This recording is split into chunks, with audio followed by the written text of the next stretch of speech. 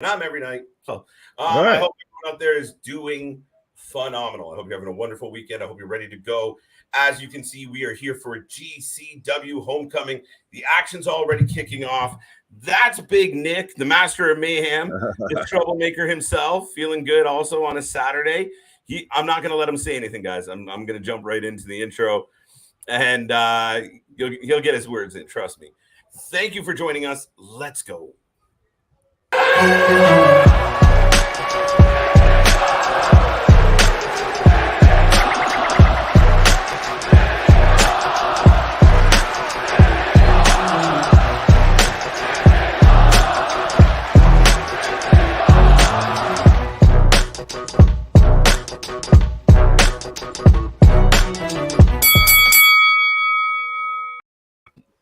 Ding, ding, ding. Ladies and gentlemen, like I said, we are live. That is right. We are live. We're feeling good. And like I said, the action's already kicking off. The prodigy, Nick Wayne, is already in the ring. We're getting a quick start to this night. No messing around. No games. And Nick, how are you doing tonight, buddy? I'm doing fantastic. This is, I've been saying this all week. This is hardcore Saturday night. We've got GCW Homecoming. Then we've got XPW Day of Reckoning. We've got the Briscoes tonight. We've got John Moxley. And then we've got Brian Cage and Masada. Yeah. Good times, right? Like, really, I mean, we love coming on doing the Saturday night stream, especially the shows that nobody else really covers and really takes a hard, deep dive into the way we do. And man, it's good coming on to these Saturday night shows. And I hope everyone out there is having a good weekend. I hope whatever you do to put a smile on your face, you are doing it tonight. And yeah, we got two young and up and comers kicking off tonight's show. If you're already in the chat, let us know, who do you got tonight? How do you see it going? Yeah, this is proof that we're pro wrestling fans, not sports entertainment fans or anything like that. That we're here watching GCW and XPW. But I think Nick Wayne's going to take this match. I don't know about you. I got my money on Nick Wayne. I'm not even sure who the other little guy is. He is Starboy Charlie. Starboy, right? Wait. Every time they say Starboy, I think of like the old 80s arcade wrestler to where like he'd have like the leotard with just a star in his face. Right? Nope. I think I go to the weekend on that every time I hear it. GCW, like Nick said, GCW Homecoming tonight. We're gonna do both live streams for both. Once we get through Homecoming, XPW Night of Reckoning, it's going to be insane, folks. We're gonna get a mixture of matches like this one, very technical, very fast, but we're also going to get some carnage and chaos and blood and guts and blood, guts, and gore. And of course, Moxley's defending the title against Effy tonight. So you know there's going to be blood. Moxley's involved, right? We already guaranteed blood tonight. Oh yeah. Yo, Hagen, what is up? Thank you for being here tonight on a Saturday night. Hope you're doing well, sir. Third straight good as a Saturday. That's it. Handshake. Boss Monster, how you doing? What? I was just going to say very Ring of Honor style with the handshake. Yes, very much so. And I mean, they've come to a pretty good stalemate. And as the announcer said, they are two very young gentlemen making a name for themselves. Oh, yeah. That's the thing that's interesting with GCW. It's a bit like ECW in that sense of it gets known for the blood, guts, and gore, but it's not just that. Right. Boss Monster, how you doing tonight? I hope you're doing well. Yes, Boss Monster. Nick Wayne, we got a pick for Nick Wayne. I'm going Nick Wayne. You're going Nick Wayne. We're all going Nick Wayne. Something in the name. Heather, welcome to the show. Welcome back. Thank you for being here tonight. I'm good. I'm off tomorrow. That's perfect. Nice Sunday, sleep in, rest, but spend the night with us. Good time. What time is XPW? It's 10 p.m. Eastern U.S. There you go. So our thought is that where this is going to be wrapped up by then. We might have some overlap, folks, but as you know, based on last night and other nights, multiple screens, multiple shows is not a thing that we can't do. Yeah, covering 3 shows at the same time last night. That was a little chaotic. My neck got a little sore. Yeah, a little bit. It was kind of one of those, I don't know where to look. Boom. Hello, Heather. I only watch WWE. Well, we watch everything. So, I mean, if you're curious about Allow us to introduce you to the world of extreme and the world of hardcore and the world of true independent wrestling with Game Changer Wrestling, GCW, and Extreme Pro Wrestling, XPW. Yeah, it's gonna be a good time. It's gonna be a good night, and I know as this night goes along, we're feeling good. It's a Saturday, right? Oh, absolutely. And like I said, we've got the Briscoes on the card tonight. We've got Moxley, like you said, on the card. We've got Masada. We've got Brian Cage. We've got Taya Valkyrie, all on XPW later on. So even though it's not the WWE, it's not AEW, it's still got a lot of star potential, star power in it. Yo, absolutely. And I mean, again, we're going to see some craziness. We're going to see some things that we don't usually see. It's going to be fun just to pop and kind of enjoy the company of the crowd and go through each of these pay-per-views. And we're off to a good start, though. I mean, this is a good fast-paced match. Oh, yeah. This is a good palate cleanser, though, from all of the, the 2 major companies. To start with a palate cleanser, sir. I'm saying just watching, the shows tonight is a palate cleanser. Right. Hagen, it's because it's a West Coast show. Yes. And the AEW. And the AEW, well, I smoke the pot. Right? Vitamins. Vitamins. Hi, Nick. Do you have the 2 things on one screen? Yes, I do, actually. I have right now GCW up, and then I have Night of Reckoning right behind it. Okay. Like last night, which go and check that out, by the way, when we were covering Emergence, SmackDown, and Rampage. And actually, at one point last night, because I had all of those up, you played our little video there, and it froze my entire computer. That was the funniest shit. Right. For me, anyway. I felt bad. Shit. Right. Oh, for me, anyway. There you go. Yeah. So you got to hear it twice. So nice. You had to say it twice. My football game is on tonight. What's your team, Heather? What's your team? I was going to say, now, are you talking like American football? Or are you talking like European football? Oh, big kick. Wow. Snap. Oh. Oh, hi there. Well, hello, Hassan. How are you doing tonight? Welcome back to the show. Clinton, by the way, Impact announced another event tonight. Oh, right on. What'd they announce? Ceejay is our news guy. He's not here at the moment. Right. Well, at this point, I'm sure it'll be on Friday, whatever it is. Right. NFL. No, but who's your team?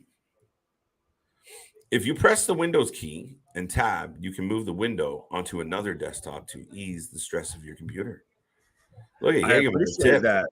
Right. Thanks for the tech support, except I don't have another desktop. So let's work on that one. Right. Right. Let me get through step 8 first, but I appreciate it. Yeah. Ooh. It's been a rough couple of years for being a Cowboy. Ooh, Heather. A little bit. That's loyalty right there. Yeah. Both dads are slapping each other back and forth. Good morning, USA. It's like another Windy City Slam event. It's supposed to be like the part 2 of the first one. Yes, this is part 1. There is part 2 tomorrow. No, I think he's talking about this Impact event, apparently. Oh. Okay. Everybody's doing 2-night stuff now. Stop it. We're already busy enough. Question. Yes. We're advertising this Cardona wedding, but we've had the Cardona wedding. And Cardona's hurt, I thought. Well, then maybe that's why he's doing the wedding instead of having a match. Well, I think that was always kind of advertised. I don't know. Well, it's like Always Ready or whichever one it was that they built it like the entire show around him when he was hurt. Yeah, no, absolutely. Where's Ceejay? Ceejay, our boy, is hanging out with his little man, and so he's doing his thing. So sometimes we have off days. No, we don't. Well, yeah, that's a little lie. No, he's doing his thing. So everyone else, send out love to Ceejay. It's not an internet issue. It's not a Spectrum issue. He won the war against Spectrum, folks. Right. Oh shit! Another near. This is a good God's match. Pile Driver. Where are you two at? Where are you at? Canada. I'm in PA. There you go. That's not far. How the hell did you end up a Cowboys fan in Pennsylvania, though? Right. Are you not like a Eagles or a Pittsburgh or a Steelers fan? At least, well, yeah, I understand why she didn't end up a Eagles fan, but Steelers. 2 count for Nick Wayne though. After back-to-back Gotch pile drivers. Right. Well, I got Nick Wayne's getting booted right now on my screen. Matt Cardona is basically trying to return to acting early. He's already called out Trevor Murdoch and is supposed to be at NWA 74 supposedly. Yes, that's what I mean, and I like that. That's good. That's kind of what you should do at times. If you think you're close to coming back, well then shit. Why not start building? Hit some runway. Yeah. Both men up top. Oh fuck! It's gonna be a night, folks. It's gonna be a night. No. So I think there's a possibility, and I know Cardona wants his belt back, and he might get it. Yeah, maybe. It's in that whole everything going on in the NWA right now is interesting because you have Cardona injured, you have the whole situation with all this. The way Murdoch just won the belt, so Boss Monster, you suck, first and foremost. And second, yes, my igloo, the Wi-Fi in my igloo is strong. All right. Oh, a bit of a botch. But that's kind of funny, bro. Thank you. I love the Cowboys since I was young. It happens. I mean, they were good when you were young. Yeah. Well, I'm assuming how old you are. Depending on how old you are. Yeah, right. There was a time like when we were growing up, like the fucking star was everywhere because they were on that heater of a run. Right. And they had everybody could name half the freaking the team. Right. It was ridiculous. My family are Eagles fans. Yeah. Oh, that's got to be even rougher. That's a rough household. Right. No, just all jokes, but still, it's kind of true. Oh, middle rope cutter. Yes, Trish is a Canadian treasure. Cutter. 1, 2, 3. And Nick Wayne picks up the win. It's over. I think I'm slightly ahead of you somehow. I'll roll with it. I know I already did that. Where are we going with this, folks? Nick, press window key. We talked about that. Yeah. Tech support, we love it. Looking forward to Tony Deppen and Blake Christian. Going to be good. Yes, great. Blake Christian's been on a heater. And Tony Deppen also interesting because he might be signed to Ring of Honor. Yes.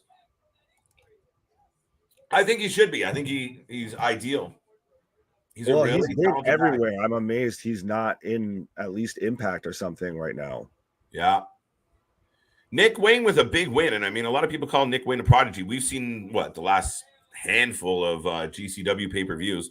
And, we've seen him featured several times. The buzz might be real around this kid. He goes. He sells big when he fights bigger guys or more experienced guys. But he's got a lot of upside. The guy he beat tonight, Starboy, looks 14. It's fucking hilarious. But I think a little bit. Like 16. And this kid is. Yeah, this looks like 2 teenagers in like high school just had a wrestling match. You got good taste. Yeah, Nick Wayne very much like he'll hit impressive ass moves, but he makes them like look fluid and everything. It's not just setting up for a high spot, setting up for a high spot. No, he hits like springboard twisting cutters and just it fits in the fluid of the match. Right, but he's really quite technical, to be honest. Like for his age, it's actually a little like it's almost surprising at times, but he is pretty fucking technical.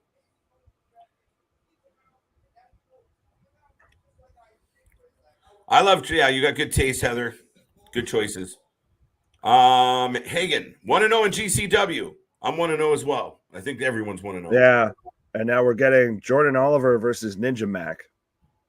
This is going to be crazy. So we'll see how this goes. Jason, welcome to the show. Welcome back. If I haven't said it yet, Clinton as well, and anyone else that I haven't given a greeting to. Did you notice KJ and Nick? They have an apron on the ring. You can see clear under the ring. Oh, they don't have an apron. Oh, they don't. They don't. I haven't noticed that yet. Now I'm gonna be looking for it. No, I got Ninja Mack coming out, and oh yeah, they did. Nothing but air. Interesting. I don't think I've seen that before. No, not often. Usually in I hate to say it, not in major companies. Yeah, generally it's some of the backyard stuff that gives us this wonderful gift. Yeah. But I wonder if something crazy is going to happen since Ceejay turned around and predicted Brock using this is shit. Nick Gage comes out at the end in a fucking, I don't know, an Impala. He just crawls out from under the ring like Hornswoggle. Right.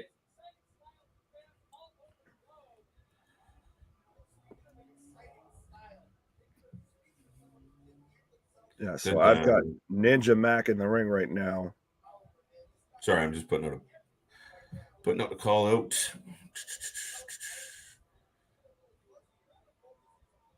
All right. What else we got? Oh, here comes. I got the opponent coming out. Yep. There we go, folks. Let us know in the box. Who are you predicting for this one? Jordan Oliver or Ninja Mack? I feel like Oliver's taking it. I don't know much about him, but I'm going with Ninja Mack. Yeah. Every time I watch a Ginger Mack, holy shit! Every time I watch a Ginger Mack match, he ends up getting hurt.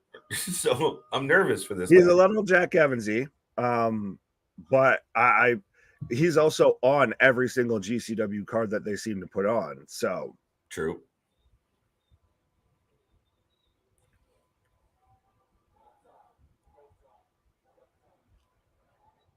There you go. A little sing along with the crowd. Ding dong. Hello, Chris. Welcome back. Oh, Paige. I miss Paige. I agree.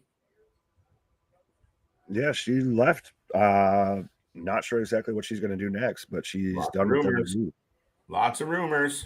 Mm-hmm. Not sure if you saw Speedball Mike Bailey versus Rocky Romero on Impact, but that was absolutely classic. I did see that match, and it was absolutely wicked.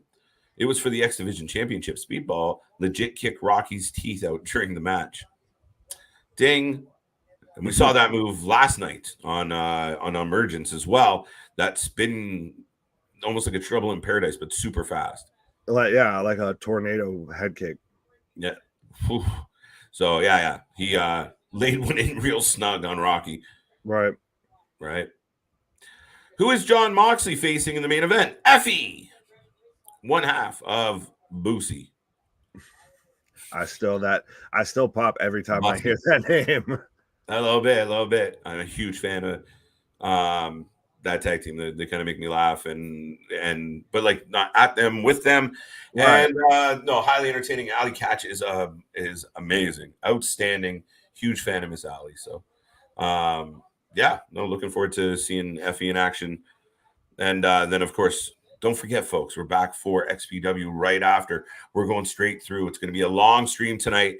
Tell all your friends you want to talk a bit of wrestling. You want to know what's going on in two hardcore, crazy cards. Tune in here, and we're going to have a good time. Oh, absolutely. Isn't the WWE on tonight? No. No. That's why we're here. Be hilarious if there was. We just bricked. Just completely spaced, like Clash is happening something right now. No, the only Jordan Oliver, Ninja Mack. So I got Damian agreeing with me. I got Chris agreeing with you. Archie will go to AEW or TNA. I don't see her going to TNA at all. I could see her going to AEW just to prove a point. I almost wonder if she might go back to WWE because when she left, I believe it was before the whole change of power there, the whole regime change.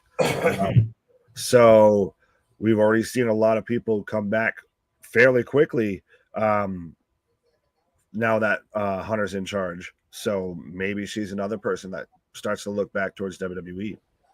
I think it's possible, even if she is mostly a manager or a mouthpiece for somebody, even if that's predominantly her role and she can get in the ring from time to time, I think just name value alone, bringing her back and having her locked up and involved in something would be amazing, right? Like, let's make her like GM of SmackDown. Go back to having GMs. Yeah, why not? I'm okay. I'm curious if she can wrestle, though. There's been a lot of debate whether or not it's true. I think either way, I'd leave it up to her. Right.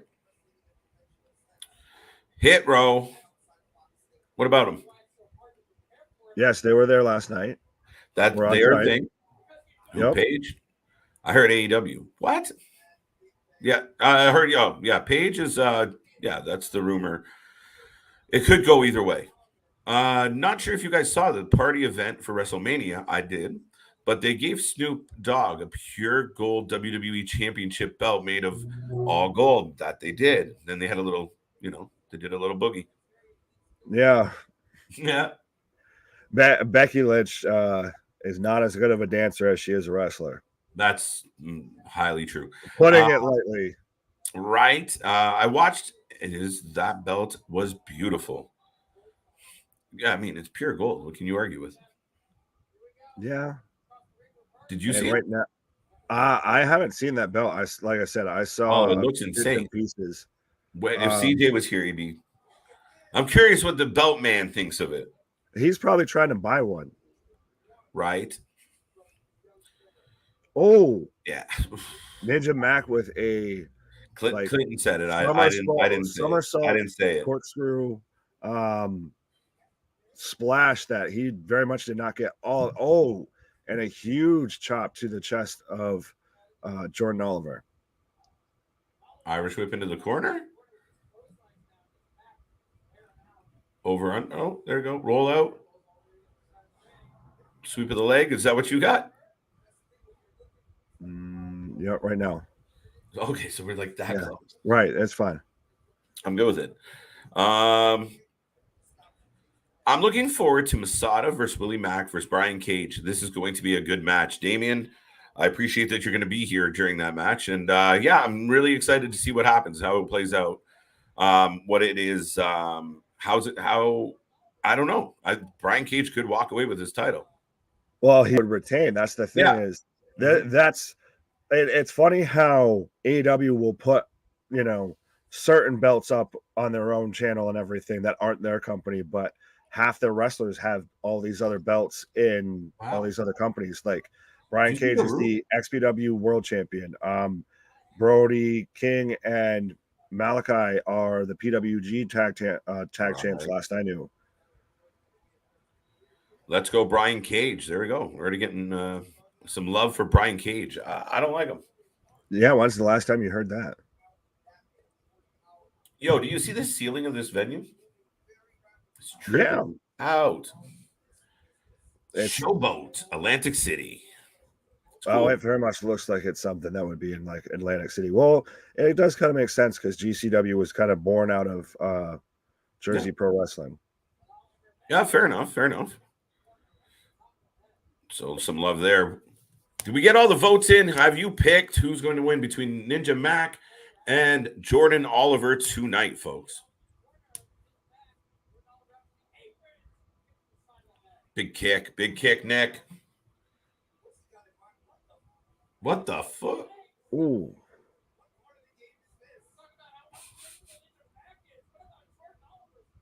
What is he? This is like a lion tamer around the top turnbuckle. Into the right back into a crab tamer, whatever you want to call it. Ninja Mack scrambling. Clinton, Willie Mack is winning this. I'm sorry, but Willie Mack is insanely good. And his work in AAA has been pure gold. I'm a huge fan of Willie Mack, and I don't know if he's going to win this one, especially because even his work with Impact. That's true, and it tends not to matter anymore. So that's kind of a hard argument. Any chance that our boy, what's his face, Masada?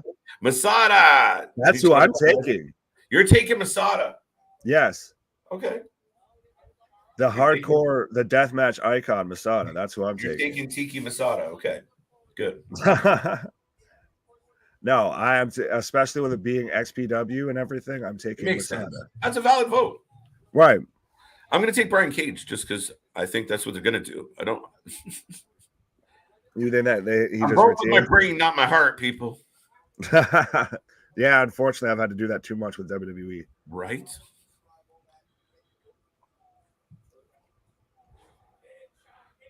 Sorry, look, I changed up the. What else we got going on right now? We got Jordan Oliver in control of Ninja Mack. Yeah, this is. I almost was more of a fan of the first match than I have been in this, to be honest. You know what? I feel like this match is similar to the last match, but not as good. So it's like an instant comparison. Right. You're like, they're kind of doing a technical. So they're doing kind of the same thing, but not at the same level. Not at the same pace at all. Oh, huge cutter. That was beautiful. I was going to say, they just made us eat our words. Yeah, huge cutter. Followed up with a drop kick.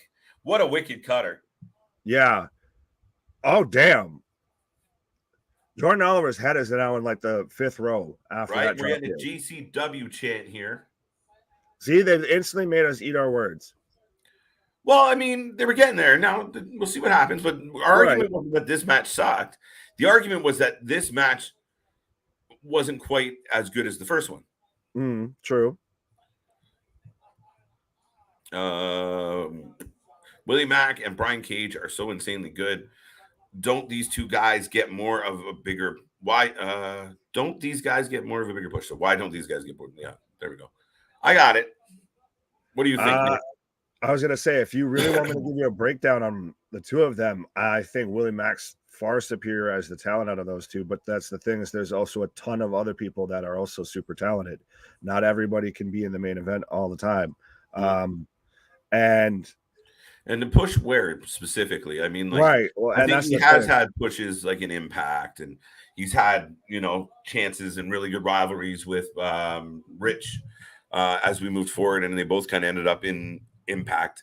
He has had a bit of a shine in where he does. If you mean more of a push, like get to the big leagues, well, there's different criteria, and as much as we love him, it would take one of the two companies to see something in him that they feel could bring. Well, maybe that happens. Brian Cage, I think, is just, unfortunately, it's all on how it's all on how he physically looks. His in-ring ability does not match that. I don't know exactly how to truly, I guess, put it in words right now. Just there's something there that absolutely does not click at all, and he really seems to be more of just that 5 moves of doom, Tin Man when it comes. Oh, goddamn. It's 6:30. He nailed it. I thought Njpw was damn near about to hit the ceiling with that. Right? Is Canada nice to live? I've never been there. You should check it out, Heather. I think it's a great country. I'm proudly Canadian, and I think it's the best country in the world. But that's my bias, obviously. But no, it's a phenomenal place. And you know what? The best part of my upbringing was I was exposed to a lot of cultures and a lot of different people growing up, and a lot of the things I hear in this world I hate, because I grew up very much around different backgrounds, and it was just how it was. I didn't think, black, white, brown. You didn't think of anything like that. You specifically thought about just people that were around that showed love for each other. Wow. So it was a great, a little bit of a tangent, but yeah, it's a great place to live, and very multicultural, and I've enjoyed it. And I mean, every country's got its flaws, but it's a safe place, and yeah, it's good, man. For the most part. That's my Canadian rant for the night. Ding. We gotta say so much Canadian stuff, or the Canadian algorithm gets mad at me. There you go. Any other Canadian questions to keep us over a quota? If John Moxley were in the WWE with Triple H, he would not be allowed to wrestle in GCW. True. Killer Cross is PCW, not anymore, and was supposed to defend against Hammerstone, but Triple H said no. True. Bang on, Jason. Was there a question there? No, I think he was just reporting. And all the above is very factual. Right. I was a fan of Jordan Oliver and MLW when he was Myron Reed. There you go. I didn't catch that. I didn't tune in to his that's Myron the thing Reed. is at times some stuff and some people slip through the cracks and everything. But so while you've been talking everything, we've had some very close near falls for Mr. Oliver, with 2 counts after like a small package power bomb, another insane move, and now he's back into Boston Crab again. Oh, boom! Another 2 count, folks. Spinning back kick. Spinning back kick, indeed. Ooh. What are we doing here? A game-changing kick, eh? Trying to let you catch up just a little bit. Okay. All right, so I got Ninja Mack over top. And he's picking Jordan up by the arm. Yep. Brian Cage really shined in Impact. I mean, he was World Heavyweight and X Division champion. I even saw his match with Match and Warrior Wrestling against Will Ospreay. That was pure gold. Clinton giving some love for Mr. Brian Cage. And that's fine. You're completely entitled to, be a huge fan of him. I disagree. Yeah, I mean, granted, he did. He was a champion in and an X Division champion in Impact. I don't know. For me, oh shit! Another 2 count. Huge bridge, and I don't know if you guys are watching this, but huge. This match has now just become like close pinfall. Right. But I don't know. He just never got over with me. I honestly haven't seen the Will Ospreay match, so maybe if I see that at some point. Oh shit! There you go, Jordan Oliver. 2. Yes, I'm 2-0 after Tombstone. So I'm 1-1, I believe. I'm 2-0. That's 2-0 for me, folks. How are you guys doing out there? Hope everyone's having a wonderful Saturday night, and we continue to roll along. Second match in the book, Nick. Yeah, so far, that whole match instantly turned around. Right as we were saying, this match, wasn't as good as the first one, and then it instantly picked right up. Right. So we're off to a good note. Pardon me. Yeah, no, I feel like it was a little bit of not as quality as the first match. I did enjoy that Nick Wayne match with Starboy. I don't know. Overall, it just felt better to me. However, not a bad match. I wouldn't give up on it, but yeah, good start to the show for sure. And again, 2 technical, high flying matches. The calm before the storm. Yeah. Well, it shows that it's not fully all just blood, guts, and gore. Right. That these guys are actually pro wrestlers. There are some very good wrestlers, and I know, like, we joke with our boy Ceejay because, he's not down. He doesn't love the deathmatch stuff, right? And a lot of people don't have a taste for it. But, I mean, overall, there is some wrestling in here. Oh, and even then, as we get a handshake from both gentlemen at the entrance area, but it does still it scratches that certain itch for certain people when it comes to pro wrestling. That's like, there's a reason horror movies exist. There's a reason heavy metal exists. There's a reason that, deathmatch and extreme or hardcore wrestling exists. It scratches that little itch that, you got in the back of your head there. Absolutely. Here comes Reefer.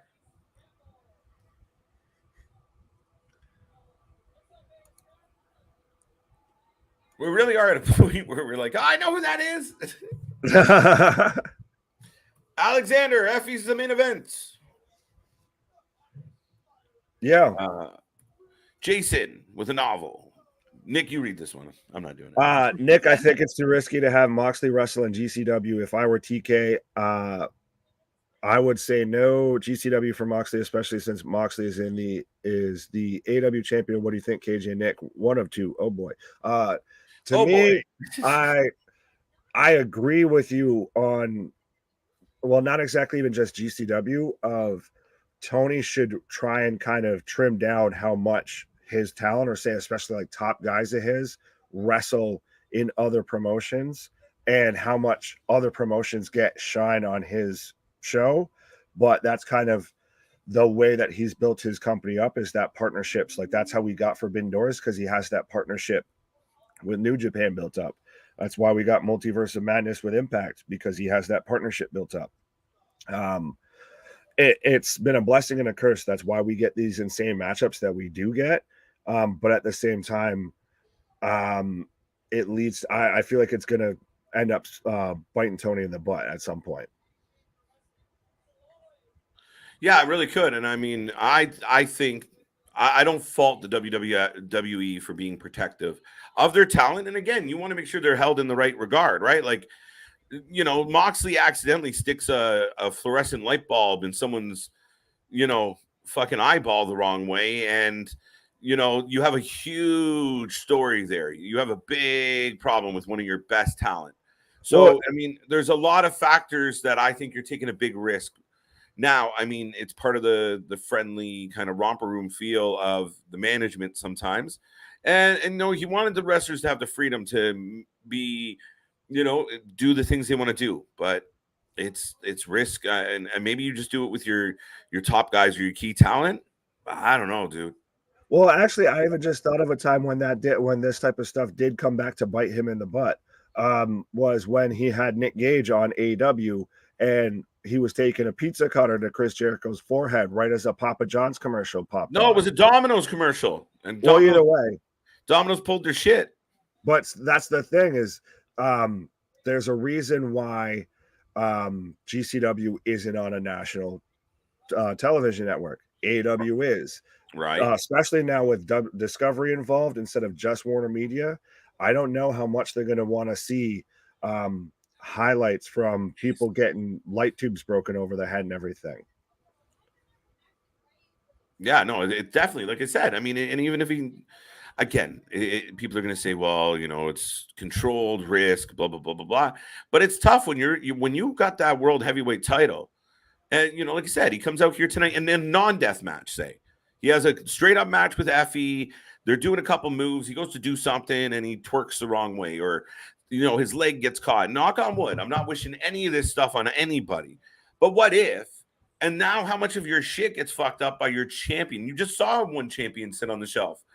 So, yeah, it's, to me, maybe when you get the belt, you're like, listen, you got to shut down extracurriculars for a right.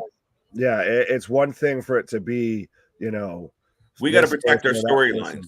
For sure. Yeah, it's another thing when it's your interim world champion.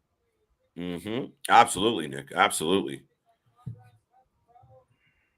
And we are getting, it looks like a battle royal right now.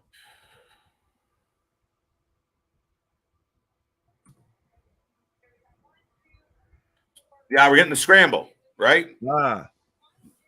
Heather, thank you for tuning in. Thank you for watching us too. Thank you for everyone else who's tuning in and watching us. Remember, Wrasslin for Life Network. We're here all the goddamn time.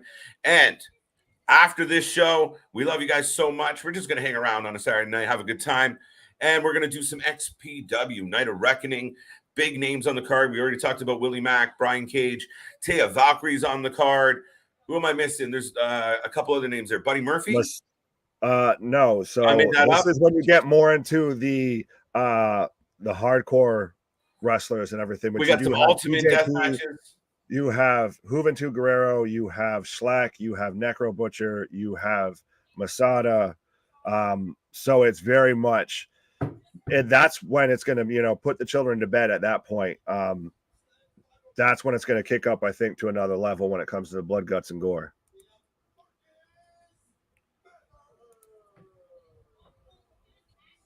Marcus Mathers? He looks like he should be singing Mbop. No, he does look like he'd be, you know, like the younger brother grown up from the Stand music video. Doesn't he look like one of the brothers from fucking Tool Time? The oldest one, yeah, right. He looks like the oldest brother. What was that, Brad? Yeah. With Moxley watching. Oh no, we already got that one. We all over that one. I was watching Jeff Cobb versus Jonah at House of Glory Wrestling on exclusive match on YouTube yesterday, and a good match. I saw them two face to face in an event recently as well. Yeah, there's two big boys, and I'm totally down for anytime they want to step in the ring against each other. Oh yeah, both of those guys absolutely sign me up for that. I'm a big fan of both of them. Shit. We're scrambled, to say the least. Lando, got her! Oh shit, he planted Jimmy. Oh yeah. Oh, Gringo Loco. Gringo Loco looks like Bully Ray's little brother. No, he looks like Chris Hero. Oh shit. Went to Mexico. They should be a team. Absolutely. For those of you who don't know who Chris Hero is, Cassius Ono. Also, oh no, it was oh no. Yeah, instead of KO, that was oh no. Yeah, oh no, he never figured it out. It was. I felt bad for the guy because I knew him as Hero, so I was like, oh shit, and there he was, and he never got a rhythm. Oh yeah, he was an icon on the independent scene, and then he was supposed to be in the Shield. It was supposed to be Moxley, Tyler Black, and Chris Hero. And instead we got... You have a little muffin bottom like over the vest on? That's amazing. Because hey, I don't knock it, you know. Listen, dad bods can whoop ass too. Listen, there's nothing wrong with a solid dad bod, but it would have been funny. Like, I mean, just it doesn't fit where we're putting. Right? I get they made the right call with going with. They should have just given him. Oh shit! Wow, a tombstone into a. Well, a pop-up toss into a tombstone. What the fuck? Wow. Stop. He's already dead. I get mad. I don't think wrestlers should be doing a tombstone if they're not pinning somebody. It pisses me off every time I see it. How do you do a tombstone a part of a 3-hit combination? I feel like that's a little bit just because it's Taker's move. Yeah, no, I'm protective. Yeah, it is. That's one of those few that should be kind of protected. You could do a pile driver, but to do a tombstone, for whatever reason, it's a minor difference. I'm shocked that they brought the tombstone, the pile driver back in the manner they've done it. Like, and I know some places like AAA and that were always doing it. They didn't ban it the way the WWE did, but to see it, so like, I mean, FTR finished their match with a huge, off the second rope pile driver. Insane. Oh yeah, well, and especially even watching Emergence last night to see. Oh yeah, well, especially that one, but even just the pile drivers that we were watching last night, to where people were just getting planted, and you can almost see them bounce. Like that's still an underrated move, right? Hope everyone has a great weekend. Hope you're having a great weekend as well, Heather. And yes, to everybody out there. Oh, that was kind of cool. Everyone out there, I hope you're having a wonderful night. We are watching GCW Homecoming, the main event tonight, Moxley and Effy. Right now, we're having a 6-man scramble, and it's chaos right now. It's a lot. It is. Spot roll out of the ring. Spot roll out of the ring. Spot roll out of the ring. Yeah, okay. Oh, Marcus Mathers. Or what? I think that's who. They caught him though, and then they all looked up. He's now just become a table. Right. I hate when everyone is just shooting star. I wonder what he's gonna do. Oh shit! Right. Nobody thought to duck. Let's just stand here for like 3 minutes. Just all they have to do is stall picking up they fumble the one guy, right? Like, so when he lands in your breadbasket and you kind of stumble with him because you're distracted, and then oh shit, here he comes. Not move over like you're a fire department with the old fucking trampoline. Like, move over. Well, and even just have the guy that you got a reefer. Yeah. Reefer taking a smoke break. Yeah. No, he didn't take a break. He just took a smoke. He does a fucking off the rope flip with a J in his mouth. Look what happened to Jack Evans. He had to delay his TNA debut because he was injured. Yeah, Jack Evans, we watched that live, and it was a GCW event that he just decided to smash. The man's a magnet for canvas. my God.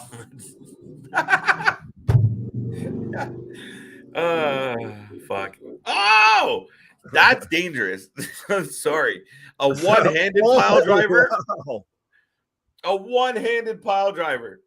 Bouncing off the ropes while you're puffing on a J. Like, yeah, for anyone watching or not watching at home, right now, Reefer is on a heater destroying just about everybody. And he's spent the last minute and a half to 2 minutes with right now he's in a crossface. Gringo Loco steals the J. Still though, he did the whole like Hurricane Rana transition into the crossface.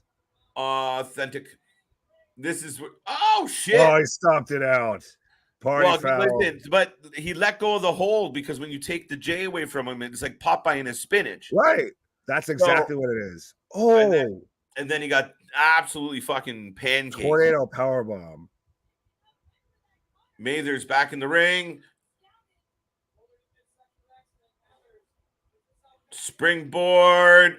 Got her! He looked like he hurt himself there. Gave himself a bit of a stinger. Oh, yeah. What's up, Anthony? How you doing tonight? Welcome to the show. Welcome to the party. Make sure you tell everybody you know we're doing this tonight.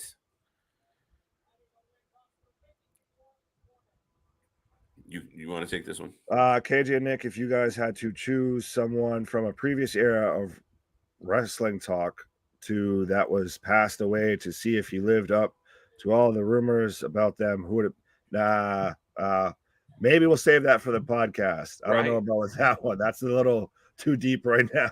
Let's see if it lived up to the rumors. Yeah, maybe we'll save that for Thursday, but who dead I want to talk to? Give me a couple of never mind. There's a joke I was about to make about Willie. I'd ask me next week. Gringo Loco with Gringo Loco to the top. Right. For me, it's either High Chief. Really, Anthony. That's interesting. Well, if he wants to know about the rumors about them, if they were true. I mean, I could ask Superfly what's up. Wait, is he?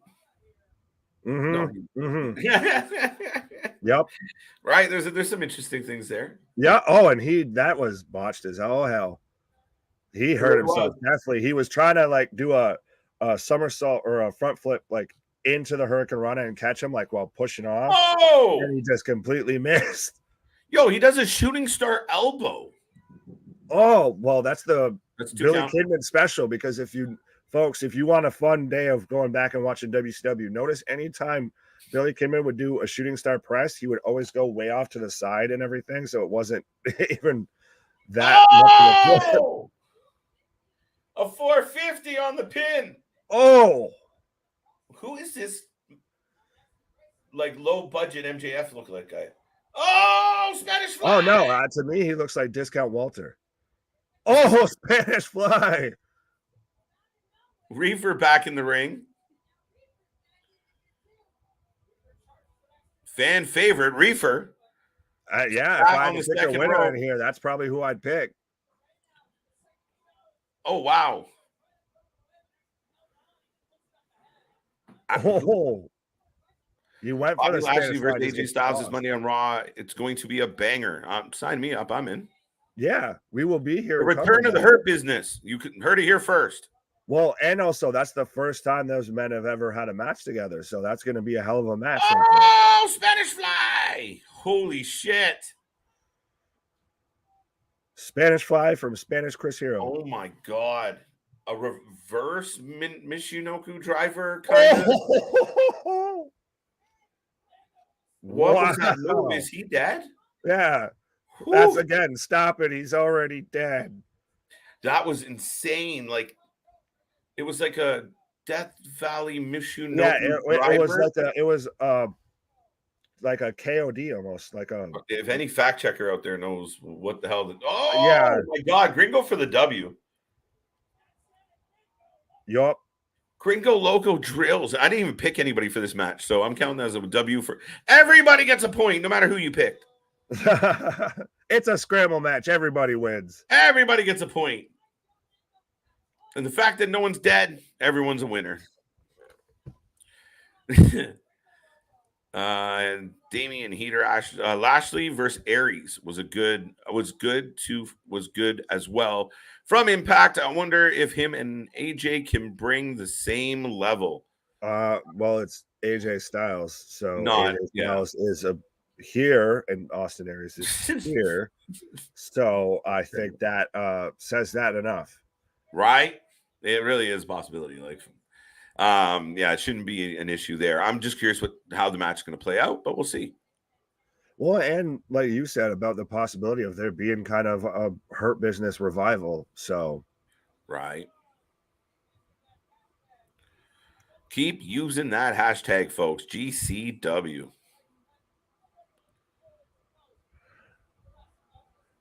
Did Loco go back and pick up the spliff? Oh no, I thought he did for a second. I thought he was walking with it in his mouth. Right. Almost should have. Right. Party foul. Oh, the announcer's back in the ring. Fast moving night. Now we got Blake Christian coming up against Tony Deppen. Deppen. That's what she said. Right. Pause. But no, this is absolutely, I feel like this is when the night hits another gear, because both of these men are making waves well beyond GCW. Right. Dun, dun, dun. Tony has been becoming an indie darling pretty quick, and I mean he's put up some really big matches as of late. Really good. He had a match with Nick Wayne that I caught, and it was outstanding. Yeah, well, didn't he also just recently have a match with Moxley? A Mox with Moxley. Yeah, he had a Mox with Moxley. My brain short there. Clearly he's glitching. By the way, KJ and Nick, you guys need to check out Cobb versus Jonah from Hog. House of Glory. Beat the living hell out of each other. Yes, we should. I haven't seen that one either. I was looking at some House of Glory stuff earlier today, so I'll have to definitely dig in and find that one. Jason loving some Starship, eh? We built this city. It's a Saturday night, folks. Hope you're rocking out wherever you are and whatever you're doing. Boom, boom, boom. What else we got? Keep the chat coming, folks. Don't get quiet. Other thoughts? How you feeling? Well, we got Tony Deppen, and we have who's Tony Deppen fighting? Blake Christian. We all knew that. Who are you picking? Chris is picking Blake. That's who I'm taking. You're taking Blake as well? He's made himself a star recently. He's popped up everywhere, and everywhere he's popped up, he's put on a hell of a show.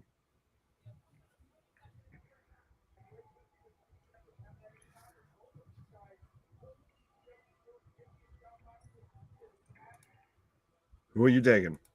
I'm going to take Blake Christian. No one's this is a tough one, actually. I'll take Blake Christian. It's tough. But Blake's been on a heater. Gotcha.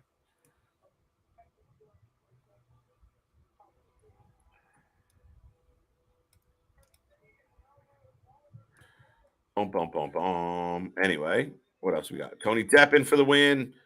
Damien going the other way. Blake Christian, because I know of him and being Trey Baxter in NXT. Trey Baxter. What up, Trey? Ooh.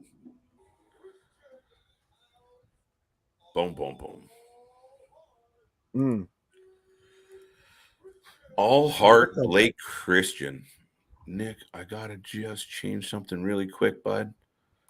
Give me 10 seconds just because I have a gray screen right now. There we go. Don't worry. It's not just you, apparently. It's not just me. Yeah. I was like, what the hell just happened here? I was like, oh shit, I gotta go look away for 10 seconds and it's a gray screen. Right. Holy crap, Tony Deppen versus Blake Christian. Both of these guys are talented. I remember Deppen from ROH, really solid guy, but Blake is gold. Two, I don't know who to puck here. Well, be careful who you puck, Clinton. But he means pick. Obviously, it's a tough one. This is kind of a coin toss. Both guys are talented, like you said, and we've seen them in different places. Blake Christian right now is really solid. Blake Christian is a guy. Rumor is he's going to end up in AEW. We'll see. Right now, it looks like GCW is having a little bit of a technical difficulty.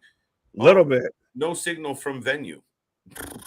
Oops. Oh, that's just, well, we said, folks, it was going to be an interesting night, and it absolutely sure as hell has been one. It's becoming one. That's right. Yeah. So, folks, what else do you want to talk about in the wild world of professional wrestling? What? We need an overlay for 1 second. I'll be right back. You keep going. All righty. I'm waiting for you to go ahead. No, I'm not leaving. Right, no. Oh, no, I'm now still no signal from the venue. So, folks, what else? I got my signal back. What? I got Blake Christian in control. I'm refreshing. All right, and we are back live now, folks. Yes, I have both men just standing off with each other. Jesus, I keep with Chorner. You're like, fuck you, KJ. Be nice, Nick. Come on now. All right, what else we got for here, folks? What you got? I need some more votes. I need some more predictions, some opinions. Who is going to win between Blake Christian and Tony Deppen? Great match ahead, folks. The feed is stuck, so Jason's gotten issues too. Yeah, well, I think we all had it for a bit. Thankfully, I'm out of it. I think you're out of it. I'm out of it now. Well, I have Blake Christian just with a headlock on Tony. Yes. He's got his arms locked behind his back. It looks quite uncomfortable here, Nick. Yeah. Do come and knock on my door. Do 2 seconds, sir. Then I'm going to let you do your thing. Deppen with a headlock right now on Christian. Christian with a few flip ups, doing a little bit of a leg dance, a fake. Oh, and then a little kick. That was kind of cute. That's kind of cute.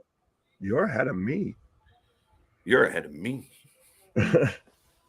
Dun dun dun dun dun dun. Sorry, I'm having too much fun with that. Ladies and gentlemen, Nick. Alrighty, folks. So KJ's taking a little bit of a pause for the cause with me. As you can see, as he flashed up on their SeatGeek.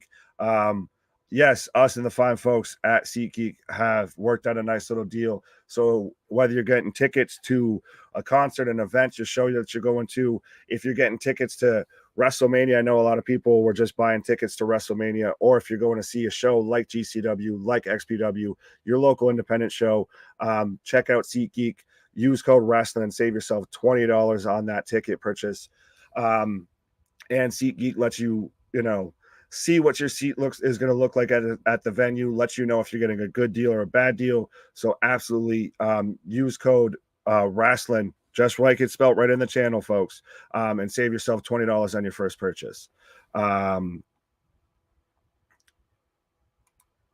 Jason says it's back. What would GCW event be without technical difficulties? Yes, absolutely. And as the producer backstage is letting me know, you can save, not telling you what to do with your money, folks, but absolutely with those $20, you can absolutely go over and grab yourself one of our Pro Wrestler Beat Up Sports Entertainer shirts from Alt Wrestling Tees. Go and check him out on Instagram, and I believe his shop is currently right now on Redbubble. So be a friend, tell a friend, and of course, you got to look the finest gear when you go into the finest professional wrestling shows. So we got you hooked up all the way around. We got you, a fresh new wrestling shirt to go to the show with, and we'll save you $20 when you get there, so you can maybe afford like a beer at the venue, the way concessions cost. But right now, I have both men just kind of staring each other down.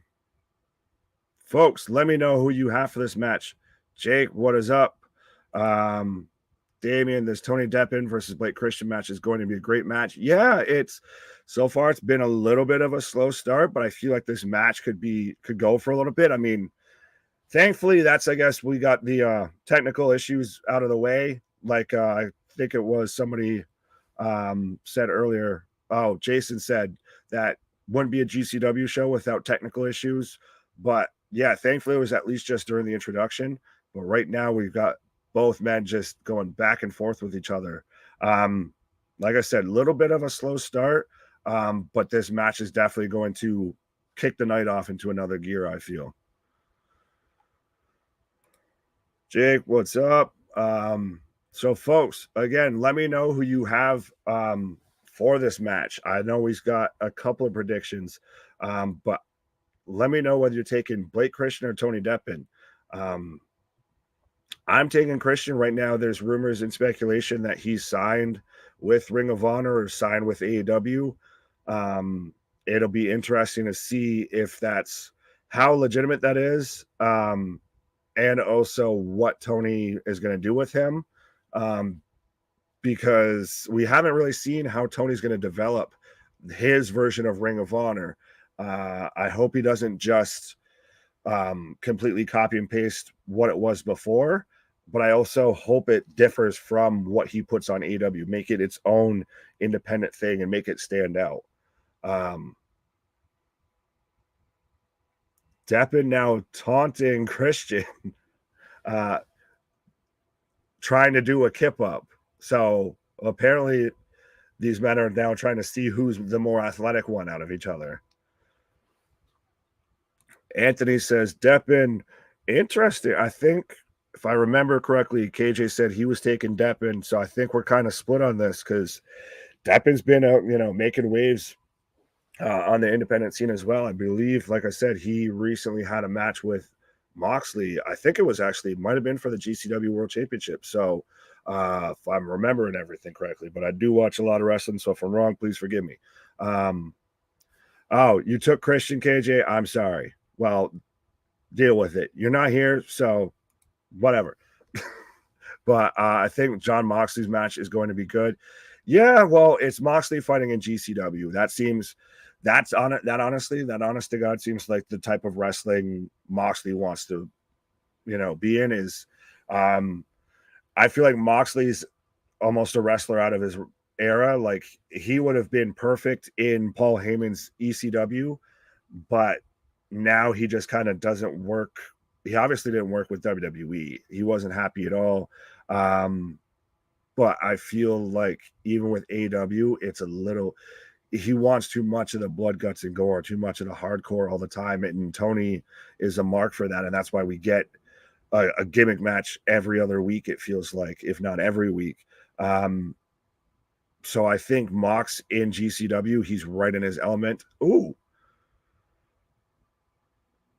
Moonsault from Christian onto Deppen. Things are starting to pick up, folks. Braun Breaker is dating Cora Jade. Is dating fellow Cora Jade, said on Instagram. Alrighty. They're entitled to have a personal life. Parker Bordeaux and Anthony Henry signs with AEW. Yes, they did. Parker Bordeaux.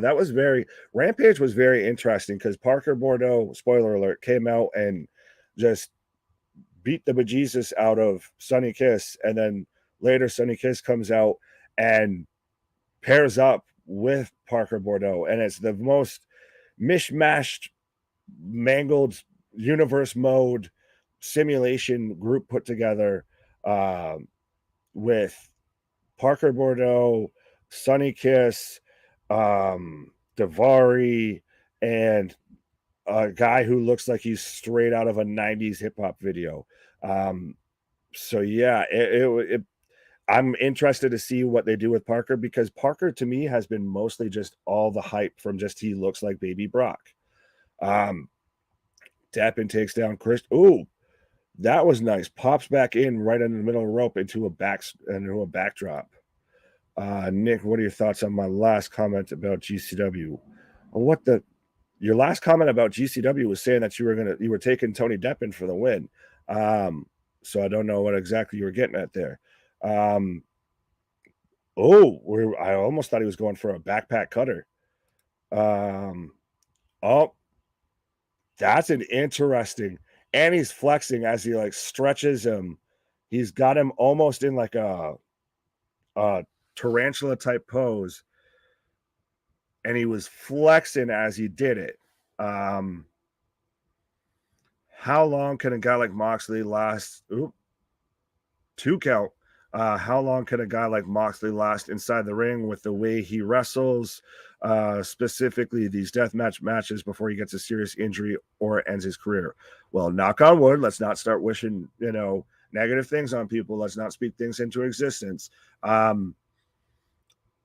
I do worry about that, but I also,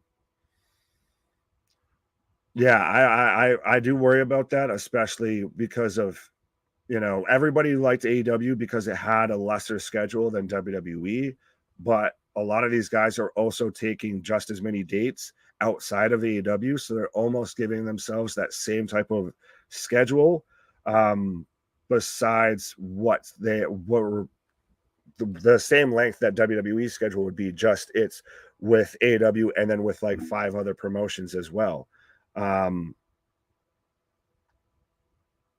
What was awful, sir?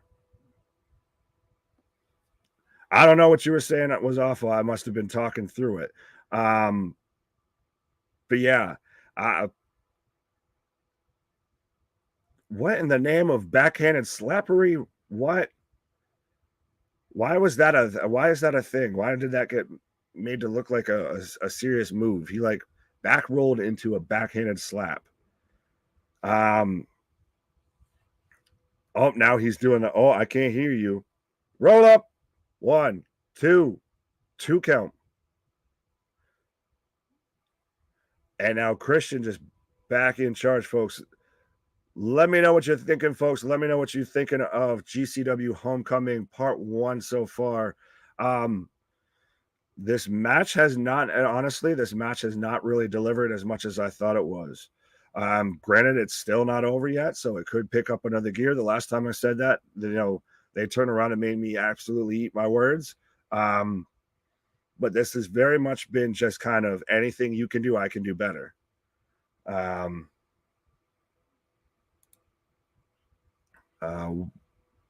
Big running elbow from Christian. Nick, what do you think JCW might have to do to get into the mainstream audience? Do you think in the long run they might have to either partner up or be bought out by a bigger company like AEW or WWE? Oh, moonsault for a 1, 2 count. For them to get into the mainstream, they have to get into at least some sort of streaming service besides Fight for a weekly type thing. It doesn't even exactly at this point. I think a TV deal it is not always the best way that you can go or that you need to go or the only way you need to go. If they paired with some sort of a platform for streaming, if they did a weekly show or anything, that would be a good first step. But also, I do think some of the stuff is just not going to allow you to go into the mainstream type of audience.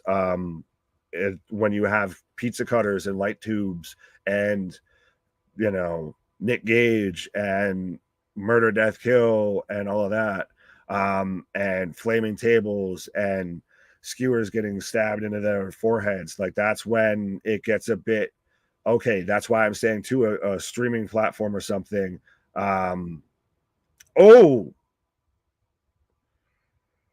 Moonsault over the top rope caught him into like a 1916. Deppen reverses it. Tombstone out on the ring or out on the ringside area. Ooh. But yeah, it's going to be hard. I feel like that's the thing, is they would have to kind of really change. And he hits the almost the Osprey kind of Stormbreaker elbow for a 2 count. This match has been awesome so far. Okay, I could see. I mean, I have been talking quite a bit. So at times, I'm sure there's probably been some stuff that I've missed. And that, like I said, again, it seems like every time I start to say a match is going a little bit too slow or anything like that, I almost kind of jinx myself, because that's exactly when they start picking it up and going into another gear. The announcer just said Blake Christian has broken a broken wrist. Oh, so he broke his wrist and is still wrestling. Ooh, interesting. Well, it definitely looks like he might have Well, he was hobbling there a little bit, so it looked like he almost did something to his knee or his ankle. But he's spinning Deppen around right now. Death Valley Driver. Wrestling for Life Network. Drew is injured, so Reigns versus Cross. I don't know about that. I haven't heard anything on that at all. And Christian seems to have a bow and arrow lock on Deppen, but Deppen gets the rope break. I will have to, I guess, or maybe KJ, while he's taking his little pause for the cause, if he sees anything on that. But I haven't heard anything about Drew being injured. And I think we all, especially because we do the show, kind of keep our nose to the grindstone when it comes to stuff going on in wrestling. So I think that might be a little bit more wishful thinking there, Drew. Big O. Deppen's just getting pounded right now. His face is just beat red, like literally, like he's not busted open. It's literally that man is just purple. He's so red.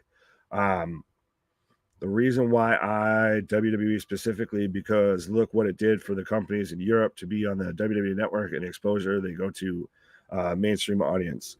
Yeah, but I don't. Again, when they're a little.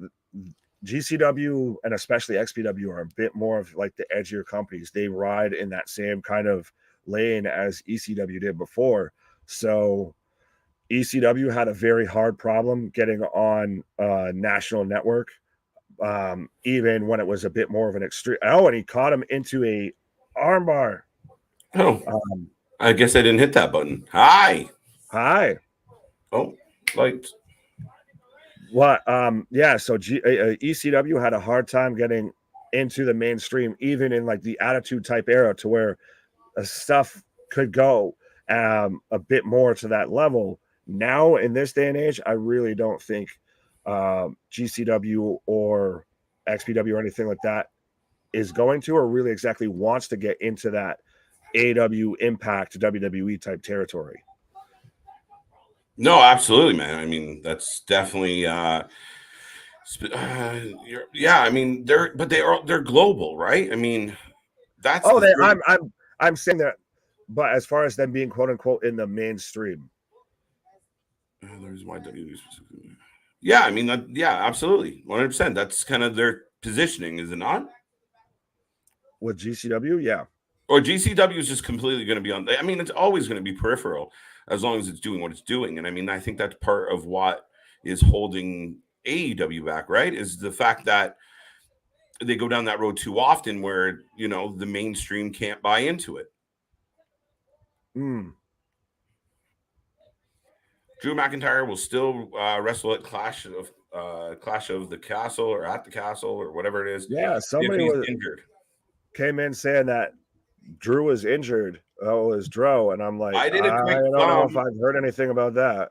I did a quick thumb through everything, and I didn't see any reports of that. Oh, wait a minute. Nope. Yeah, nope. People want to know. Oh. This is actually a good question. What match are you more looking forward to? Roman versus Drew or CM Punk versus Moxley? Oh, they both have warts. They both have upsides. Absolutely. And people are sitting on the edge of their seat waiting to answer this one. What are you more looking forward to, guys? Moxley, Punk, Undisputed Championship, or Roman, Drew, Undisputed, blah, blah, blah, blah, blah. Yeah, I was going to say Undisputed Champion in AEW or Undisputed Champion in WWE. Interessante. That's a hefty question. I can give you an answer, though. Go. As far as for matches, I'm looking forward to Punk versus Mox more. Really? Yes. I said really because I assumed you'd go the other way. I'm sure most people would. No, I mean, not based on, I simply thought you'd go there. So what makes you say that? Oh, by the way, Christian is not at op right now. Wow. Oh. There've been a bit of clunky matches in some spots. Little bit. Well, like somebody else said, I think it was Jason said, well, it wouldn't be GCW without a technical Right. issue. So True. where that's the thing is GCW is very much going to have its lumps, its warts, its bruises, but there's a diamond under the rough there. Yep. But I would say Punk versus Mox because I feel like I've seen Drew versus Roman, even though I haven't per se recently. Mm-hmm. Yeah, it's almost one of those of I know what's going to happen. Okay. So I'd rather to me Mox versus Punk, I know a lot less as to what's going to happen. So that to me is a bit more interesting. Right. I don't disagree with that. I really don't. Intriguing though. Intriguing. I don't know what. Maybe I'm behind here now. Uh I do see a little bit of people saying that McIntyre is working through a back injury and that he's been pulled from the weekend's live events. I don't see anything about him getting pulled from Clash though. Oh, you okay? I think that's them being precautionary of he might have something going on, and especially with Randy Orton just going through a back injury issue and still being on the sidelines with that, and right before Clash. I think absolutely they're taking a precautionary measure and taking him off of house shows. Blake Christian and Tony are down right now, Nick, and the ref's wearing a mask, which I find is kind of interesting. But and nobody else is, but whatever. Hey, He must have his reasons. But right. It's Christian's on his way to the top. I have a 2 count. That's where I I just want to got. see Blake Christian versus uh, Grimes. Yeah, that would be a hell of a match. Dean Ambrose, John Moxley. Brian's a fan. Welcome to the show, Brian. Thank you for being here tonight. Thank you for joining the chat.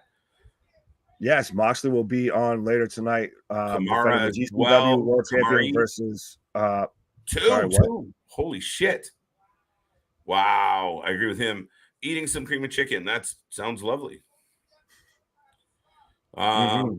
Sportscada is reporting that 3 hours ago, Drew McIntyre. So that's what you were touching on, Nick. Yeah. There you go. Actually, the thing about Drew is true. He's injured. The article just popped up in my Facebook feed. There you go. Clinton's confirming. I like the fact checkers. Thank you, folks. Did you read this one? Let me. That was for you. No. It's for you, bro. Nick, do you think the reason why you see all these wrestlers doing these high spots or lucha libre moves is because most of American wrestlers are influenced by Mexican wrestlers like Eddie? Eddie's not influenced by Mexican wrestlers. Or are you? Oh, you're talking about Eddie Guerrero. Sorry, my brain instantly went to Eddie Andrew Kingston. Kingston. That's hilarious. Yeah, I knew where you went. Right. But no, I think that Deppen's got him locked. Sorry, Deppen. For those just tuning in, Blake Christian is in trouble. His match heated up quick. Like I said before, it's when I'm apparently the jinx here now. I just have to say it's going slow and it picks right up. But no, I think most wrestlers have just naturally through the independent scene because they know it gets the big pop, it gets the big reaction. It's the bit of the ECW effect of that they like. It's the Vince Russo booking effect that they get the high pop, so they just keep doing the high spots. Yeah, and I think part of it is, and if you truly watch, if you look at the old school wrestler guys, they weren't a lot of high flyers. And Spanish Fly. What you see nowadays is there's a lot Christian of Lee might have just given out on him. I mean, shit, his wrist was apparently broken, his arm looks sore. Well, wow. He went for the double stomp onto you're way behind me. Oh.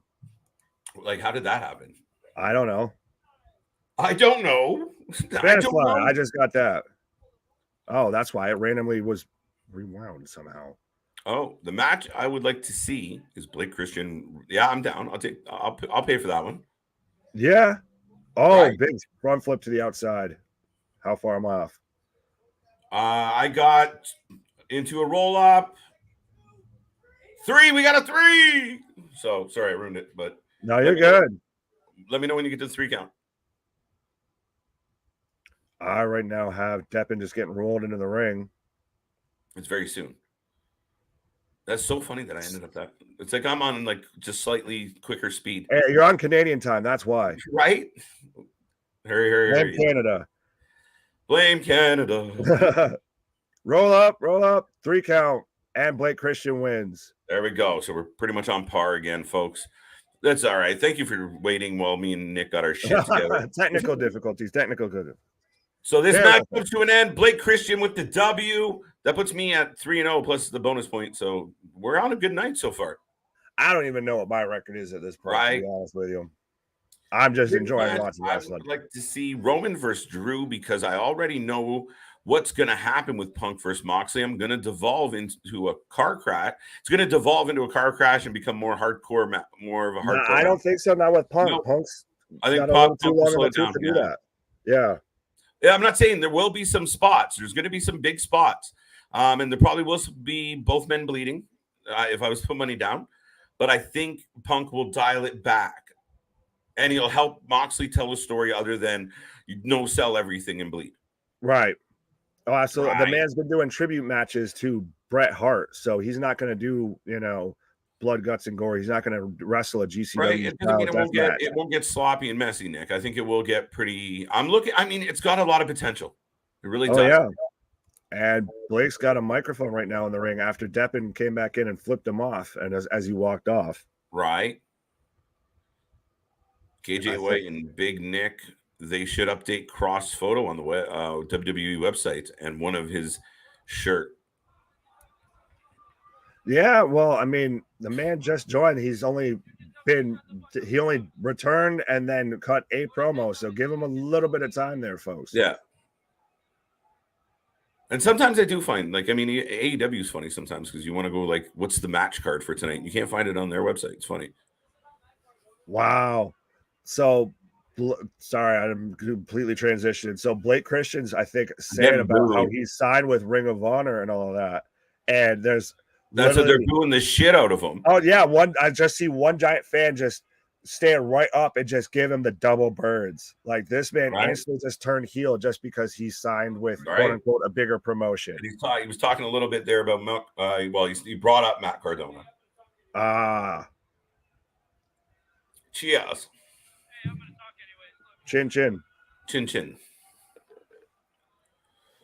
1-1. I think we had 3 matches. Oh right. No, how he didn't give himself credit. This is the 3rd match. So he's 2-1. Oh, and there was the scramble. Okay, so I don't know what you missed. There's been 4, technically. This was the 4th match. You're correct. They are booing the shit out of this man. Oh, that's the thing is there's not a crowd like GCW to where they're so passionate and so Why did he just tore a Jade? He's literally asking the fans, what's this about? Like he honestly looks sincerely unsure why the fans are booing him. He's not quite sure what shit. He's done a lot of shit is what the problem is, and he's not quite sure which one they've picked. Yeah, well, I think it is, like I said, the whole fact that GCW has one of that very loyal, diehard fan base to where, like I said, there was a huge man, like probably my size, stood up and just double birds aggressively as all hell to where even Blake had to sit there and notice it and talk to the dude, calm down, bro. Blake was a bit of a darling, so this is a huge, and now he's look. He made his name with GCW. He started off there and then kind of grew into. He sat on his lap. Look at this. Blake went and sat on a fan's lap. Yeah, he's sitting on a fan's lap, cutting a promo about him leaving as the fans yelling, "Shut the fuck up!" Right? I've never seen this before. He's slapping. He's just slapping his chest to keep the chant going, and Blake's sitting there just going along with it. This is great. And he kisses him on the forehead. When he first got down, dude, they kind of went nose to nose for a second. I'm like, oh shit. Oh, I thought it was going to be. And he just sat down in his lap. As Christian, let me talk to you. Right. Well, I like though that he gets that they're just passionate about the product. It's not a true FU. They will not let him talk. They do not want to hear his fucking shit. At some point, somebody's got to say, Blake, give it up. Like, you got to go, bro. Enough, bro. We already I think, blitzed I once. think We don't the need to fan go just said it to overtime. him. Just go, bro. Just go. Oh, the same fan comes up and hugs him now. Yeah, I think he honestly, you see him, like, his mouth move. It was like, bro, just go home, man. Yeah. He's about to do some wild shit.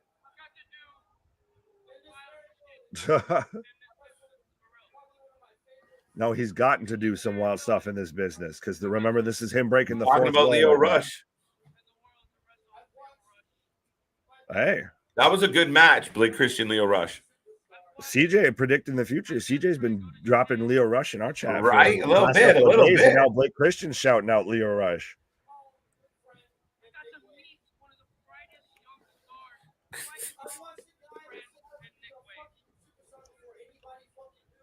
Oh.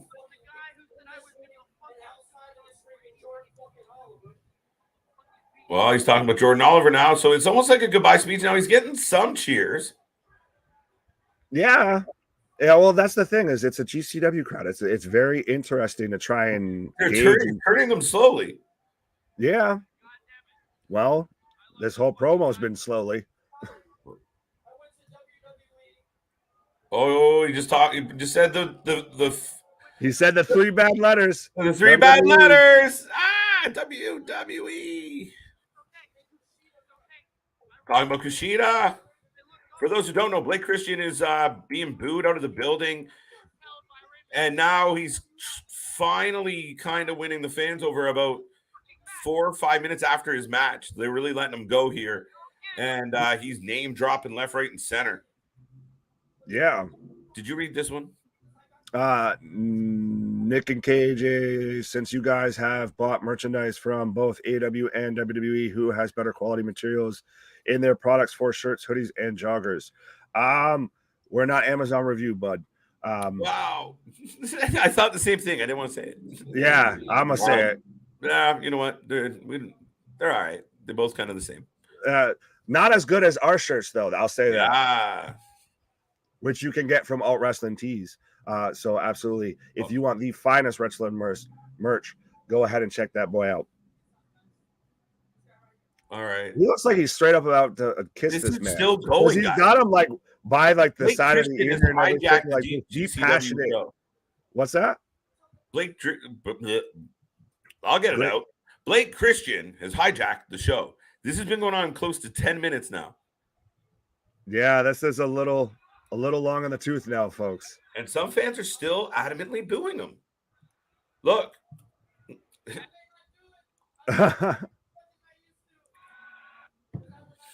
If he's turning heel like Cora Jade, well, he still would have her skateboard's heel turn to live up to. Right. Damien agrees. Christian, Leo Rush. Look it up. I'm pretty sure they had a match. It was excellent.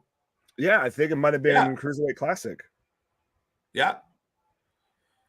But they had a match in Atlantic City against each other. Oh. And it was a really good match. Well, they're two really good wrestlers, so of course I figured they'd have a really good match. Because I don't love Leo Rush. Like, I don't like, people are like, man, he kind of does have a little bit of the potential, if he was committed, to be like the modern day Rey Mysterio, in a sense of like, fast enough to kind of, you're like, all right, he, pulled enough fast ones where he got a fluky win on some big guy. Like, it's not, I mean, it's a rare talent, but he moves in such a, like, you almost don't see him move. Yeah, well, and he's got skill on the mic and everything. Really he's got a personality. And folks, we are right now getting the Briscoes coming out right now. Them boys are in the house. Mesiuzos. Los Mesiuzos. Yeah. Robert, welcome back, buddy. How you doing tonight? I hope you're doing well. It's a Saturday night. I hope everyone out there who's tuning in, if you haven't been here before, like, subscribe. We do this all the goddamn time. We'll be back for Monday Night Raw. You never know. We might pop up tomorrow, so hit that little bell. We love jumping in with surprises for everyone. Right now, we got the Briscoe Them brothers. boys are coming out right now. But don't forget, right after this, the stream keeps going. We are staying on for XPW, Night of Reckoning. It's going to be a hell of a show. Lots of chaos to come. obviously, things are picking up. We got the Briscoes coming to the ring. We're going to get a wicked tag team match. I'm looking forward to it, Nick. Are you having a good time tonight? Oh, absolutely. We've now officially I think that, Blake Christian promo was just GCW and the whole night just shifting hard into the next gear up because, like I said, we got them boys coming out right now. Anytime the Briscoes are involved in a match, whether it be Ring of Honor, GCW, Impact, it's going to be a hell of a show. Yeah, I wonder if Blake Christian just put the show behind. What show was it we got to the end? Oh, it was Nick Cage's return. And everybody was freaking out, like, oh, shit, Nick's back. And it was like a 3-minute match because, remember, they ran out of time. Yeah. Ran over time. It was the Briscoes. They beat like 3 minutes. Bit, so it'd only be fitting for them to, now have to rush through something. Or maybe they scrapped a match. Well, ladies and gentlemen out there, if you're tuning in, we expect you to give us your prediction on each match. We have them boys, the Briscoes, in the ring. And out comes Los Mesiuzos. Yes. Mazizos. So I'm going to go with Macizos. Put that in the chat. Mesiuzos. Yeah. Mesiuzos. Here we go. Now, correct me if I'm wrong, but this is for the title? It is just a tag team match. Okay. That's as far as I've seen it advertised. This gentleman, I have to admit, I don't know. Any of the fact checkers out there want to let us know what you know about Mesiuzos. I'm picking the Briscoes. It is Ceejay and Murdoch Extremo. Murdoch Extremo. Ceejay I've heard a lot about. So this is going to be an insane match, but they come in with belts around their waist. So it's not a given that the Briscoes are taking this one, even though I will go Briscoes. It's hard to bet against them. Oh, absolutely. One of, if not the best tag team in professional wrestling. Listen, especially I would say right now the best tag team without a belt. Yes. Now, listen, I'm going to answer Jason's question here real quick, and I know you're going to have an opinion on this one too, real quick. But Triple H, I think it would be amazing if he did. As far as holy shit, that would be insane. If the Briscoes came out of the crowd and slid into the ring and flattened anybody, people would lose their fucking shit. It would send ripples. For me, the problem comes down to if the Briscoes did it, I feel like all their fans, their hardcore fans especially, would feel betrayed. And they know that. They know where their brother's been. And yeah, it's a tough one. Yeah. Sorry, I think I just heard them announce that this match is for the belts. Yeah, I thought so. Positive. But my feelings on that is, and I'll keep it real short and sweet, is that I don't think the Briscoes would want to go to WWE. Triple H can come knocking as much as he wants. I think they're one of the few people that simply has no desire to go there. I agree. And they're underground legends. They might go down as like the goats of the underground. When they're the new Jack of tag team wrestling. In a different level, though. And the before the criminal records and everything. No, but to me, they're I see what you're saying in that breath, but they are more than that. I mean, they're that gritty, grimy. Yeah, I get it, like the New Jack, but they're on such a high level. We've seen what they've done with FTR. It's been great. So for me, they're that upper echelon, and if they hold on and just stay indies forever, that's a big. They go down with like where people talk about Daniel Bryan being, an underground legend, and KO and Zayn. Some guys that really cemented their legacy on the indies. And there's a bit of like that guy that we brought up earlier with Chris Hero. He was an icon on the independent scene before he became Cassius Ohno in WWE. It's so funny how that went sideways, all to hell. There we go. The crowd is loud. The belts are on the line, folks. Let us know your predictions. Even if you're not watching, we'll fill you in on the details of what's going on in the ring. But we got the Briscoes, and I think a lot of people are going to pick the Briscoes just out of not being overly familiar with Los Mesiuzos.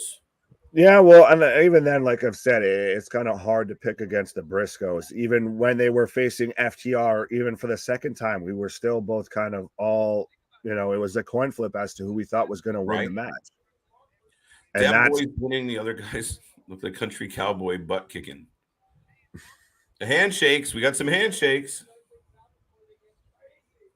yes, they have been signed to Ring of Honor. I think that's Tony's backdoor Yeah, way of getting them onto AEW because Warner but they Media didn't still they've want them avoided because that. of their Still, they've history. tiptoed. They sorry, Nick, but they have tiptoed around that still, even though that's the feeling.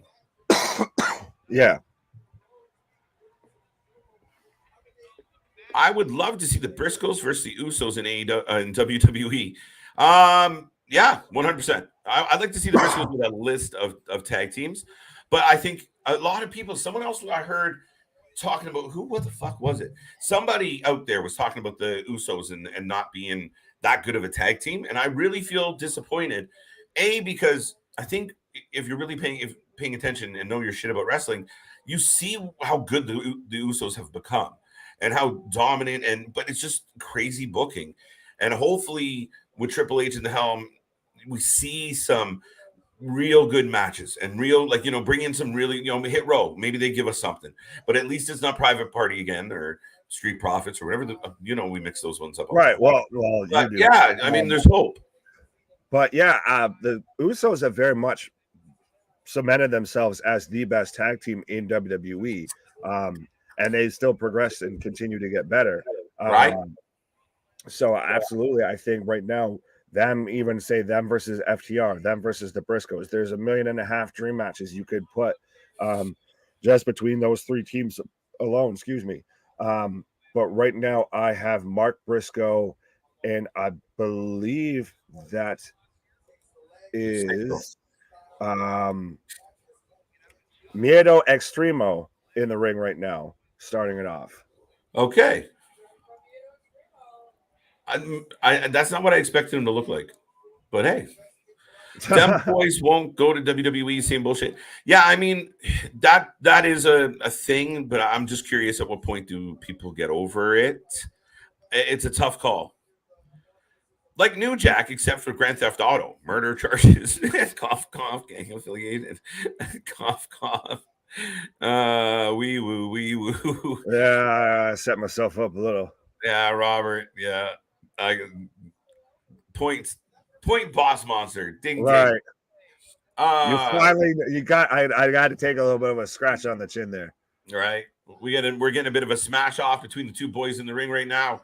Back and forth. If you haven't given us a prediction yet, let us know. I hope I'm right. I hope I'm right. I'm trying to like you said, Los Mesiuzos, I'm not fully that familiar on, so I believe that's Cyclope in the ring.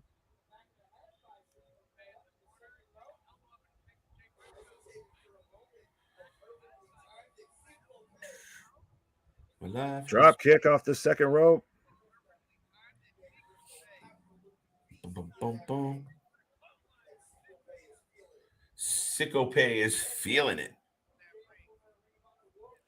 Did I say that correctly? Cyclope. Cyclope. Yes.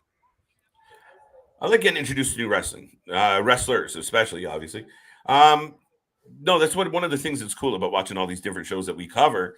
And I mean, literally, folks, I know there's not many people that they're covering these shows right now. So I like it. You get to see a lot of athletes that you don't normally see. And I obviously the Briscoes, you never see in the mainstream shows. Now we're getting introduced to Mesiuzos. Nick Wayne earlier was another one. And every once in a while you get something like, Action Mike or right. Well, and even then, still on XPW, you're getting Masada, you're getting Necro Butcher, you're getting Slack, like guys that are known very much on the independent scene, the deathmatch scene, and everything like that aren't known to your regular WWE fans, your regular AEW fans, and that, like I said, and that's why we have Wrasslin in the name and everything, is because we're professional wrestling fans. We're not, we're not loyal to one company here, there, or the other. We cover anything and everything in pro wrestling. It's true. God rest New Jack's soul. That guy took no bullshit from anyone. Listen, he was a different soul. And some that was a one-of-one human being. Yeah, he was a different animal, and he came with his own.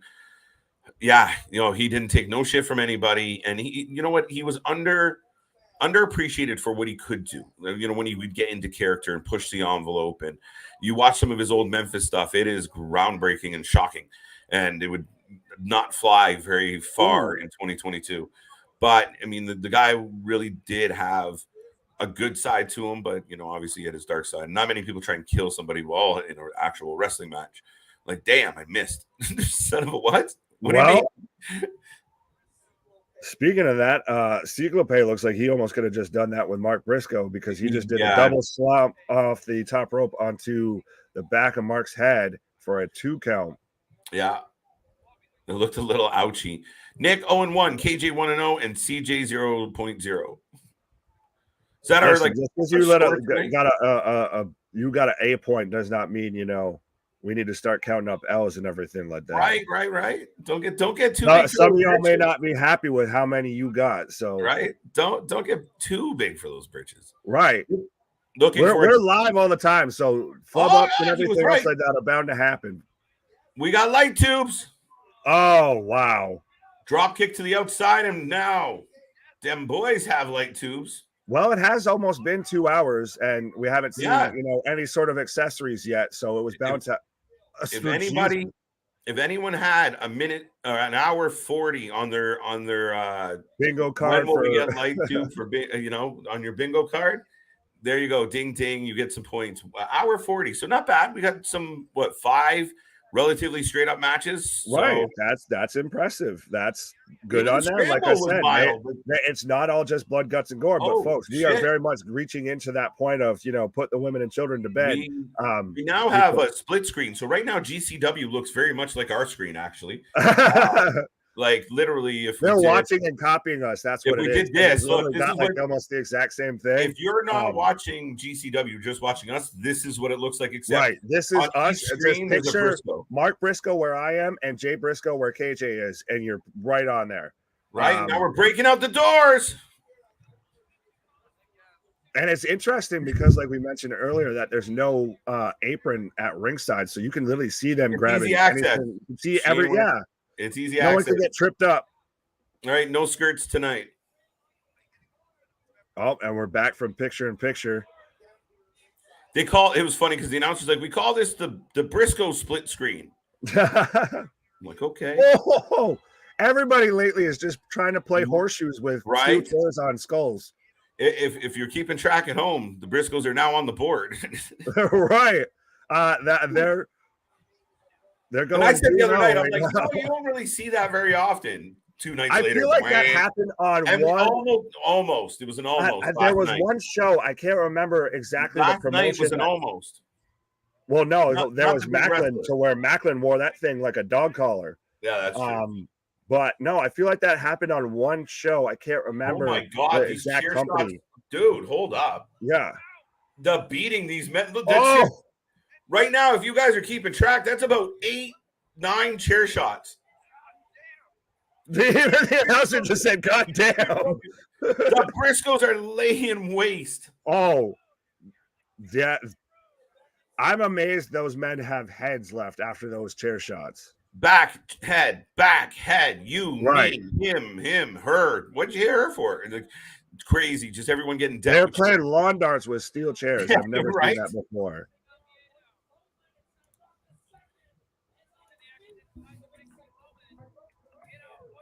Boom. Smash light tubes. New Jack was a wild SOB, but Raven got in trouble. Elbow. Could you imagine who was it on the biography? Was it Kurt Angle's first ever time at an ECW event? Oh, that whole story? I know that story. That's hilarious.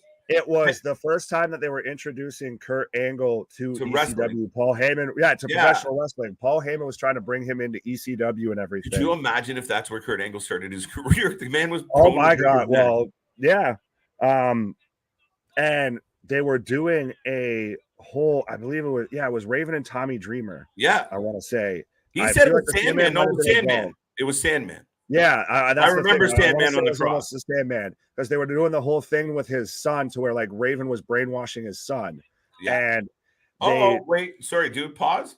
yeah, Look at this. There's chairs down and the Briscoes are going up. Or, well, one of them. chairs down and a door across them with Mark Yeah, here right comes now. the door tables. That We're gonna get a Oh, Doomsday Destroyer through a door. Oh wow! Doomsday through a door and half a 1, door. 2 count. Oh, shit. Jay breaks it up. Carnage. We're getting carnage, folks. Jay, you're just going to town with half a door on everybody. But Get back to that. yeah, The Briscoes. The crowd is going banana sandwich right now. Just digging in. Jay Briscoe specifically, I've always been a big fan of. I like it, but why do people do that? I mean, I like them both. I'm not saying that, but if I have to pick a favorite out of the two, I would take Jay. If you guys want to watch some fun stuff, go back and watch the Briscoe rivalry against each other. I didn't actually know about that, to be honest. Oh my God, go watch it. And I mean, even the conclusion of it, how they got to the point where one spoiler, it ends up being kind of spoiler. We have a glass table right now. Spoiler, there's a glass table. Door, something, window pane. Yeah, window pane, a sheet of glass. Yeah. Oh no, it's plex. Oh no, it's glass. It is tempered. Yeah. Briscoe hits the brakes. Oh no! Backdrop into the glass. Here we go. We're picking up. Folks, we are the Wrestling Network, and there's chaos going on. I'm KJ. That's Big Nick, if you didn't know. And man, it's just starting. We got XPW coming up very, very soon, and the night has been crazy already. The Briscoes are in the ring in control. Jay Briscoe conducting the crowd with a steel chair as Mark Briscoe is going to fly. Mark over the ropes into the flip. Both men down. Right into the crowd. The chaos and carnage is everywhere, ladies and gentlemen. Business has officially picked up, folks. Briscoe's asking the crowd to be quiet. Set him up for the, mean net breaker. And that's the thing about the Briscoes. You see all the chaos, and then they'll hit a clean neck breaker. Right. Boom. Chaos, but technical wrestling, all in one package. Mesiuzos take control. Ceejay with the, oh, shit. Oh. Wow, big kick out. Los Mesiuzos, I'm impressing me in my kind of intro to them in a big way. Oh, yeah, like I said. Sorry. No, you're fine. Go ahead. The farm fight between the Briscoes is crazy, but the ending was funny with Papa Briscoe told them after they were done they had to clean up the entire farm. Yeah, you boys done with your shit? Kind of. 2 count. Holy shit. 2 count. Woo! If you are watching this show at home, let us know. You're enjoying it. Yeah, the crowd the camera's shaking. Camera's shaking. The crowd has been insane. Small venue, but the crowd is nuts. And we talked about this before. We've watched a lot of these GCW shows, Nick, where they get in the smaller venues, but the energy's so live in it. It's amazing. Oh my God. Sick location. Oh, I forgot they even had that set up. Oh! It's over. No! Oh my fucking God. Excuse my language, YouTube. Right. Well, we had a destroyer into a table set up or a door set up on the outside on Ceejay. And now he's got a kick out after a pile driver in the center of the ring. The doomsday device through the table. Door table. I just instinctively want to call it a table. Yeah. I can't get it wrapped around my head that they're using doors. Pavlov's dog syndrome. There it is. Oh, and we got some blood. Did they kind of... His shoulders weren't down, though. He wasn't down. He was adjusting and like sliding. Was it my imagination? The ending kind of seemed out of... out of nowhere. It seemed like he was supposed to kick out and then didn't and kicked out wrong because wow, new champions. Hey, them boys, new champions, and the crowd is unglued. Two-time now GCW tag team champion. Look at the blood down their back right now, bud. Both Briscoes. Oh, yeah. Jay is gushing blood. Absolutely. He's gushing down his entire back. And somebody's on their way out. The announcer's saying, oh, my God, look. But no, I don't know. The setting feels a little botchy. Oh, look who it is. Mance Warner. Dressed to fight? What? Oh, wow. Are we going to get we're going to get another match right now? Seriously? No, Mance Warner and I've seen him before, but I keep forgetting his name. Were they Second City Machine? Yes. Close.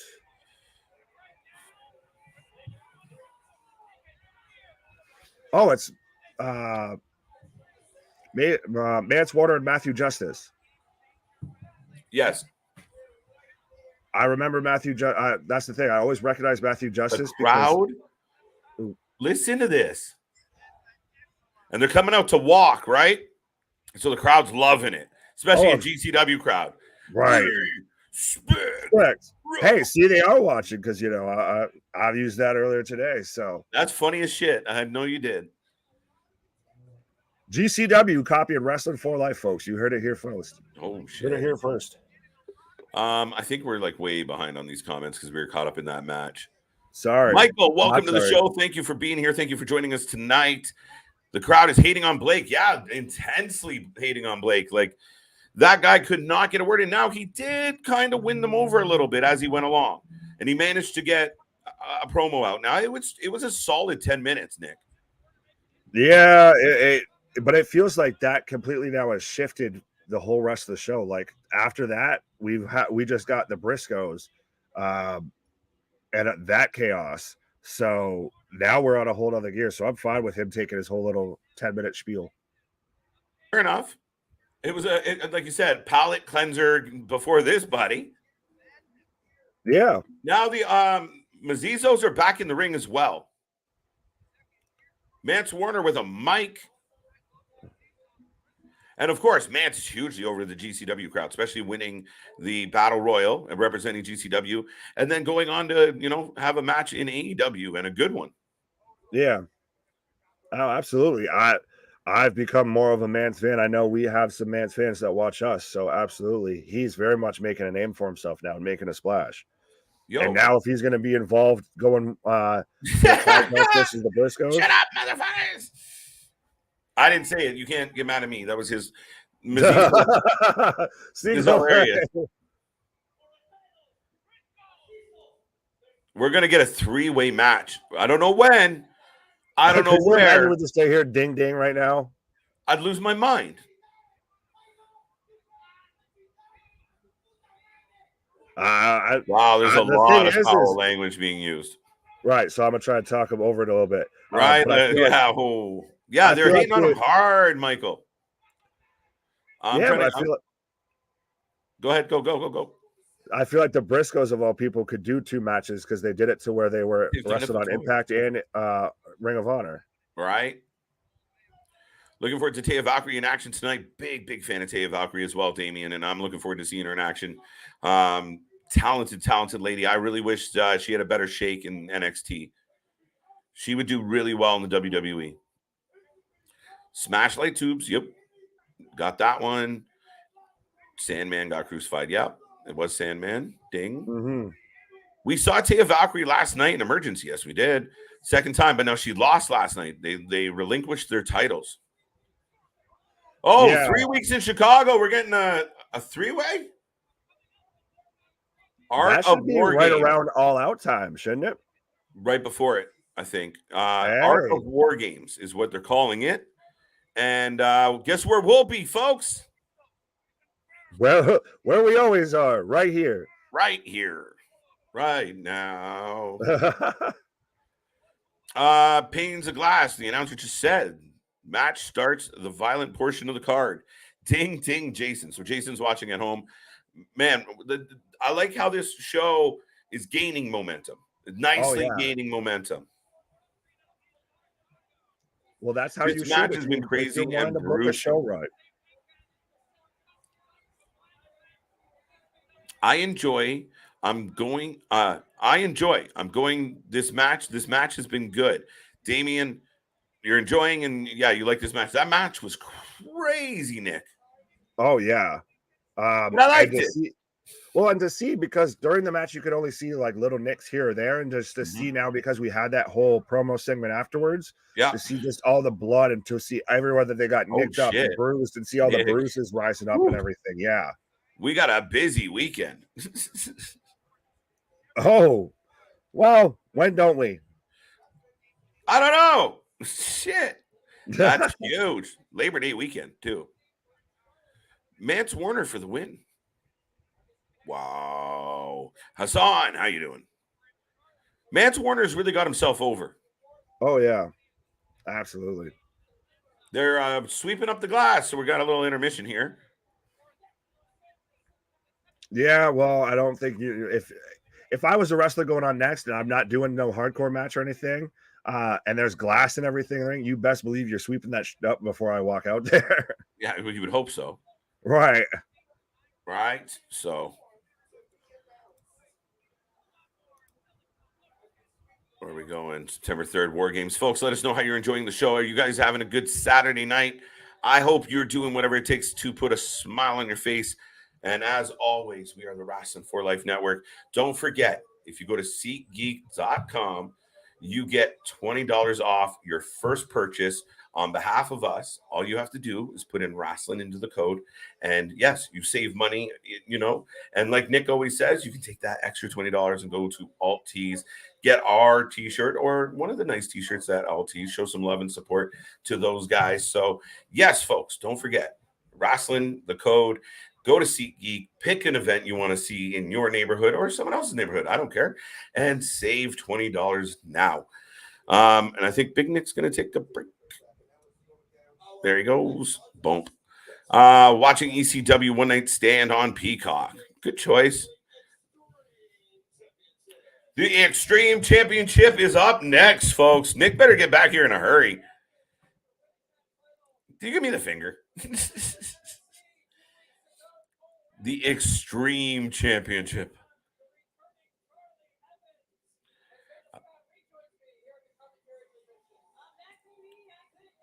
Oh, wow. Wow. Here we go, folks. Here we go. The Extreme Championship is going to be on the line. Charlie is... I'm not hugely familiar.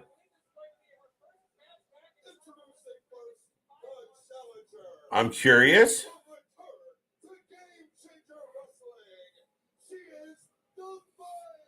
Charlie Evans is making her return to GCW. Any fact checkers out there got some news on Charlie Evans? I'm curious. But we'll see what this means. She's going for the Extreme Championship. Okay. Bum, bum, bum. KJ and Nick, Charlie Evans, formerly Eve Riot Girls of Wrestling, is debuting tonight on GCW. Jason, there you go. Thank you. And she's going up against Alex Colon, which I should have known because he is the champion. Wow. So this is going to be an interesting match. Charlie Evans, formerly Eve Riot Girls of Wrestling. Yeah, no, thank you for that information, Jason. News to me. I'm curious to see what this match brings or what this match looks like.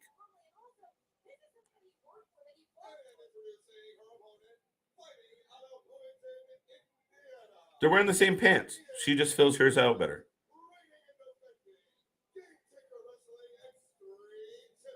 Here we go, folks. Cole Roderick coming out to the ring. And yeah, your champion is here. I think I called him someone else. But that being said, let us know in the box what's your prediction. Charlie Evans with a big upset, a big surprise, or Roderick going to hold on to the belt? Let me know. Let me know. Let me know.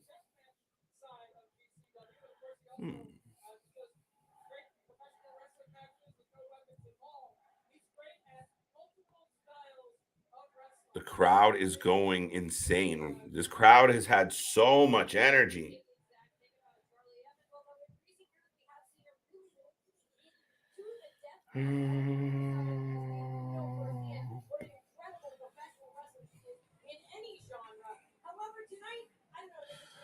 I'm a fan of Mance Warner. Yeah, I think I clicked on that one. Oh, there we go. Yeah. Boom. KJ, what wrestler that you've met in real life subverted your perception that they were apparently assholes to fans, but they were nice to you?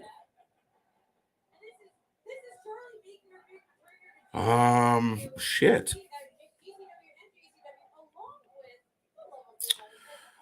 I think I'll go just there's been nightmare stories about Jake the Snake, but the guy's most part, at least from my opinion, super nice guy, super friendly, nothing crazy, no crazy story to report there. So you heard a lot of crazy stuff and some of the things that he does and says and the attitude he has at times, but it ended up, really great guy. And I was a huge fan of him as a child. So it was cool to see.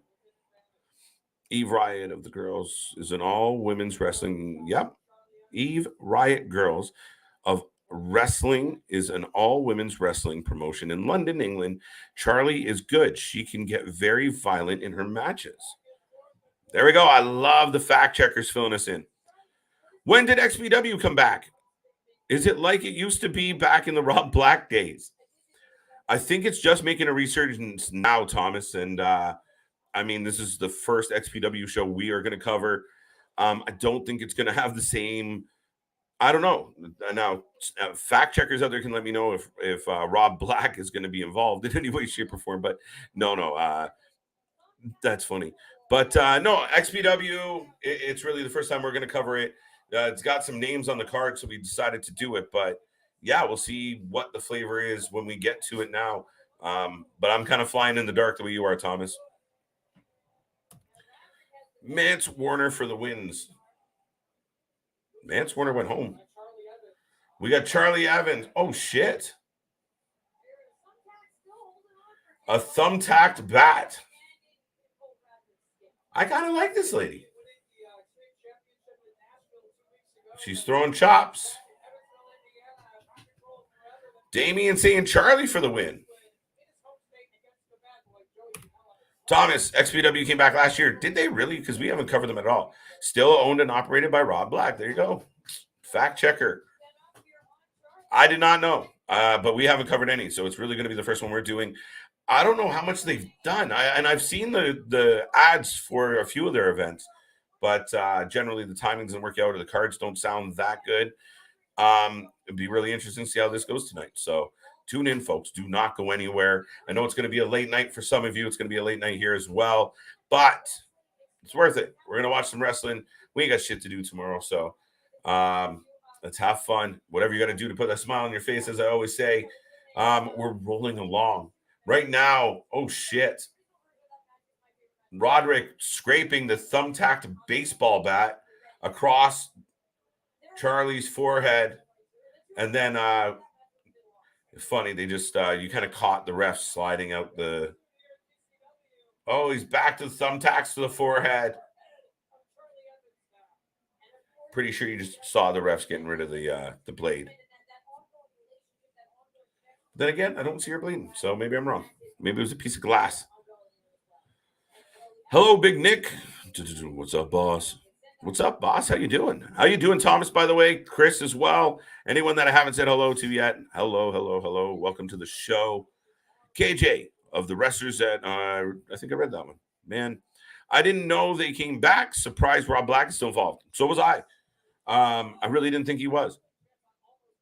Part of me thought he was in jail. I don't know why I thought that. Sorry, Rob. Was he? Nick? Feel like he was in trouble for something.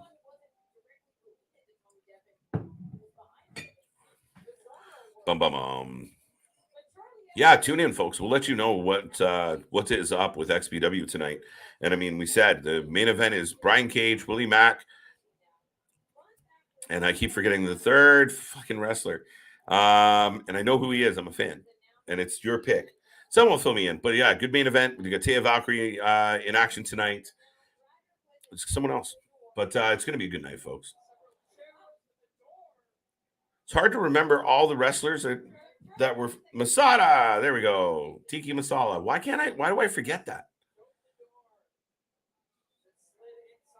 Maybe because people are beating the shit out of each other in the ring. Charlie is bleeding from the forehead pretty profusely. Roderick just beating the shit out of Charlie. Chop across the chest, digging in. Top. Oh. Wow, Charlie Evans smacking back. Who you guys got? I mean, we got a lot of people out there right now. Let us know who your pick for this match. Oh shit! Like two count.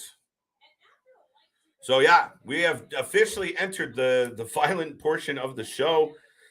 If you're watching at home, let us know what you're thinking. If you're not, let us know what's on your mind as well. Any questions, anything we can let you know is happening, we will. Roderick setting up two chairs, folding them together on the side. This is going to be painful.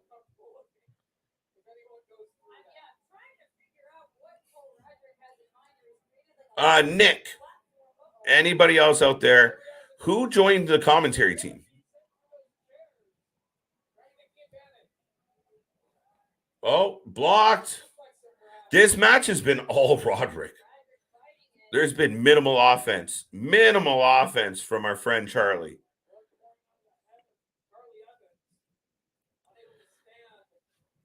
Dun, dun, dun.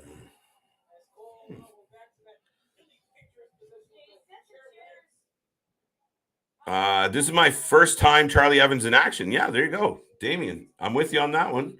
And I appreciate Jason filling in some of the gaps there.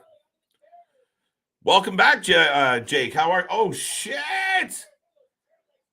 Roderick goes down on those chairs and they don't buckle at all. Oh, that looks sucky.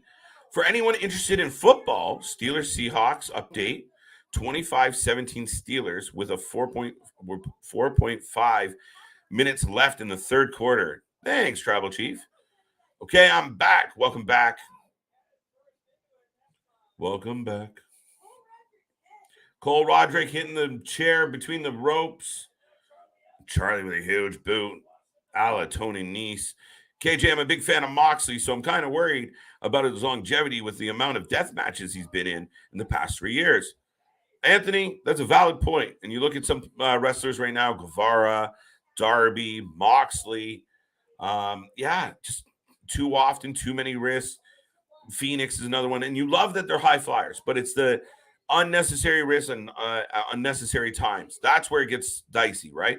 That's where you get into the position of like, ooh, you're playing with fire too many times. It's like Russian roulette, right?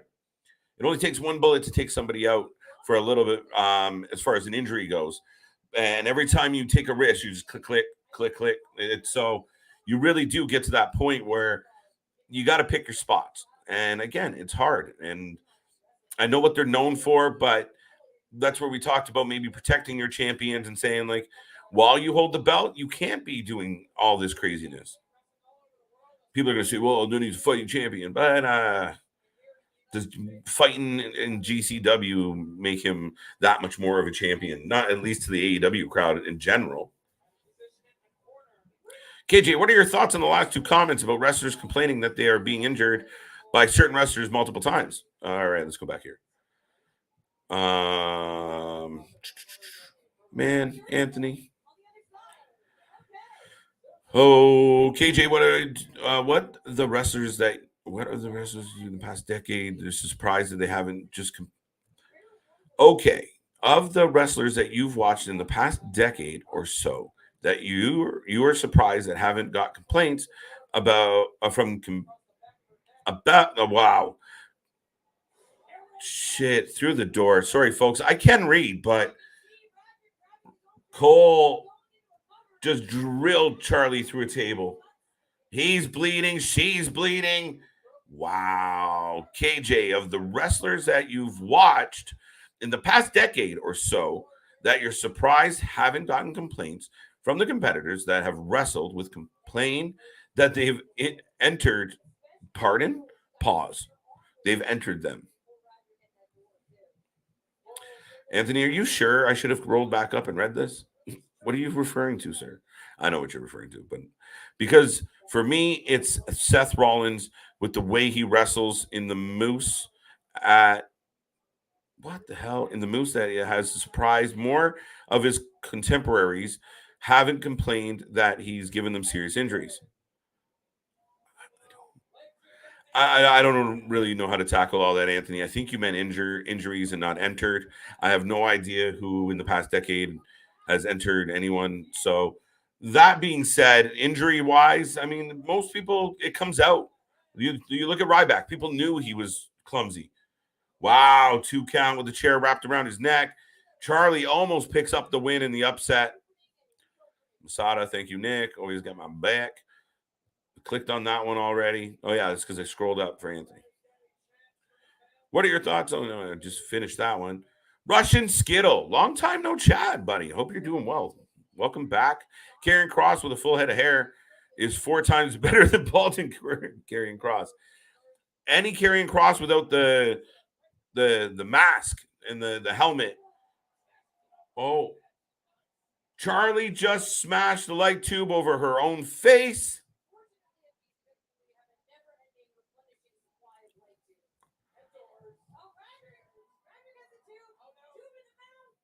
Oh, Roderick put the tube in her mouth. This cannot be healthy. He shattered Roderick. Oh my God. Oh. Stunner. And she kicks out. Holy shit. Holy shit. Holy shit. Holy shit. I 1 second. I'll guys, I'll catch you up. I promise. It's happening so fast I can't even speak to it. Holy shit. This poor lady. What is happening? It's over. Just don't kick out. Thank fuck. Holy, she dead. So Roderick, I don't even know what the sequence was. Holy shit. Wow. He broke a fluorescent light off in her mouth, then did a springboard stunner, and then hit her with like 17 light tubes, then dropped her on a set of light tubes. Then she kicked out, then dropped her on more light tubes. All meanwhile, in the middle of that, he took a broken fluorescent light and dragged it across his own chest, and his chest started bleeding.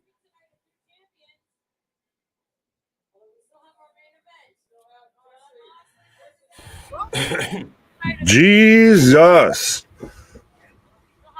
That was a hell of an ending to a match. I was about to say that it seemed like Reefer came back out with how much cloud there was from so many damn fluorescent light tubes breaking. Roderick giving Charlie a hug. Sorry, bud. Just giving her some love. He absolutely beat the shit out of that lady. Oh, absolutely. Well, and to see a woman go through a death match or an extreme match like that, like, absolutely props to her. But look at that man's back. Man, he broke that light bulb off in her mouth and hit a stunner. So, like, the implication is she had glass in her mouth, right? Like, I like it. It was well played. But I quivered when he started stabbing himself. I was like, that's a lot. Yeah, that's a little extreme. Yeah, no, it's like we said, So you got we're just getting started, folks. We still got Moxley. They're all the same shit. Oh, look. Hey, it's this dude again. What in the name of Grayson Waller? It's Charles Mason again.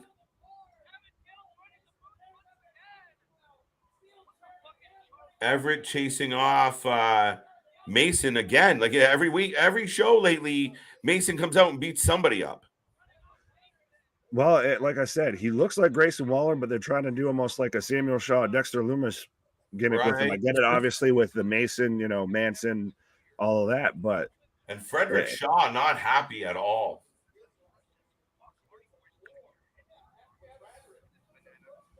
Roderick destroyed Mason in a great mood about his life decisions.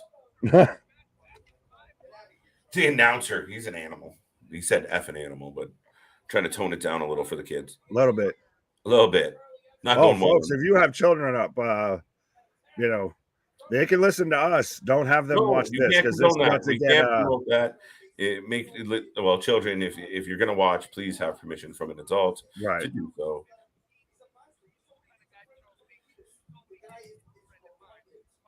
Light tube Skittle. Was that like to him or no? I think that's responding.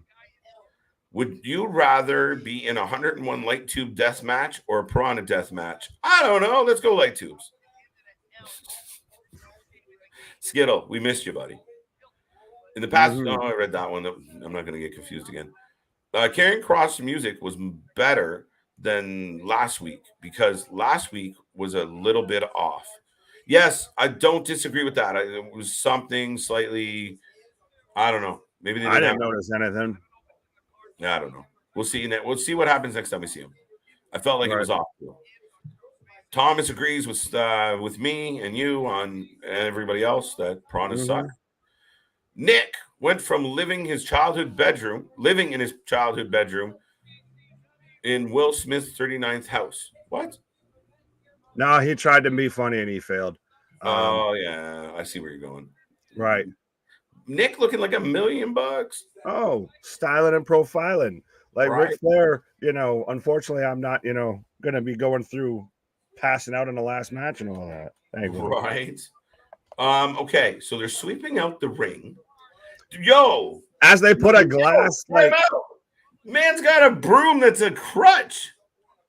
Look at this shit. Yeah, that broom handle's a crutch. I literally thought broom handle's a crutch. You know you're hardcore when your cleaning staff have crutches with broom bristles on them.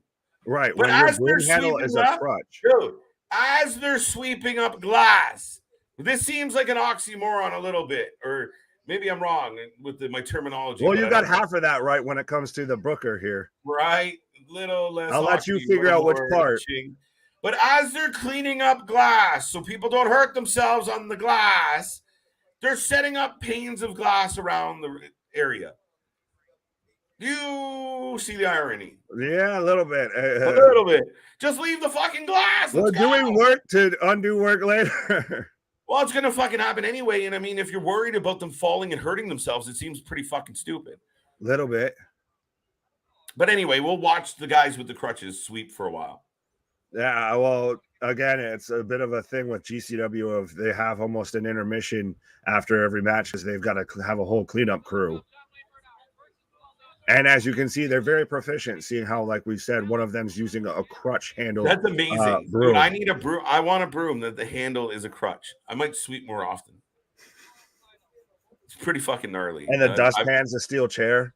Listen, I've been around for a minute. Never seen that before. Maybe from last week, it was an instrumental notes on their website. Oh. Don't know. Sorry, Joe. I think we were talking about Kross's music, but I don't know. I haven't noticed any sort of a difference or anything. As a wrestler, if you guys had the choice between these two matches, which would you rather be in? A barbed wire electrified steel cage match? Is that all one match, or is that two separate matches, or is there more there, Antonio? There's an or a death match with wrestlers covered in broken light bulbs. Do you see what I see? They yeah. have cutting knives like what you have, you know, in Yes. your kitchen in a little block, set up in one We have the corner. graters. We have tubes. We have glasses. That one ring dude is gigantic. One guy looks like James Storm. Look, we got that guy with a he looks like James Storm after a couple of months of drinking. This is just about to get insane. They already have stuff set up, like they have a glass panel. Yeah, really. I'm still down the rabbit hole of DMT and this guy. JV, welcome back, buddy. Hey, whatever you got to do to feel right on a Saturday night. I mean, ladies and gentlemen, live your life. We don't condone the use. Those thoughts and opinions are solely expressed of Big Nick. This is that's a. However, I mean, no, just kidding. We want, yeah. We're glad you're here. Thank you for being here, JV. You always bring some colors and light to this. As you're seeing, possibly colors and lights. But we have John Wayne Murdoch versus I just had Matt Tremont. So, folks, if you are a fan of deathmatch wrestling at all, you are very much about to be in for a treat. If you have not watched deathmatch wrestling before, you are in for a treat as well. Matt Tremont is, again, one of the top guys when it comes to that kind of deathmatch pro wrestling world, especially in part of the neck of the woods that I pay attention to, like the New York, New Jersey scene. He's very much involved. I believe he actually even has his own promotion out there or is involved in the higher ups up there. But they've already got panels of glass set up in the ring corners. They've got cheese graters. They've got kitchen knives. They've got a panel of glass set up on chairs outside the ring. So this is absolutely, I said it before when the Briscoes match happened, that this show very much feels like it's clicked into a whole nother gear. It absolutely is going that way. I have John Wayne Murdoch coming out to the ring right now.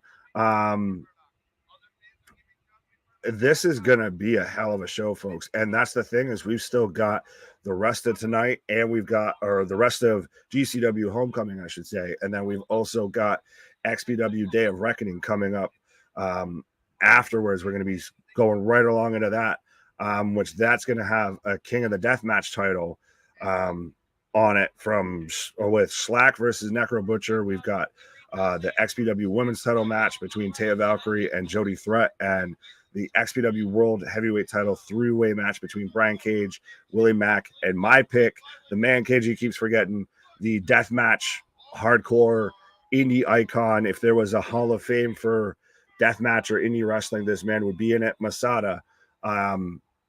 So, folks, be a friend, tell a friend. We are the Wrasslin for Life Network. I guess I should have thrown the name in there a little bit sooner, but I think you can see it right above me. But yeah, we are here every night covering everything in pro wrestling. Thank you, producer man. And if you want to go and see live and in action, you know, your favorite local indie show, you want to go and see a concert that's going on in your area, you want to go to an event, use code Wrasslin on SeatGeek, save yourself $20. I'm not a financial advisor. I'm not telling you what to do with your money. But I can just merely suggest and recommend that you go and get yourself, you know, some fresh new threads from Alt Wrestling Tees and pick yourself up one of the Wrestling for Life edition t-shirts. Yes, absolutely. Thank you, everybody that is here. Thank you, everybody, all of our subscribers. But yeah, the fam keeps growing, you know, the show keeps rolling, and right now we are getting Matt Tremont coming out. So, and again, like I've said before, let me see if I can get that out of the way. Uno momento, folks. There we go. Thank you, producer man. But yes, we are very much going to be getting a I'm trying to find the exact words for it because this is going to just be pure chaos.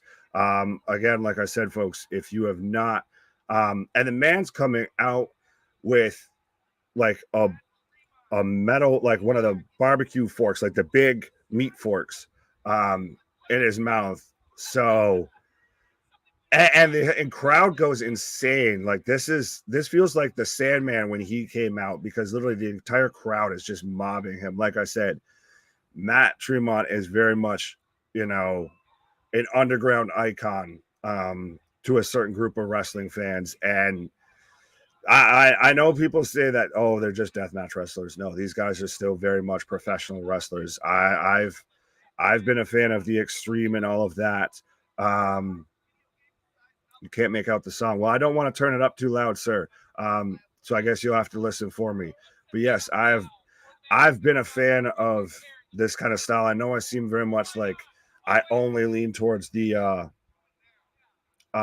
old school style of professional wrestling, like a little bit the Jim Cornette stuff, but I've always still had a special place in my heart for stuff like ECW, CZW, Christ, even how I know about XPW coming back is because I've was a fan of theirs a little bit initially when they were going before. Like I've got an XPW DVD going on right now in my living room while I'm sitting here watching the show with y'all. So yeah, business has absolutely picked up, and I'm excited for the next, the rest of tonight. I feel like we're kind of right now at like the unofficial, official halfway point here. But this is going to be very much a strap on and strap in, folks, type of match. Because like I said, we've already got glass panes set up at ringside. We've got a meat fork and a chain already in somebody's hand. We've got John Wayne Murdoch praying in the corner. I would be doing that too. Jason KJ says, KJ. Jason says the song is Separated Ways.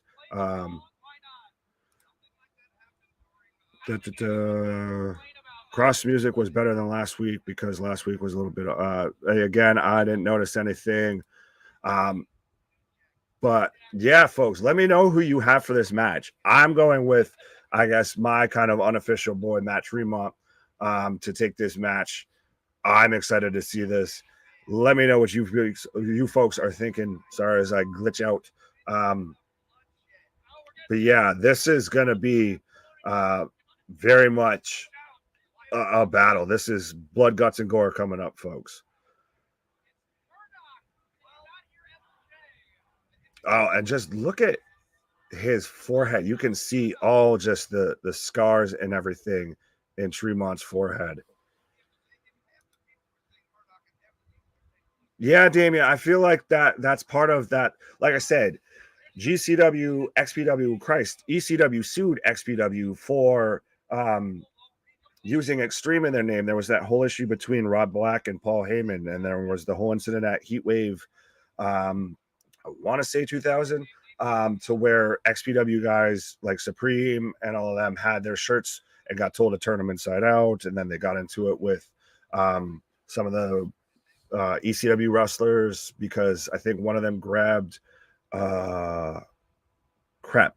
But yeah, I feel like they're very much trying to there is that certain niche, like I've said before, that deathmatch wrestling may not be for everybody, but it very much does scratch that certain itch that people have. Like I said, it's the same reason why horror movies exist and are popular. It's the same reason why there's heavy metal music. It scratches that certain itch that, may not exactly be for everybody, but it definitely works for the people who are into it. Headbutt right now. And we already just have a giant, both men have just grabbed giant, like 2x4s of solid metal. It looks like. And they're not holding back. We're starting already. This is going to be insane, folks. Let us know if you have a prediction in the chat. Who do you think is going to win? Oh, there's thumbtacks on these. Like you can already see both men's. Oh, and then a headbutt. Yeah. Both men are just clawing at each other. I think I'm going Tremont. Oh, up he goes. Who'd you pick? Tremont. Shit. Oh. Shit. He looked like he was about to go into iron spear from Tremont onto Murdoch through the panel of glass.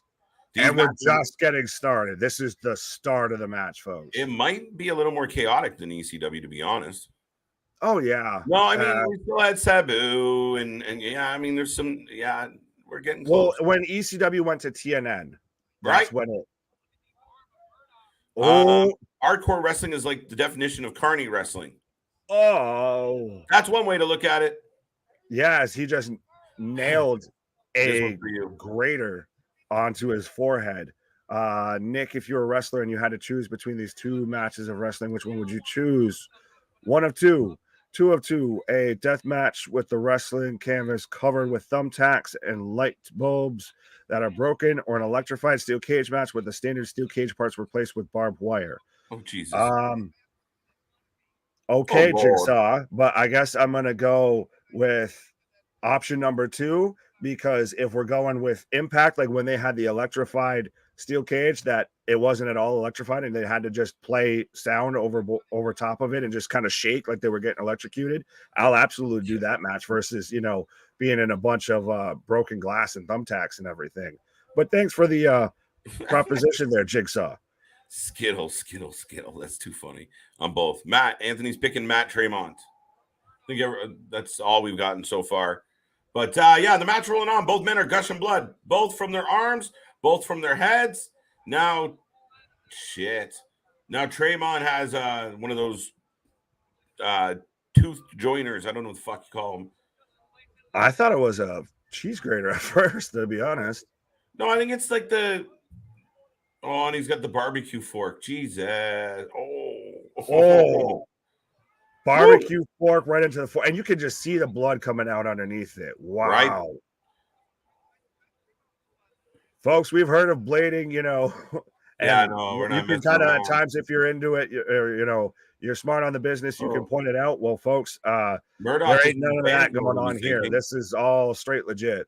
Oh, light tubes, boom, all over Tremont's back. Crowd is booing. Like I said, Murdoch just let him know what he was thinking about their boos. Yeah. Tremont for the win. The fork in the arm. For me, some of these deathmatch wrestling, like fork in the forehead. Oh, it's a lot. It is a lot, Anthony. It's Abdullah the Butcher very much right now. Yeah, it's. Oh my God! I think that was a thumbtacked board or a nailed board. I don't know what he hit. It's a board of knives. That's what that was. A board of like kitchen knives. Tremont, I don't know if that's blood dripping down. Where's Ceejay when we need someone to freak out? Because I'm just gonna. Knives to the forehead. Jesus, I gotta stop. Just look at that. That was such a great visual though of Tremont like rolling his eyes back in his head and everything with that.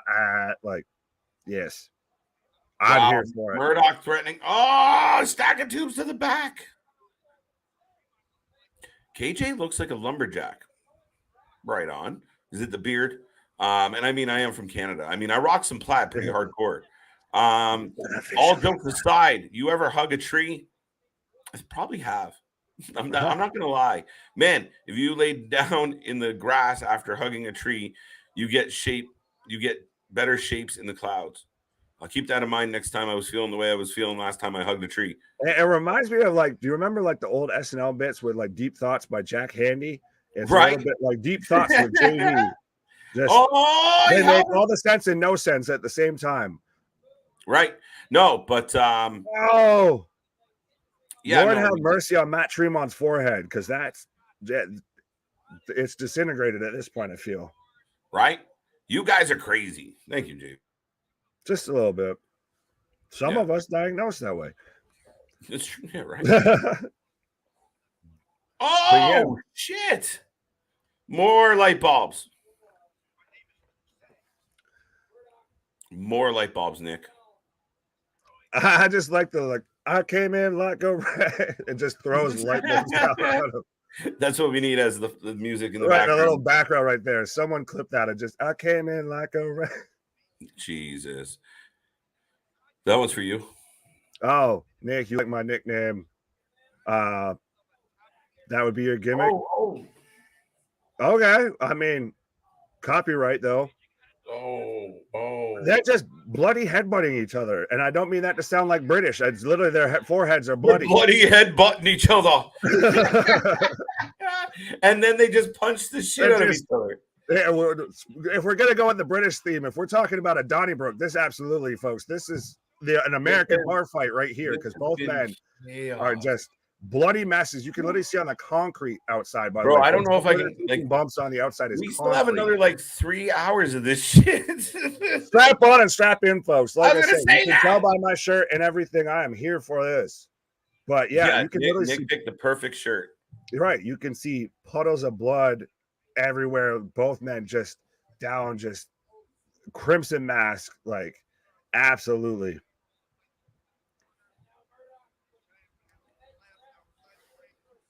Oh no, the referees wearing safety glasses. Yeah, I would be too. I'd be wearing everything, gloves. Right. Wear a whole hazmat unit. More light tubes. Pane of glass. Tremont just exploded a glass table. Glass chair table. Wow. As the air horn goes off, perfectly timed, and they're right. Instantly medical personnel like, "Are you okay? Are you okay?" Horn? Referee wearing safety glasses. My birthday cake was Cheesecake Factory cheesecake. Nice. As we know, my preference is ice cream cake. If I recommend, if you can do it, but that sounds lovely. Happy birthday, Dro. Right. Happy birthday. Oh. Tremont. Oh! That wasn't a choke slam. That was almost a Uranagi. Good. Oh, wow. Look at more light bulbs. Tremont's faces. Man, if we were doing this as a drinking game, bro, I'd be drink every time a light bulb goes off. I'd be Jeff Hardy.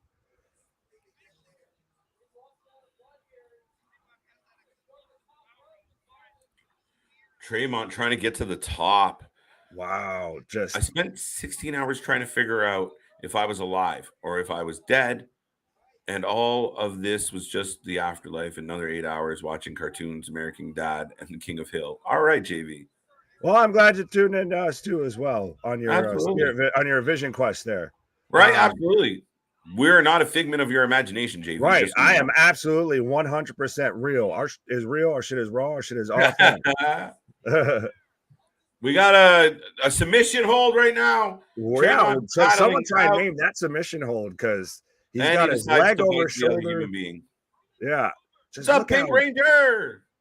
Look at how red and bloody Tremont's face is. As he's biting him. He's biting him to get out of the submission. Just gnawed on him. And now we got another set of tubes. Everybody drink. Like I said, I'd be probably hospitalized if we were doing that. Yeah, is somebody rolling these? Like I feel like when we're not looking, there's someone else slides more in. Everybody drink. I feel like absolutely, especially someone wearing, everybody drink, and the air horn's now going off every time they hit each other. Everybody drink. Yes, that's awesome. Everybody drink. By the way, if you're not playing along at home, this is every time somebody breaks a tube. I mean, technically they're breaking like 8 at a time. But I was gonna say we won't be talking at all. Just be down in your beverage. 2 count. Do you see my point now? Why the fuck did they sweep the ring? Right. Why did they sweep the ring so that there was no glass on the ring? As now we have approximately 144 light bulbs that have been broken in the last 6 minutes. Yeah, they cleaned up a mess for a mess to follow. Everybody get your drinks. Here we go. Another one. No, blocked. Oh, no, not blocked. Drink.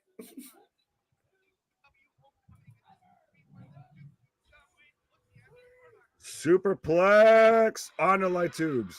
What? 1, 2, 3 count. Wow. That was very one-sided for John Wayne Murdoch. I thought Tremont would have, I guess, it would have been a bit more of a back and forth.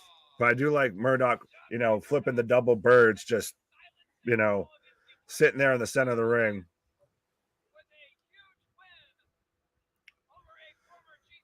So I don't think anybody, can say that they're undefeated with predictions after that match, because I didn't see anybody picking Murdoch. Nobody picked Murdoch. I thought it. I didn't say it. Oh. Shit. Life Network, you guys have, I think I've had it once. Maybe twice. Question? Cheesecake Factory cheesecake. Yeah, that's a big thing in Massachusetts. So in absolutely. Massachusetts. Yeah.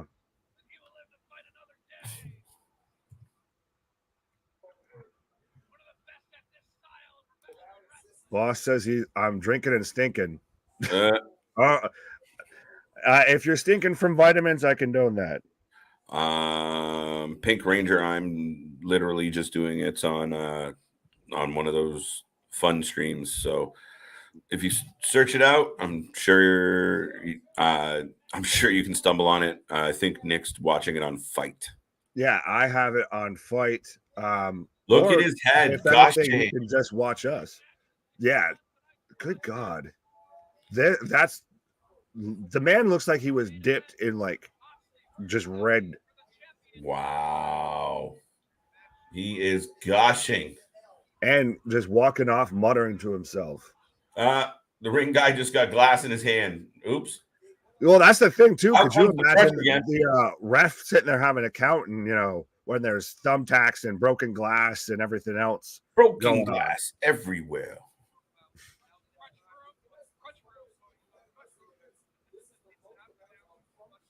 And we've got the crutch broom back, the star of the show, competing with Cora Jade's skateboard for best prop in professional wrestling.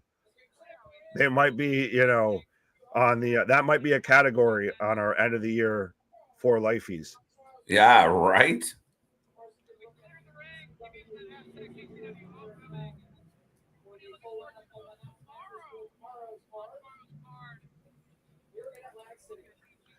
I'll stay in the chat. More fun this way. See, there you go. Absolutely. So be a friend, tell a friend, be a part of the fam. I started off in the chat, so this is absolutely a channel for fans, by fans.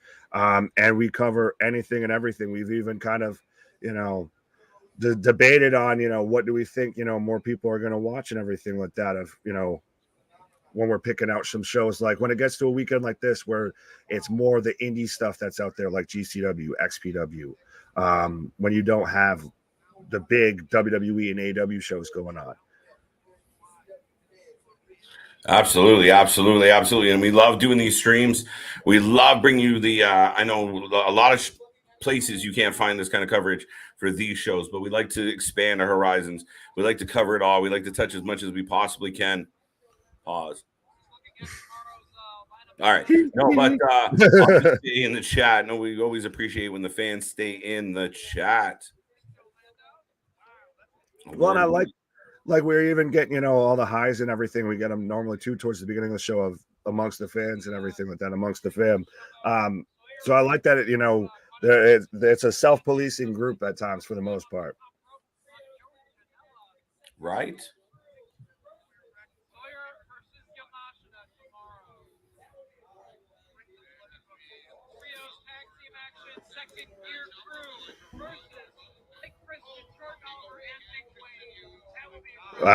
Folks, for those tuning in right now, we are still, I guess, on a little bit of a pause. I feel like that's going to be a common thing now between matches, as the young lions of GCW have to clean up the ring.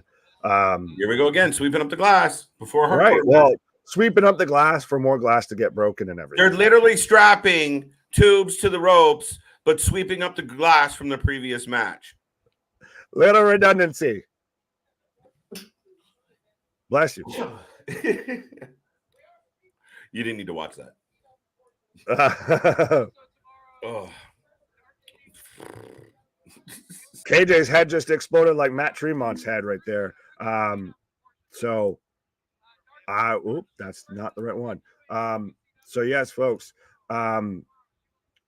Skittle, top 5 forgotten and underrated matches: Miz versus Lawler, Christian versus Randy, Regal versus Jericho, Twice in a Lifetime, 6-man Hell in a Cell. Some of those I will agree with you on. Some of those I feel a bit of a reach there, sir.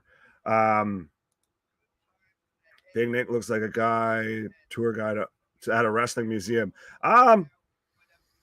I'll take that. I appreciate that, JV. I take that as a compliment almost, because I do kind of consider myself, like I've said before, the wrestling Rolodex. But even if you meant it as a backhanded, oh, he would kill that. Yes, I think that's honestly even something that we've pitched as an idea for a show. So, folks, if you want to see something like that, like a wrestling history, even if it's me and KJ, me and CJ, or just me, if you want to see something like that, absolutely let us know. We are absolutely, like I've said before, and I was just saying, we are a channel for fans by fans. So if you guys want to see any certain stuff, or if you see a show coming up or something like that, that you're interested in or anything like that, absolutely leave a comment on the video. Not in the live chat. Once the video is done and everything, go ahead and leave a comment, and because we go through all of those and everything, and absolutely we'll take it into consideration. Have you ever watched PCW Ultra, Nick and KJ? It's pretty good.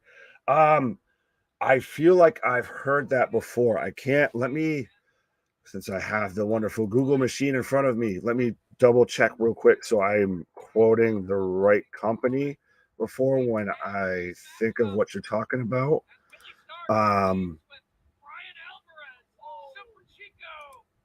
But yeah, it's interesting now to see all the little other, now that you see GCW is kind of almost risen up to another level. Impact's risen up, I feel like, to another level, that now you're seeing companies, like House of Glory, PCW. Like, it's good to always see the new kind of wave of independent companies coming in, because we had, I guess, kind of the halfway death and then revival of Ring of Honor.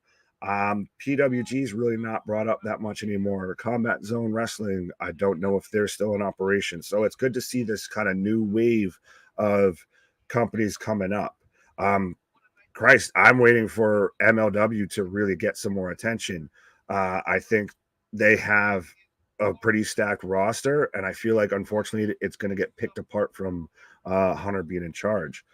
But yeah, folks, it's still, I know KJ said it, but it seems super redundant to me they go from sweeping the entire ring, and I get it, it's a safety thing, it's a cross-contamination thing, this, that, and the other.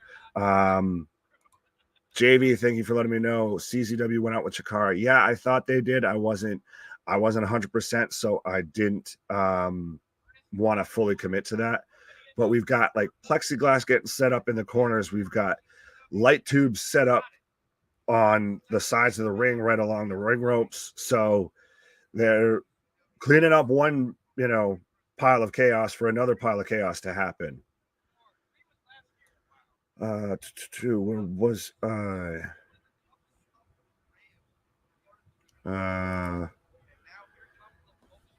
I was wrestling in this kitchen hardcore match, I would wear a nylon. Okay. Cool Russian. Wow, Brian Alvarez from the Wrestling Observer will be making his GCW debut September 2nd, 2022. Oh boy, yes, I forgot that Mr. Alvarez used to, however you want to look at it, quote unquote, wrestle. I think that's going to be really interesting with him being involved in GCW, but I feel like that's any kind of shows with that whole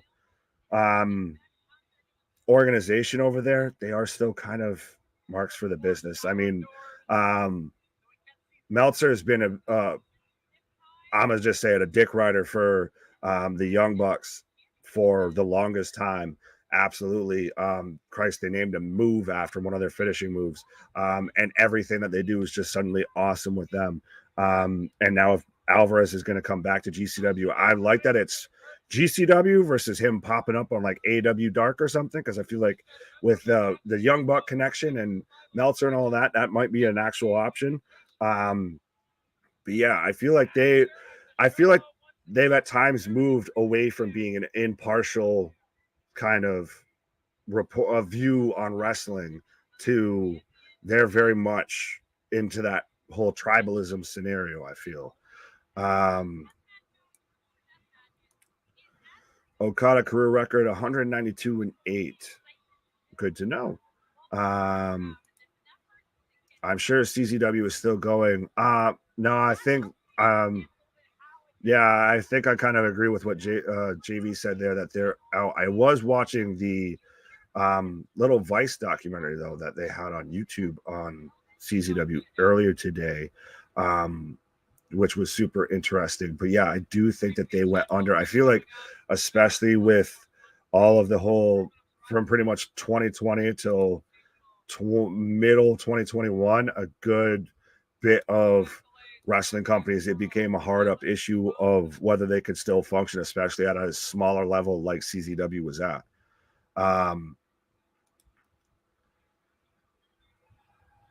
And so right now it looks like we are getting the GCW Ultraviolent title match, which is Alex Colon versus Rina Yamashita. So this is going to be interesting, folks. I know some people have wanted to talk about intergender matches and everything, and we already got one before. But this is going to be interesting. I'm a big fan of Alex Colon. So I think this is going to be a hell of a match.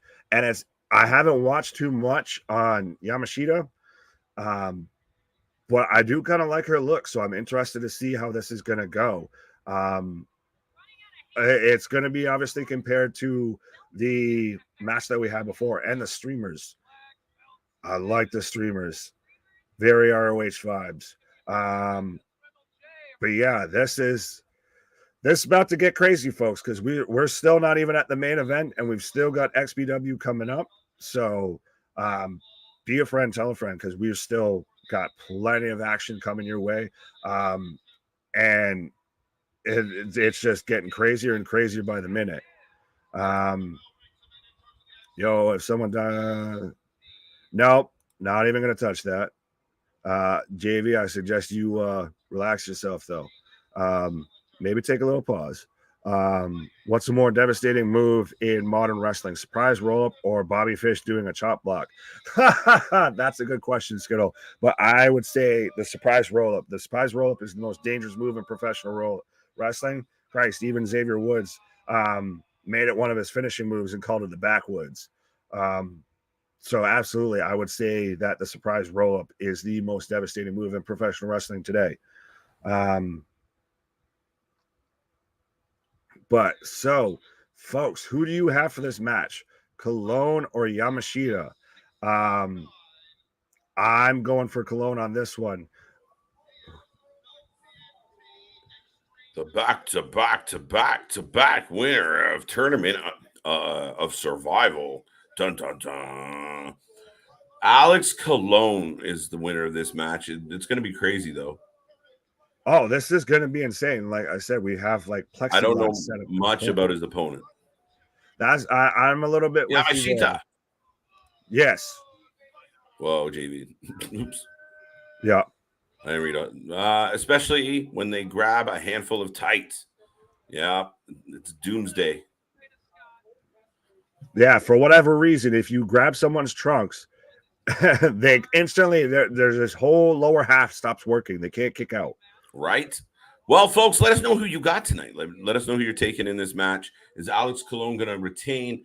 Of course, we got light tubes everywhere. Remember, every time a light tube breaks or a collection of light tubes break, we're toasting and taking a drink. Not really. We'd be dead. Right, yeah. No.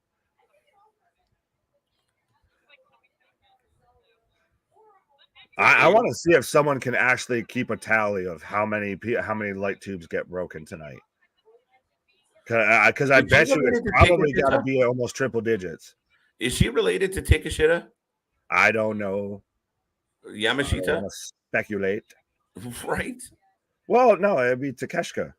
Yeah. Right.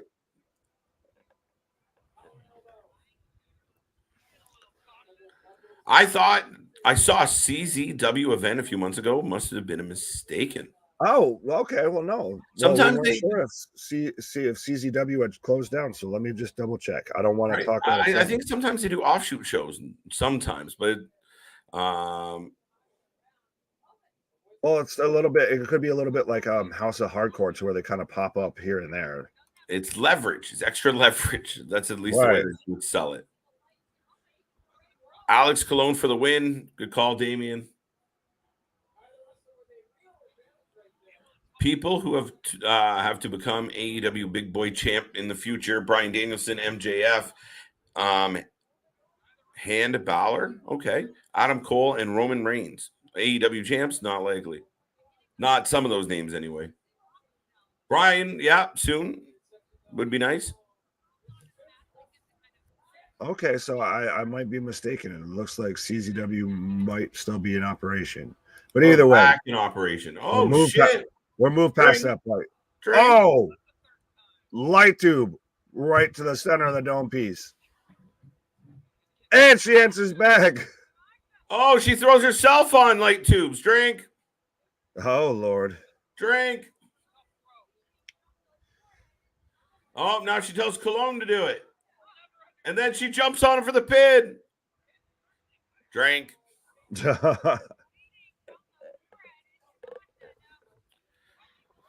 What the? I see how the hooch for a minute. I thought there was Roman Reigns was a wrestler. And there you go. Boss Monster feeling good on a Saturday night. Right.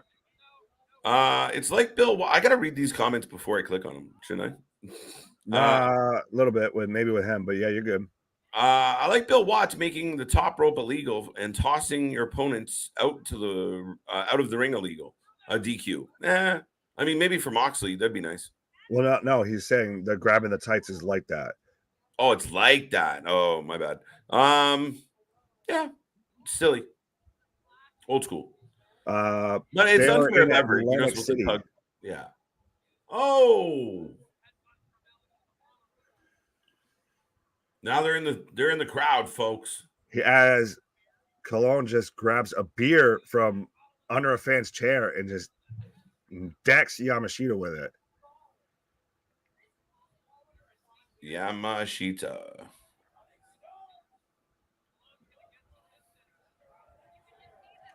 Cologne gearing up for something here. Clothesline right into the chair. We're in the carousel room in Atlantic City, Dro. See, I was right, Atlantic City. Yeah. Look at the scars on Cologne. Oh, setting her up again. Well, it's just all the little nicks and cuts. I'm getting deja vu. Oh, you can see all the scars on his shoulder. Jesus. Yes, Skittle. Yes, we are. That's because we're laying the smackers down on everybody. It's the SmackDown condo. Look, it's cool. We're neighbors. Yeah. Oh, well, right. The way you're facing the other way because you're a little later in the night. Well, enjoy the rest of your show, guys. Dancing Cactus just came to pick me up in a giant pigeon. Love you guys, JV. Oh, fuck, JV. Have a good night, sir. Don't do anything crazy and try not to lick the wall. Yeah, please don't be like the fan that just got suplexed by Yamashita on top of Cologne. The woman took a fan out of the crowd and just used him as a weapon onto her opponent. Right. All right.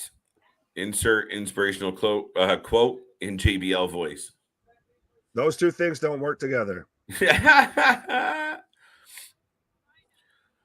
Alexander wants to know who won between Effie and Mock. So do I. It hasn't happened yet. Stay tuned, and Alexander. Stay here with us, and we will let you know. Right now, we have our third title match in a row. our third death match in a row. She's eating the light tube. And this lady is taking a little snack break with a light tube. Insane. She has lost her mind. Oh, drink. Yes. As Cologne flips her off. I don't know if I'd be wanting to flip off a woman that just ate a light tube in front of me. Right? I'd be like, you are insane, woman. Oh, light tube to the forehead. Oh my God. Oh my God. Oh wow. There's a shard stuck in his forehead. There's a shard sticking out of Cologne's forehead. Oh, and the second she pulled that, it was like a dam breaking on his forehead. Part of me wants to change my vote and go with Yamashita. You're fully entitled to that. I'm riding. No, I'm not going to, but wow. She is on the next level of insanity. The fan got involved in the match. Yes. Yes, Jason. Suplex. Yeah.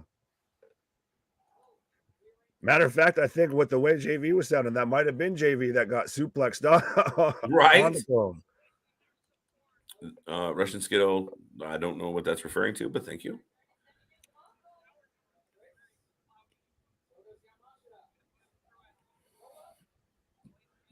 There you go. I am from another planet. Well, how do you think I do all this shit? But yeah, there you go. He's the Iron Man of YouTube. There you go. Superman of streaming. Oh shit! Oh, the glass didn't break, dude. It's plexiglass. I told you. She bounced. Wow. Wow. Folks, if you've ever watched the King of the Ring, well, I believe it was 2000, with Kurt Angle and Shane McMahon. Shit. So where Angle suplexes Shane into the glass on the stage area. That's pretty much this Irish whip. So Cologne a little pissed off that the glass didn't break on the move, picked up Yamashita and just chucked her through the pane of glass. Oh, and we're getting picture-in-picture replay. Good for them. Moving on. Sorry. No, because yes, folks. So thank you for reminding me, because I didn't have an eye on the time. But so XPW should be starting up right now. Any minute now. Right now, I have it, and it's just a kind of intro video package for the show. So folks, stay tuned. We have an overlapping show. XPW is starting. GCW is still going. Oh yeah, we're still rocking and rolling. Dun, dun, dun. So interesting, folks. Cologne in control. Cologne in charge. Yamashita and him bleeding everywhere, to be honest. Oh yeah.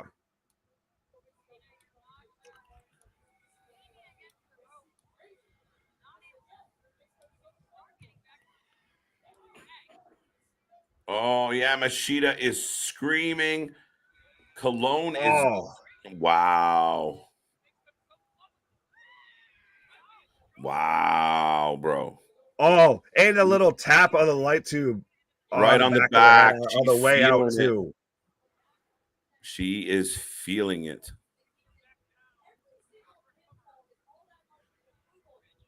Two count. Broken glass everywhere.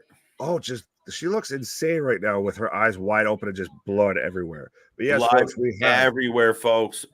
GCW Homecoming going on one screen right now, and XPW Night of Reckoning going on another. So we got two shows going, two hosts. Absolutely. Tune in, because it's still getting crazier, folks. I don't know how, but it is. Yeah, it's on an upward trajectory the whole way, folks. We're just getting started here. And yeah, dude, I don't know what else we're going to get, what else to expect. If this is just the start right now of the craziness, I can only imagine. And remember, XPW is just kicking off. So, dude, I mean, this is insane. So I don't know what we're going to get next. I really, really don't. But it's been in nothing else. It's just getting crazier and crazier. I don't know much about Yamashita, but she has definitely left an impression on me here tonight. Oh, absolutely. Well, and that's the thing is there's been 2 men versus women matches, 2 intergender matches, and they've both looked he just took like a handsaw Oh, to look her at forehead. that. A saw. But that oh Oh, who is yeah, watching? folks, if you've ever seen a saw head or a forehead getting sawed, if you haven't before, you just did now, or at least I did, because goddamn. Wow, bro. But yeah, but still, there's been 2 intergender matches, and they've both it's not been just like a 10-second squash. Like these women are going hell for leather just as much as the men. It's insane. And Cologne in charge, and wow, I mean, anybody who's opposed to this type of match is not happy at the moment. Yeah, your stuff is a little loud, my friend. Yep. That's what I'm trying to work out right now. But I have XPW starting off right now out in California.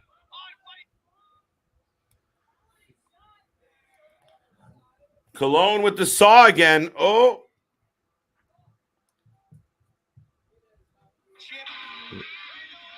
Jesus. Yeah, I'm gonna just leave it that way. But yeah, so we are kicking off with Metallica apparently on right. XPW. So now we're just getting back-to-back chaos, it seems, with GCW and XPW both live at the same time. Yeah, it's both on different sides of the country too. Right, and it's not exactly what I had thought was going to happen. I thought this might be wrapped up by then, but we seem to have lots more to go, Nick. So, well, when you got to clean up the ring after every match, you got to kind of have a pause built in. Yeah, built in for sure. Wow, Yamashita back up. Rob Black right now coming out, shaking hands with the fans. Yes, I know there was some talk and speculation if he was still involved with XPW, but yeah, he's the one that brought it back. That's his baby. He's very much the Paul Heyman of this company. Obviously, not on that same type of level. We got a kick out. Sorry. No, you're good. Oh, I just got a face buster right into tubes of glass. Light tubes, Jesus. Why did I say it that way?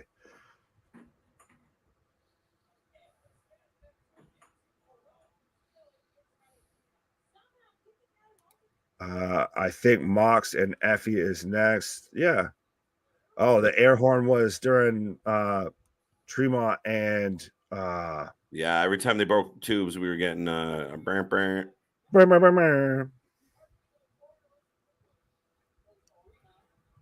Boom, boom, boom, boom, boom, boom, boom, boom, boom. Ooh. Oh, big boot. Drink.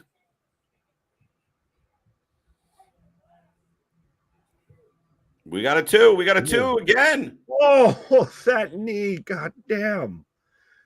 He used the light tube to pull her knee into the or into his knee. Sorry, Jesus.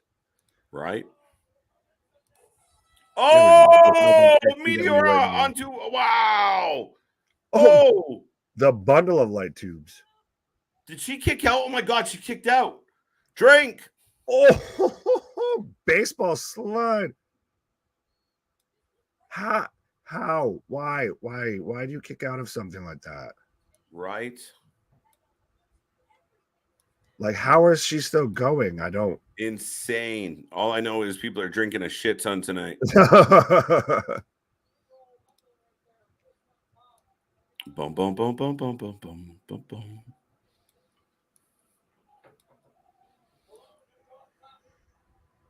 I see what you're doing. Right, there we go. On the fly. So yeah.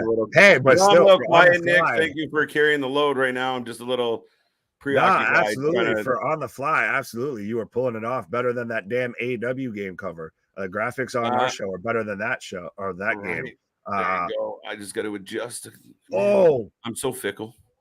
You're good. Yamashita just now they're both going up top. She just swang for the fences with a light tube to Cologne's head. And I Oh still my just God. People talking in the ring. We're still kind of Drink.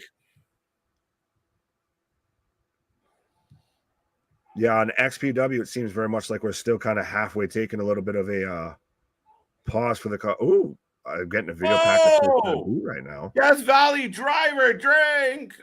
I'm not sure if that was new glass or a repeat of old glass. Hilarious. Crowder chant GCW, so everybody's into it.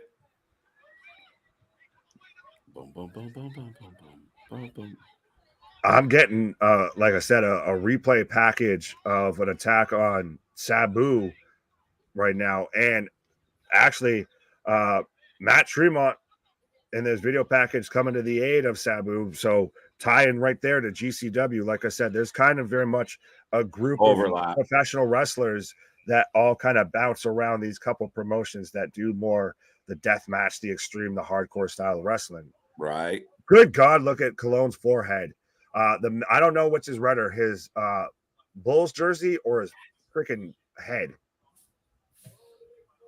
But yes, folks, we are still live. We got Alex Cologne, and wow, she fills his mouth with glass and then punches it. She's not going anywhere anytime soon. And yeah, you got the starting off of XPW here. Yes, sir. And I was mistaken. It was not Matt Tremont. It was just another large deathmatch wrestler. Oh, she has him by the cojones. Oh, he grabs back. What the fuck? I'm not. I go to the pencil pull. Double. Oh, tap out. Tap. Cologne. Oh, shit. I'm breaking shit. Oh, my God. Drink. More. Cheers. Oh, Lordy. Drink. Oh, shit. Followed up by an enziguri. She double-handed that man's cojones. Squeezed. And she did one hand. He did it back. She shook her head. No, that's ridiculous. And then, yeah, did the old two-hander. He didn't tap. Cologne's a man. With tears in his eyes, but he's holding in. He's holding in. She's up to the top. Ooh, I'm going to turn that down. Oh, drink. But yes, we are getting Brawling Bro Cooper right now versus Dirty Ron is what we're getting on XPW. XPW is starting right now. Thank you for the reminder, Thomas. Yeah, well, they had their own little bit of a pause there, a little bit of a delay, so got there just in time as Bo Cooper is dealing out shots of what looks like a adult alcoholic beverage to fans around ringside. It's interesting because it's out in Cali, so it's still like daylight over there. I guess Drove's asking where in Cali. I'm not positive. I'm not Google. Taboo still wrestles. He kind of doesn't. Every once in a while, he took the booking. Yeah, he's still. I mean, he's not exactly, still doing a ton of moves or whatever. It's more of just he kind of makes an appearance. He's kind of at that point. We got a table. Well, we got a glass over chairs table, and Cologne is crawling into the corner. Yamashita in control. Gee, guys, if you're guys and girls, anyone out there watching this show at the moment, let us know how you're feeling about it. There is blood everywhere. And yes, I want to see the pile of broken glass at the in the pot, that they swept up at the end. Oh, Styles clash! No way! No. Styles clash from the second rope. No way. No way. No, I'm getting it right now. No way. No way. Oh my God. Styles clash from the second rope. And she kicks out. Jesus. Drink. Oh, here we go.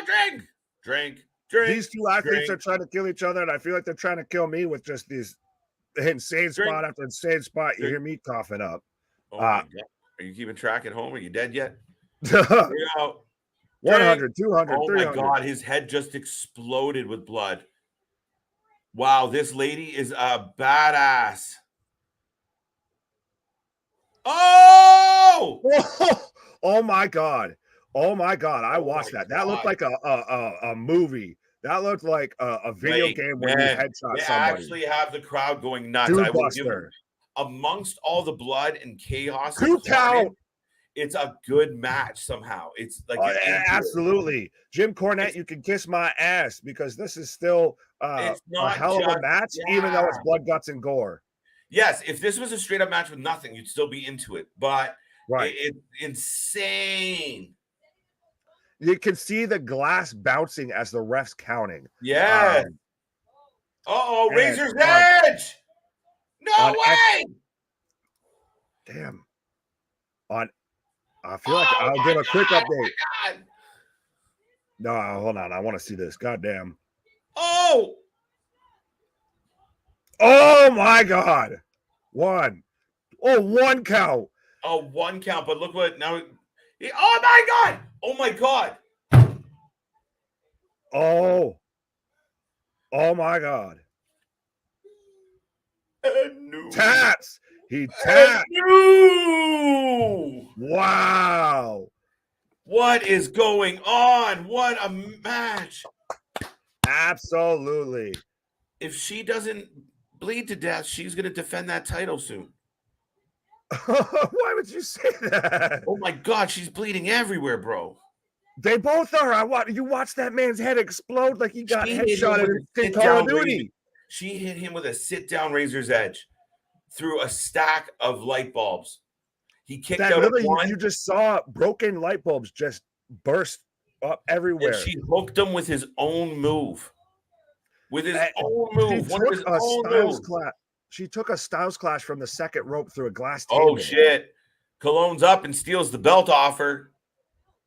I think he's going to hand it to her and give her some love.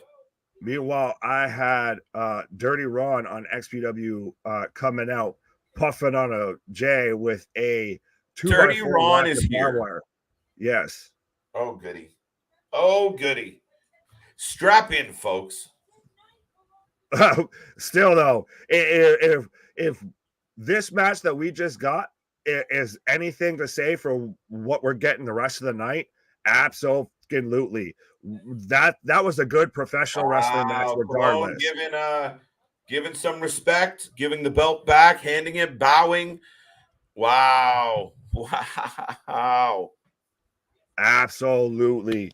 Like, that was a good professional wrestling match, regardless of even all the deathmatch stuff. That was a hell of a match, and the deathmatch stuff just added to it. Has Sabu fought an Extreme Rules match lately? I don't know the last time Sabu fought. I think an Extreme Rules match for Sabu at this point is putting on his pants. So, wow. I don't think he's getting in the ring really anytime. Yeah, a little bit. But the man's an icon. The man's put his body on the line. So, right. Yeah. He's not having anything like that anymore. Let the man rest. Right. And just to let everyone know and remind everyone, because we haven't done it in a minute yet, that's right, the Wrasslin for Life Network. If you haven't tuned in and this is your first time, and even if you're listening to us recorded, do remember, we do these live streams, the live reaction for everything. We'll be doing NWA this month. We will be doing WWE every show leading up to Clash of the Castle, and then some. We will be doing all of AEW up until All Out. We do not stop. Tonight we are doing XPW and GCW. Last night we did a triple header. Thursday we did our podcast. If you haven't seen that yet, what are you doing about? Go ahead. I didn't mean to interrupt. But yeah, tune in, like, subscribe. Tell everybody you know. If you can prove that 10 of your friends are watching us, we will send you a t-shirt, our badass t-shirt. Don't forget as well, go to SeatGeek, pick a show that you want to see. You get $20 off when you use the Wrasslin code. That's right, Wrasslin, like it is in the name right there. Copy and paste. You're good to go. Put that as the promo code. You save $20 on your first purchase at SeatGeek, and check out all tees for our t-shirt and more. But like, subscribe, share, and yeah, put a smile on your face. If you like having friends talking on the couch about wrestling, this is where you do it. If you can't see it, we'll fill you in. If you can, we'll have some fun. Nick, I'm hyper, and this is good. Oh, absolutely. Well, and absolutely, watching stuff like this with friends is the way to watch stuff like this. Right. 100%. And like I've said before, folks, big things popping, little things stopping over here. Absolutely, be a friend, tell a friend. We're still just a baby, still growing, but we are the hottest growing wrestling channel on YouTube. But I on XPW have Dirty Ron right now. Well, he just got chucked out of the ring. But him and Bo Cooper, it's been already gone to the extreme. We have already had glass used. We've already had Dirty Ron's back all busted open. Steel chairs been used. So it seems like they're very much just carrying over the tempo from GCW in some form or fashion. I saw Sandman somewhere quite not that long ago. He showed up somewhere. I feel like that might have been a GCW show. Yes, that sounds about right. But yeah, he's thinned out and everything. But yeah, let the legends have a break, people. We want to build new stars. We don't need to we don't need to pull a Vince McMahon and keep calling back to the old icons. Damien's enjoying the show. I'm enjoying the hell out of this show right now, especially like I said, that last match, whether you like deathmatch wrestling or not, you cannot deny that that was a good professional wrestling match. Yeah, amongst the chaos, there was a really good fucking match in there. And I mean, it was compelling. I mean, some people are going to argue the kick out of fucking everything, but man, it had a peak and it built towards the finale. Hell of a match. Kudos. Lots of blood, lots of guts, but kudos to the actual match, the story that was within that death match. Nice. Absolutely. And I have both men busted open in XPW, but Dirty Ron is, I'm gonna just keep calling him Ron. I feel awkward saying Dirty Ron. But Ron is just busted open everywhere and anywhere. Bo Cooper's kind of busted open on his forehead, but he's a big fella. He's a big boy. Even, he's been eating well, but he seems a little gassed at this point. But yeah, Ron looks like a beat up Ronald McDonald right now. They're replacing the ring in the ring canvas in GCW. That they are, and maybe that's why they had no curtain on it, because they knew they were going to have to replace it. How, as Moxley and Effie, do you come out after 4 straight death matches? After that last match with the amount of broken light tubes, they've got to be like, that ring canvas has got to be more glass than canvas at this point. Mm-hmm. 2 count for Ron. It's really crazy. But so I feel like that is the last match on GCW tonight. So who you taking, Moxley or Effie? The main event. And I've got Ron with a barbed wire 2x4 to Cooper's forehead. Oh, and we're getting the nice little baggie of thumbtacks out now. So already, folks, like I said, XPW is already picking up where GCW is winding down. Oh, shit. You good? Yeah, my stuff just refreshed real quick.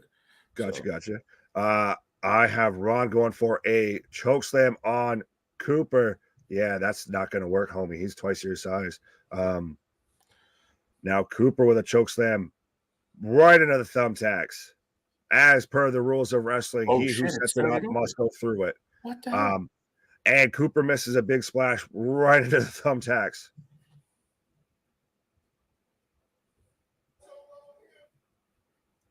Oh, shit. That's nonsense.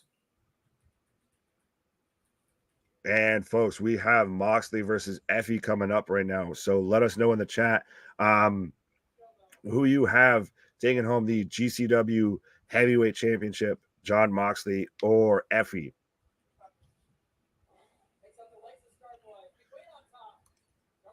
Chris saying, I love bloody matches. Yeah. I'm with you. Like I said, it scratches that, primordial itch that, gets the blood flowing, the heart pumping when you see somebody, wearing a crimson mask. It's not always, it shouldn't always be a thing, but sometimes when it hits damn good, like that last match did. And Ron just gets yeeted outside through a table. He took that spot very bad because he went feet first into the table. So that looked awkward as hell. But Cooper just talking straight up trash to him right now. And Effie coming out. So we're getting Bussy coming out together. Boosie. Nice. Missing alley. And I have Cooper setting up a chair. Looks like he's gonna just pop a little. Oh, he's setting up the cross chair spot. But yes, I'm taking Effie tonight. Honestly, I think, especially like some of the fans have even brought it up. We've talked about it with him being the quote unquote interim AW champion, and he's setting up for a match with Punk, and Punk's still not 100%. Mox, take a step away from GCW for a little bit. Or you're fine. Once you potentially drop the title to Punk, or you drop it when MJF comes back and MJF beats your ass, then okay, then you can go back and play in GCW for a while and everything. But for right now, take a little bit of a pause for the cause. And as Effie hits the little dab pen, but yeah, take a little bit of a pause for the cause. Focus on not getting fucking hurt because everyone on our roster seems to be hurt. So yeah, I think he drops the title tonight. And to Effie? Yes. I like it. And 2 count from Cooper on Ron after a big slam through both chairs. And now we've got a ladder set up. Like I said, Ron just looks like, have you ever watched the Joaquin Phoenix Joker to where he just gets the piss beat out of him? That's, I feel like, what Ron looks like right now. He looks like a homeless Ronald McDonald. Homeless Ronald McDonald. Wow. Kind of. Well, he's both men are just already gushing blood, like I said. And already coming out right now. Oh yeah, well, like I said, they're picking up right up from where GCW left off of. We've already had thumbtacks, light tubes, everything. What? And the fans are going nuts for Mox though. I'm having a little snag, so I gotta. You're good. Switch you up, but 1 second. I'm just bringing up the new one. But yeah, the fans are going nuts for Mox. Like I've said it before, he's very much like, this is the type of promotion that he's almost seems to be built for of GCW. Like I said, in the Paul Heyman era, and sorry, I have a flaming elbow in XPW. Ron, just the man I just called a homeless Ronald McDonald, just dropped a flaming elbow off a ladder onto Cooper for a 3 count. I mean, and that's the start of the match, folks. That's the start of the match. But wow, he just literally lit his elbow pad on fire. Then, of course, instantly takes it off. But yeah, in Paul Heyman's ECW, Moxley would have been, he was built for that. He's a wrestler out of era, I feel like, because he has the talent and the potential and everything to be a mega star. Like they were trying to have him do in WWE. He's the top guy right now in AEW, but he just fits, and he just has a love and a passion for the stuff like GCW. But it's interesting that he's the champion right now there, as he's also the AEW interim champion. But let me know who you have, folks. And Ron rolls a bowling ball into Cooper's sidekick right there. So Ron is still just laying waste to these guys after he picks up the W. Damien says Mox for the win. Chris says Mox. Hey, Jason agreeing with me. It's time for Effie and Elton John's Goodbye Yellow Brick Road. Okay. Do you see John Moxley getting bloody in this match? Yes, the man has a paper mache forehead. Asking if John Moxley's going to get bloody in a match is like asking if the sun's going to rise. It's just naturally going to happen. Like the tide going in and out, like the sun rising, the sun setting. John Moxley is going to bleed in a professional wrestling match. That's the end of it. And yes, huge Effie chance, like I said, KJ said. Sorry. Absolutely. Yeah, I like I said, I feel like it's now when the belt comes home, Moxley Tony right now needs to be more focused on his internal product, not having guys go and wrestle in this promotion, that promotion, and risk some of his top guys getting hurt, especially when he's already had issues with injuries, like I've said. One half of Boosie, yes. So we're getting, the streamers and the huge chance and everything for Effie right now, because we're getting Effie versus John Moxley in GCW Homecoming for the GCW Heavyweight Championship. And meanwhile, I am getting a ad for burgers and concessions, it looks like, on XPW. KJ will be happy because they were showing Labatt Blue and all of that. But yes, so I'm getting an ad for malt liquor in Rochester, New York on XPW, and GCW we're getting Moxley's entrance or Moxley's introduction. I told Effie a submission maneuver in his Twitch chat. Oh, did you? What was the move? So that way we know if he hits it during the match there.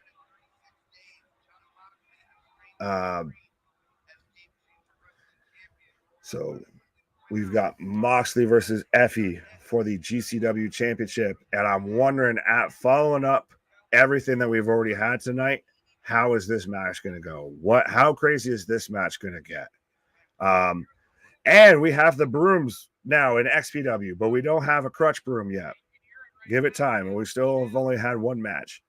They've got to borrow it from GCW, so it'll be a minute. But folks, let me know what you're thinking so far tonight. Like I said, we're still we're closing out. We're towards the end in the main event of GCW, but we are just pretty much getting underway with XPW, as I've got Matt Cross coming out right now.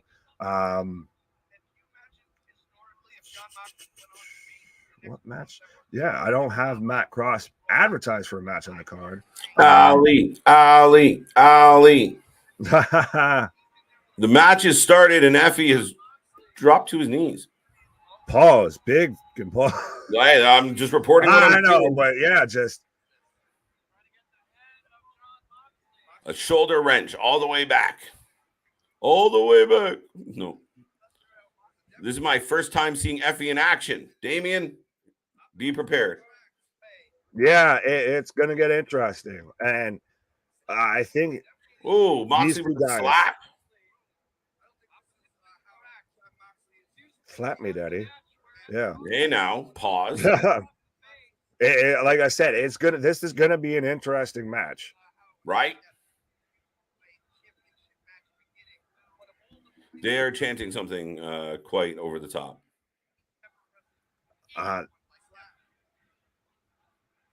I'm glad I'm not quite here. Yeah, no, it's Anyway, we'll skip what they were chanting. Thank you. I feel like I figured it out, but right now I have Matt Cross right now cutting a promo in the ring in XPW. Let me see.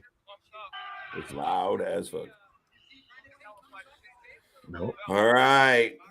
Effie messing with Moxley. Kind of gives you the a little bit of a hardcore Gold Dust vibe. Little bit. Doesn't Effie have a pay-per-view coming up called Gay Brunch? Big Gay Brunch. Wow. Yeah. Effie got Moxley in the corner and giving him some Moxley not happy. Effie throwing chops. Moxley no selling. And now I've got Damien 666 coming out looking 666 a little old. Issues. What? A little old was not what I expected. Well, he's getting up there. I mean, the man's got the crusty of the crown haircut going. So, Moxley delivering. Well, actually, he's got Effie back in the corner, so now he's returning the favor. With the giblets in the face. This match is quite interesting, folks. Well, that's what you get with Effie. Effie throwing some hip thrusts, a la Rikishi. Wow, haluva kick. I've got Cross with a big boot to Damien right now. Wow. I think we might be getting a match. Oh, that's hilarious. I think we might be getting a match. It was kind of a promo segment. Now I think they rang for the bell. So yeah, we're getting Matt Cross versus Damien 666, and I'm taking Matt Cross for this one because the man looks in the hell. Wow, Effie has Moxley tangled up. Ooh, that's a interesting submission. Wow, Moxley doesn't give a shit. Moxley doesn't care at all. Wow, Moxley's gonna somehow get busted open from that. Right, he's got some booze for Moxley because we know how near and dear Effie is to the GCW crowd, and of course, Ms. Holly was on screen. So, well, that's the thing. I think when Effie wins, the crowd's gonna explode. You think he might take this? I'm gonna go Mox. I think it's definitely How a do you risk. take the belt off Moxley though if you're GCW? With Effie, with the fan favorite. I don't know. Because, I mean, you got people like us tuning into this tonight. If it was Effie, no offense, but if it was Effie versus Pick, it's a tough sell where, I mean, I like Effie. Then you bring in other guys to challenge for Blockbuster. Or no, Neckbreaker. Yeah, kind of a blockbuster. Oh. Cross with a tope suicida to the outside. And now Damien going to town with a chair. Right. So, folks, if you're just tuning in, we both got GCW and XPW going on at the same time. Right now, GCW is in the main event.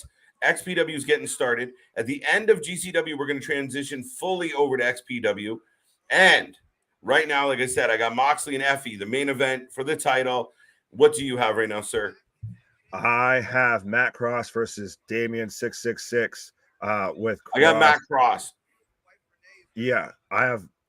Okay. Yeah, that's who I got. Oh, Moxley. Was it a kiss or a bite?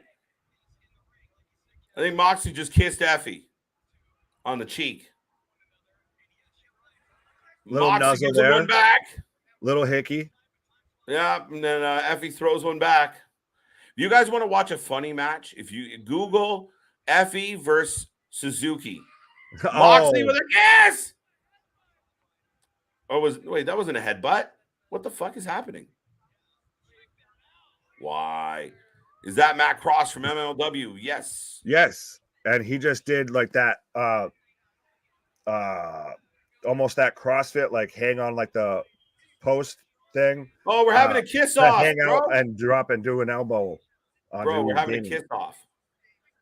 Mm-hmm. Ah, it's on the lips. Is that the lips? What is happening? No, it's on the forehead. I think he bit his forehead. Yeah. Why? Why is that a thing? We went from 4 death matches to a kiss off. Right. You can't do that. You can't work backwards. Back body drop over the ropes. Effie to the outside. Moxley to the corner to, I don't know, calm his hormones down, apparently. I feel like XPW might only have one chair that they can use because I feel like this one same chair has been used multiple times and it's already getting warped. Oh, and he just hammer and nailed a steel chair into Matt Cross's Twig and Berries.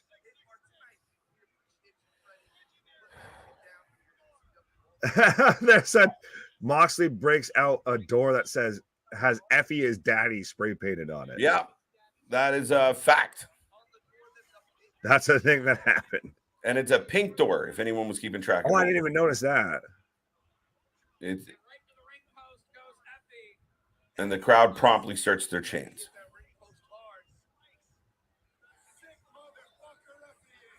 Oh, Moxley dropping some foul language. Damien right now taking a belt to Matt Cross.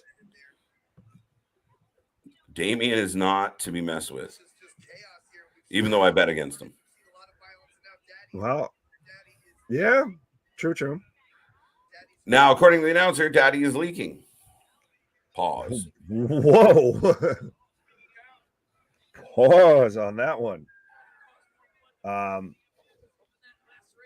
But is it me or does this feel like it's not like I'm going to jinx it now, but they need to get into that next gear between Moxley and Effie. Like you said, after we just had multiple death matches, right?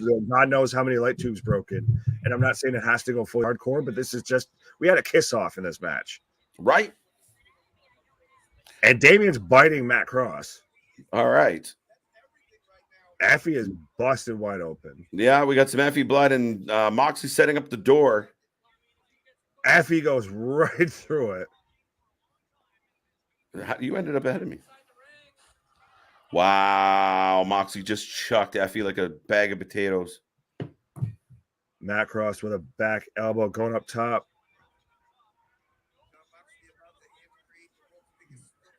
Moonsault into Damien got the knees up. Moxley taking a piece of the broken door and jamming it into Effie's head. Splinters everywhere. Now he's rubbing it on his back. Wow.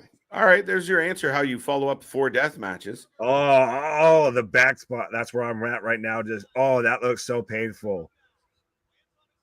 Literally, like not even just right, like he was writing on him with a right. Now Moxley with the stomps. Oh, Cross just more kisses from Effie. Sorry. No, you're good. You got a main event. I got Matt Cross versus Damien. One's more important. Superplex. 1, 2, 2 count. Moxley Bulldog for the win, or any blood yet? Well, Effie's bleeding all over the place. Moxley, shockingly, is not bleeding. He's pretty much only been kissed to this point, though. He's blushing, not bleeding. Yeah, they're ding. But so, folks, who had that on your bingo card, just like them taking an hour and a half plus to get into the hardcore extreme matches, who had Effie being the first one to bleed in this match versus Moxley? Substantially, too. Yeah, as Moxley makes him eat his fishnet pantyhose that Effie was wearing. Moxley taking a drink of water that they left under the ring for him conveniently. That's very nice. Yes. Stay hydrated, folks. Moxley has found himself a pack of cigarettes, bro. A pack of cigarettes are in play. And a lighter. I think he's just having a smoke break. Yeah, Moxley ripping his dart. He's taking a little pause for the cause. Yeah, that's it. He's taking a pause for the cause, right? Moxley has joined Wrestling for Life. Just taking a little pause. Hey, John, we need you to stretch this match out a little. All right. All right, fine. The announcer. The Moxley as champion is trying to dictate the pace of this match. Dictate the pace by taking a break. It's like he's fucking got him in a headlock. Nope. He went for he went for a smoke break. He went for a walk around the block. Like, this match should be over. Well, he's got Effie up. He was oh shit, dude. Oh,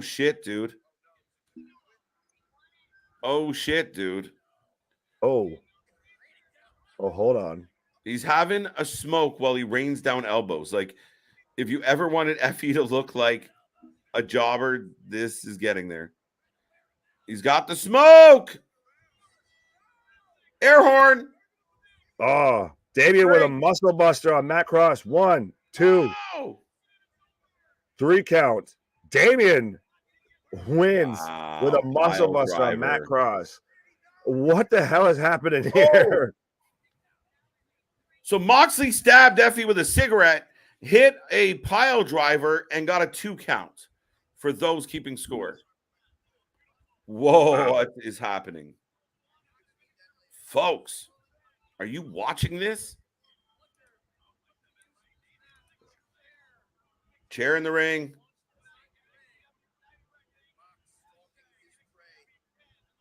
Oh. I glitched. Did you glitch? I have glitched. But so right The now announcer goes, uh-oh. Yep. Oop. Oh, GCW. I remember Mack That's Cross what happened. in Lucha Underground. Yes, Damien. But right now I have Matt Cross and Damien both, Matt Cross is raising Damien's hand. They're hugging it out. Apparently, they just had to have a match to bro hug it out. Moxley could win with a smoke. Moxley could win if the match came back. Yeah, like I said, even the announcer kind of threw out the audio. I don't know who else is watching this around the world, but right now we have audio, no video. Yeah, the video has taken a pause. It looks like Moxley is Bigfoot in the Patterson video. Right. You just have Moxley looking like a shark surrounding the ring with Effy. Just but yeah. Right. And Effie's throwing bombs. I'm back, and Effie's swinging. It wouldn't be XPW without a technical glitch. GCW. Sorry there. Did you? Yes. Geez, too many things going on. I was trying to update on XPW. Oh, now we don't have audio. Oh, what? We do not have audio. Well, we'll just provide commentary over it then. Yeah, this is excellent, actually. Moxley with the shove off. Spear through the pink door. Effie hits a spear. Effie hits a spear. You're okay. Let's see how far ahead of you are. But right now in XPW, we're getting the next match up right now. Waiting to see which one it is.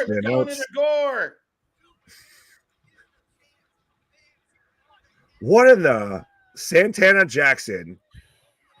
Who? Santana Jackson. Okay. Yes, it looks very much like they got someone off of Hollywood Boulevard that does a Michael Jackson impression. Right. Is right now walking out to the ring in XPW. If tonight could get any crazier, we now apparently have discount Michael Jackson out now. Wow, Moxley in a choke. Oh, look! What? Moxley's in trouble. Oh, Effy with his own submission. We are also surprised. Moxley bleeds in every AEW match. He goes to GCW, the world of death matches, and hasn't bled in a drop. The fuck? Did someone talk to Mox? He might have some shit backwards. Yeah. You're supposed to do that part there. Do the other way here. Bulldog choke. As I've got, like I said, got a sleeper. Santana Jackson, basically a Michael Jackson impersonator, is now in the ring. Whoa! Effie put his hand in his pants. His own. And the announcer asked the same question I did. What is happening now? Oh, yeah, I think he was. Oh, yeah, no. Right. All he needed. I could have done without that visual. Thank you. Right. All he needed was a belt. Oh, Moxley lays out the ref. Uh-oh. Moxley might lose.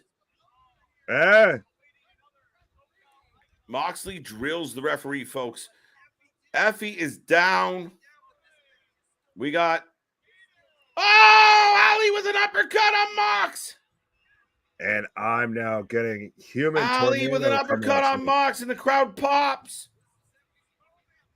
Oh! Effie hits the Zack Ryder. The Rough Rider. Oh my God! It was that close. Rough Rider. Yeah, and I have Human Tornado right now coming out to the ring in XPW. Oh my God, this match is crazy. What a move. Another 2. Effie is on the verge of stealing this belt from Moxley, folks. Oh, Good night, Moxley. two The count. champ for Wow. Effy. You got a 2. Oh no, you talking about me. I got a 2 on you. What do you got going on? I right now still have just Human Tornado's entrance. So I feel like you haven't had a whole lot of fucking action over there. Not quite, but that's fine because we're still wrapping up GCW, Right? and I'm fine with giving more focus to the GCW heavyweight title match right now. Effie throwing bombs. Moxley plants the fucking kiss on him. Oh wow, you got deep in there. That's what she said. Pause. Anyway, now the match has come to a standstill. Now we're getting a holy shit chant. Headbutt.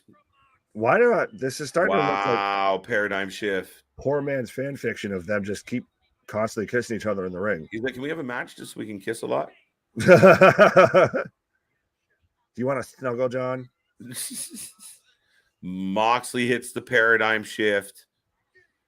John Moxley, favorite now. Curtis, why now?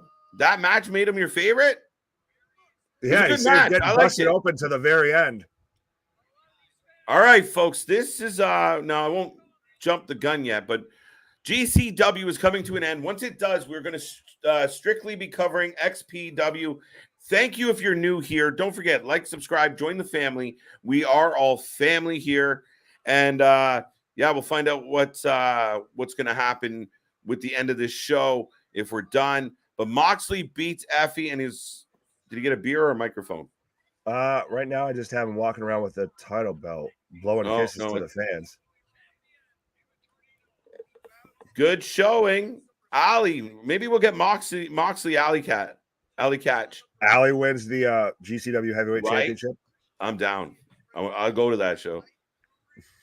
Mox takes the W. John Moxley fighting right now. John Moxley just picked up the W, Curtis. Yeah, just missed him. Oh, now he does have a Mike and a beer. A soda. Non-alcoholic beer, the one he keeps promoting.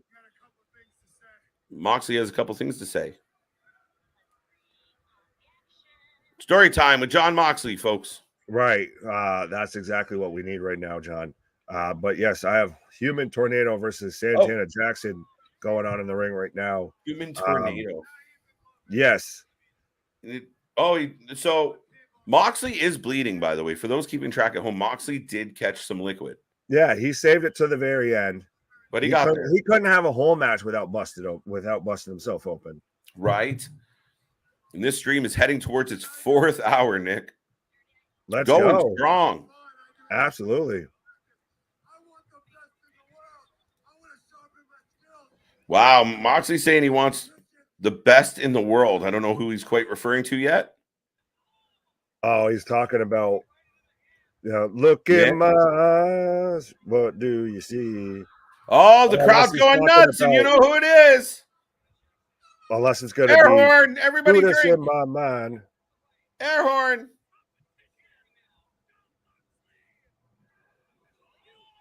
Oh. The GCW crowd's going nuts. Yeah, because the king of GCW has entered the carousel room. What? Moxley said he wants to fight the best in the world, and he has been answered by... I can't even see anybody right now. I just see a mob of hands and cell phones. There he is. He is being swarmed. Hugging people on the way in. Good Lord, this man, they might as well just crowd surf him to the ring. Yeah, might as well have. He's caught up in a streamer. So those watching, Nick Gage is back. And he's walking towards Moxley. Dun, dun, dun. He's trying to get there. He looks like he's going the wrong way. I think he's lost. Right. You're like lost in the cornfield, right? Like no fucking idea where to go. Well, that's the thing. That man, and I don't think I've seen any wrestling crowd be like that with a professional wrestler before. They're literally mobbing this man like this right here. Sorry, Nick. Superstar. it feels like 80s, early 90s wrestling. When you see those old videos, even in the 70s, where in the old sportatorium, where they had security guards ushering the wrestlers to the ring because fans were in pandemonium, legit in love with it through and through. There was fans trying to hurt the heels. There was fans trying to touch the baby faces. Riots would break out. Vice versa. Riots would break out. That's what this feels like. It's just that pandemonium. Oh, absolutely. Dewey Donovan is here with Nick. I like his shirt, the King of Deathmatch. I do like that shirt. Right. Damien says 8 out of 10. He's curious what we're going to give it. I ain't giving it a rating until it's done. It ain't done yet. It ain't done yet. We'll see how this goes. This could nudge it in This is already way better than what I've got right now in XPW, so that's fine. XPW sounds like it's a puttering start, sir. Well, a little bit, but that's fine. Like I said, it lets me right now that they're just letting us focus on GCW because we got Nick Gage and John Moxley standing, across from each other in the ring. Well, I've got Santana Jackson and Human Tornado in XPW. I think I'm going to focus on one over the other. I think I went 5-1 or whatever we did there. Just I'm not sure how the folks did, but it's not bad.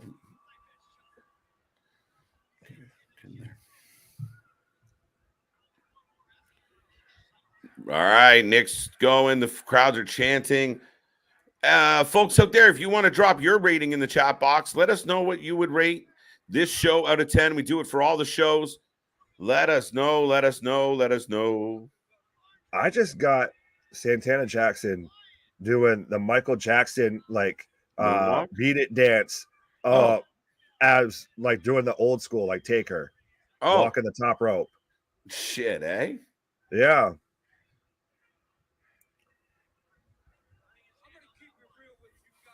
Do we maybe get a bonus match of Gage versus Mox? What's that? So do we maybe get a bonus match of Gage versus Mox? Tonight? No. 3 weeks. Chicago. Oh, that's what they're announcing? No, that's what I'm guessing. Oh, I wouldn't be surprised. Right now, Nick is just telling everybody how much he loves GCW. Well, yeah.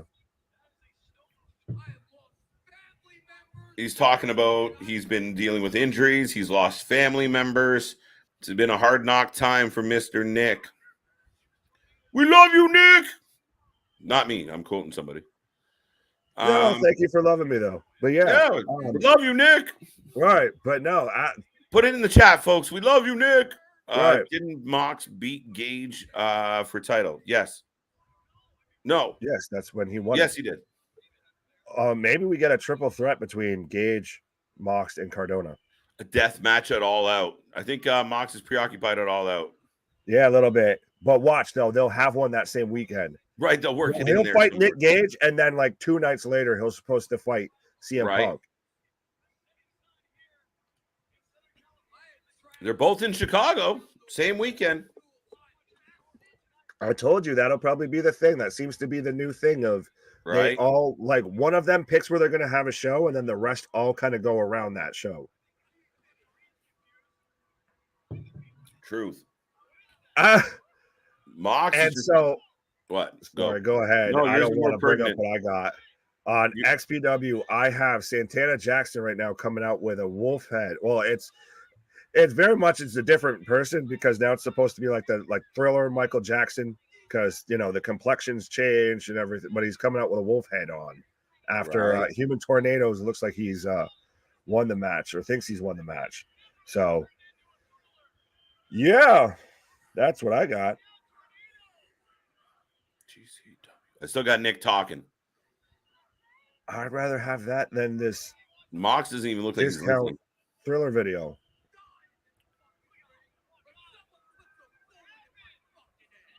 All right. So Gage would rather die in the ring or have somebody put a bullet in his head. Oh no. Are we gonna get him versus Ric Flair? Oh, shut up. I've seen those jokes. Ric Flair's final match 2 against Nick Gage. Yeah, well, Nick Gage versus Ric Flair in a loser leaves Earth match. Oh, fucking hell. September 3rd, GCW. Yes, sir. What do you say, Mox? You in? You gonna do it? Come on, Mox. The challenge of the century, folks. Maybe a little overhyped, but I think it's going to be a hell of a match.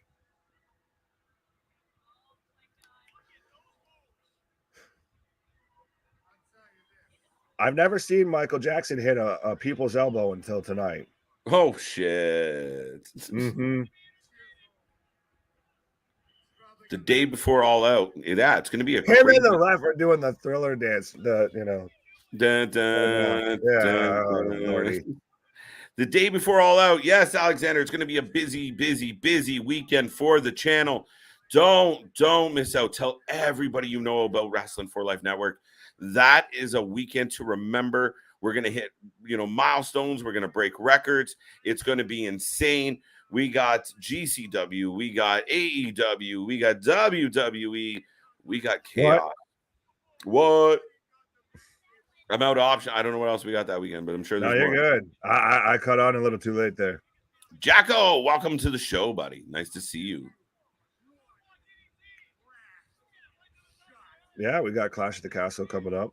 This is where I think anything and everything. Like we're August seems like it's a little bit of a quiet. Everyone's on vacay. Everyone's taking a chill. Right. Not everyone, but before school starts, and then we get back into September, and it's just big show after big show after big show.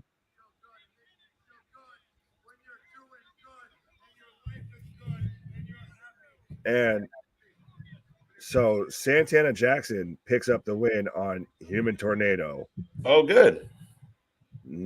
If you say so. What I got seems more exciting. Oh, by a country mile. But we're still just getting started, folks. XPW has still just started to kick off. Yo. Wow.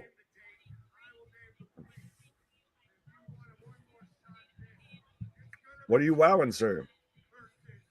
One more shot for Nick at the title, and if he wants that title shot, he has to put his career on the line to get it.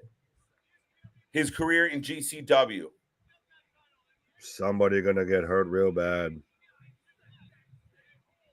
What's that? I said somebody gonna get hurt real bad. Nick is putting if he does not win the title from Moxley, he must leave GCW. Right, and that's the same man that said he'd rather go out in the ring than retire or anything like that.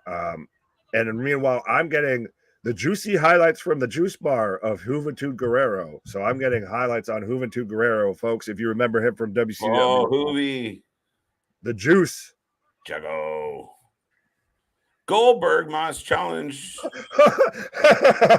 Sorry, on XPW, Hoovy's, they're going through what up, his promos and everything, like old promos and stuff, and it just says subtitled for obvious reasons. Way to shoot at the man a little bit. A little bit. So we're ending the GCW show with Nick just rocking out the house, doing his best Scott Hall impression. So slightly different tone to this one, though. Yeah, well, it's again, you were already saying how that weekend's going to be crazy. Now, if we've got Nick Gage putting his career on the line versus John Moxley, the same weekend, literally a night before, Moxley's facing CM Punk for the AEW Championship. Right, and I think he's losing both. Potentially, yeah. He's losing at least one. Which one? He's losing at least one. I think he's going to lose to Nick. Nick's not going anywhere outside of GCW, and it's I think Nick not wants at all. We just right. Yeah, this man just came out like Jesus Christ Superstar. All right, ladies and gentlemen, that is the end of GCW. We're going to do a quick flip over, but folks, we're still rocking through XPW. Don't go anywhere. We're 4 hours in. We got more hours to go. Let's go.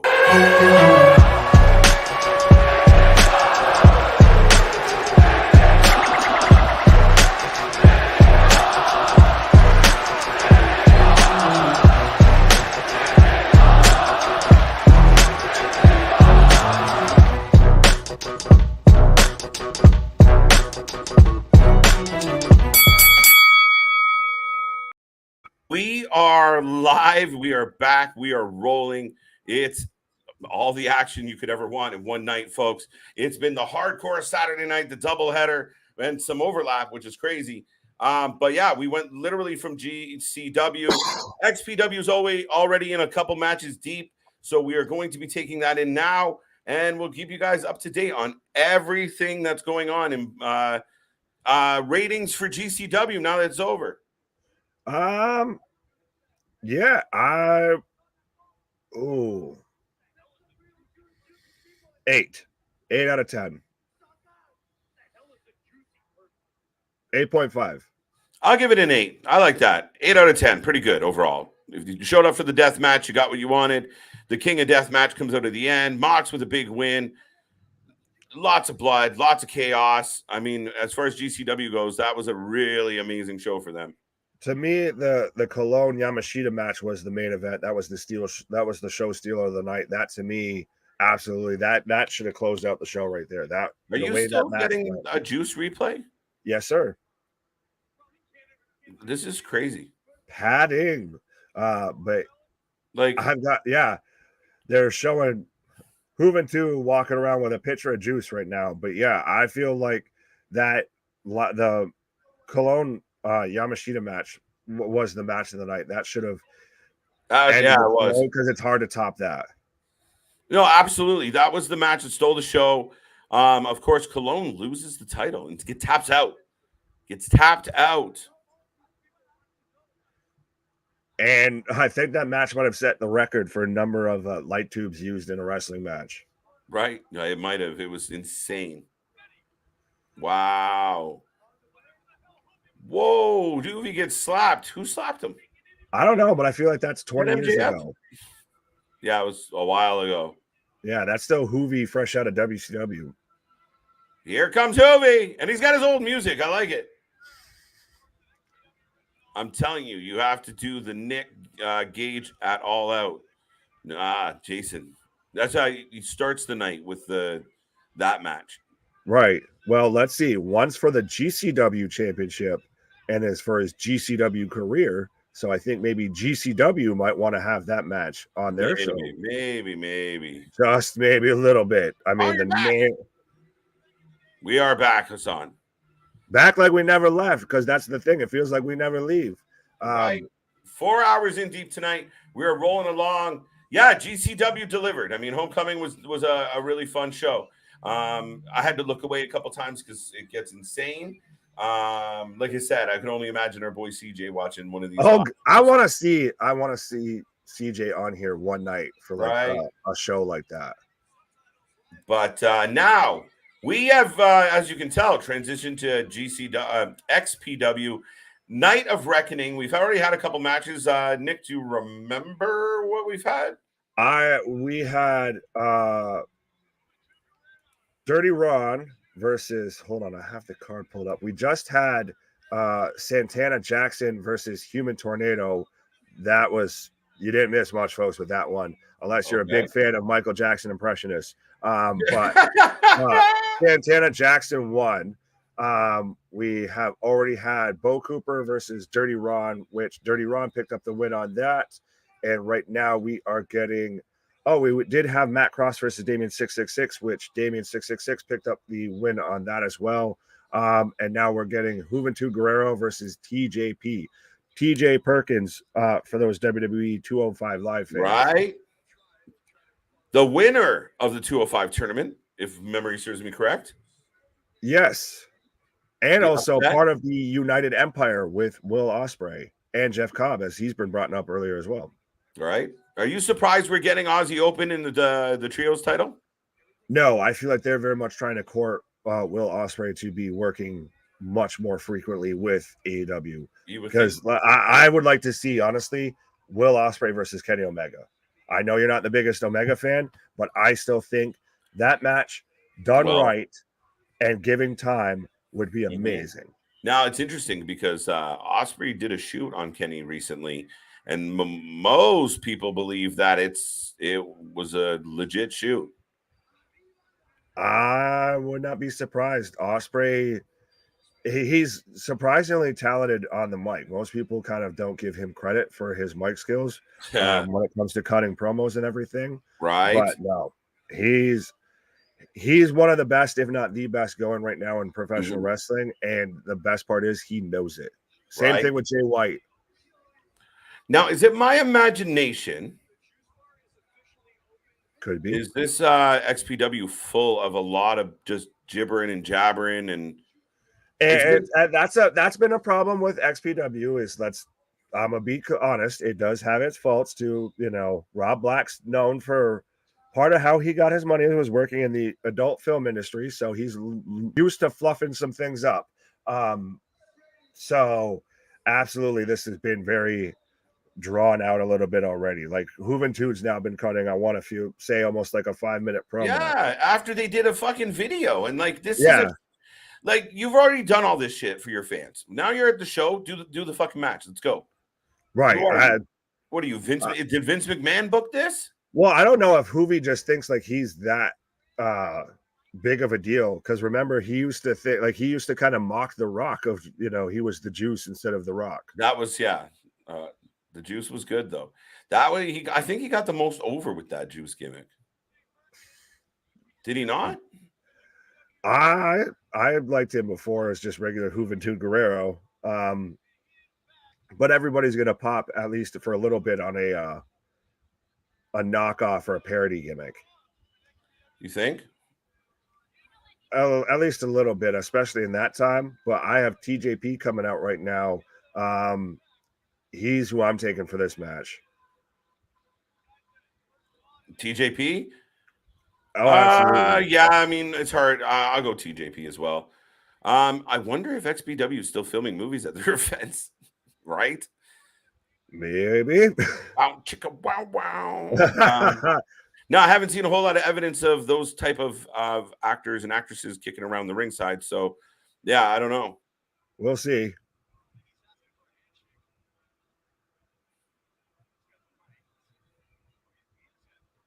And both men are shaking hands now. Juvi looks super afraid of TJP for some reason. Like He looks like he just kind of saw a boogeyman. A boogeyman.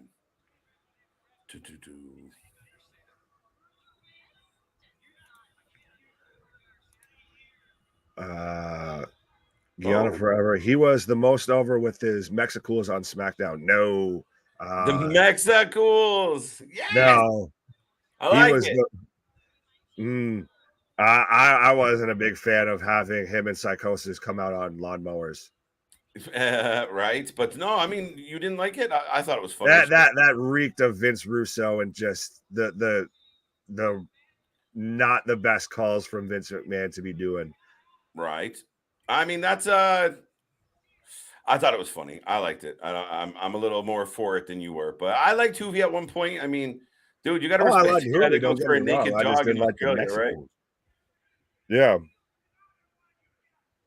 Oh, he just, speaking of him copying The Rock, he just hit him with it doesn't matter. It doesn't matter. Apparently, it doesn't matter when this match is going to start either, because goddamn, this is taking quite a while to get going. Isn't it? We're getting there. We're getting there. Yeah, we might, by the time this wraps up, we might be in a new day and not talking about Kofi or Xavier. Because we had already, I feel like a 5 to 10 minute video package on Juvi. Now we're getting a 5 to 10 minute promo. Like, just let the boys wrestle, please. We're coming off a hot show with GCW Homecoming and XPW, which I thought would just carry over right along with that. It was with the first match we had, you know, the thumbtacks, the light bulbs, the steel chairs, all of that. And now it's just slogging through. Yeah, like, let's get to something. Let's go. It's been a lot of downtime for what's supposed to be extreme. It's been extremely fucking slow. Come on. For those of you who are new tuning in, the wrestling may suck, but we never will. True story. Yes. But yeah, I mean, shit. Let's go. Let's do something. Day of Reckoning. I was going to say, folks, while we're, I guess, have this long drawn out situation, Let us know who you have for this match, Juventud Guerrero or TJP. You have that one. Oh, okay. Ladies and gentlemen, let us know your predictions in the box. That being said, one reminder, we do have a t-shirt. Go to at All Wrestling Tees. Check them out. Get our special edition t-shirt that's available now and the whole collection over there at All Wrestling Tees. Go check our friend out. Give him some love. Give him some support. And do remember, if you go to SeatGeek.com, pick an event. I like how my mustache is literally in the middle of the seat. Yeah, it's kind of worked out kind of funny there. But yes, go to SeatGeek.com and your first purchase, you will save $20 when you use the code Wrasslin. That's right, just like that up above us, Wrasslin. Go there, pick an event, go out, have some fun, save $20, use the code Wrasslin, and buy yourself a t-shirt with the leftover money. There you go, folks. Don't forget, we are rolling through. We will be back on Monday for Monday Night Raw. We could be here tomorrow, but we're not committing to it or promising shit. But yeah, until then, we will be back on Monday for sure for Raw, NXT, all the way through the week. We got what's the House of the Dragons AEW this week? Yes. I Stack believe that's Card. this week on Dynamite. Yes, another specialty event from 1TK, the hot shotting machine. And then we're back for Let's Rumble Thursday, doubleheader Friday, and we're going to be back here next weekend with more stuff. I guarantee it. We're coming up to NWA 74 as well. We will be covering both nights of that. So go to SeatGeek, get a t-shirt, sit down, grab some popcorn, find your happiness, and join Big Nick, myself, Ceejay, and the Wrasslin for Life Network as we roll through and give you the best wrestling content going. Late, but Chris goes GCW 8 out of 10. I feel like that's kind of the consensus. Yeah, it was pretty good. It was good, but I feel like that main event, that was still like there was some points, like especially to me, like I said, that main event, it was still good. Don't get me wrong, but it never quite clicked right. I feel right. This was funny. I almost missed this. Imagine Judas plays in Afterburn.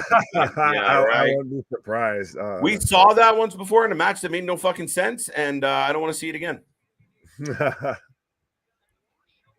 I don't think they delivered on their own rules properly on that whole encounter between Juventud and Jericho, or the whole thing ended up being contrived. Should have let them just have a match. Well, it's Jericho, so of course it's going to be contrived. Yeah, fair enough. Touche. Facts. Right. Tucci. Eddie Kingston returns to the House of Glory Wrestling August 28th. Damien, that's yes. I actually just sorry, go ahead. Go ahead. No. I was just gonna say I actually sent that to our little group chat earlier and everything when I saw that about potentially covering that. So absolutely tune in, folks. That's why you gotta subscribe.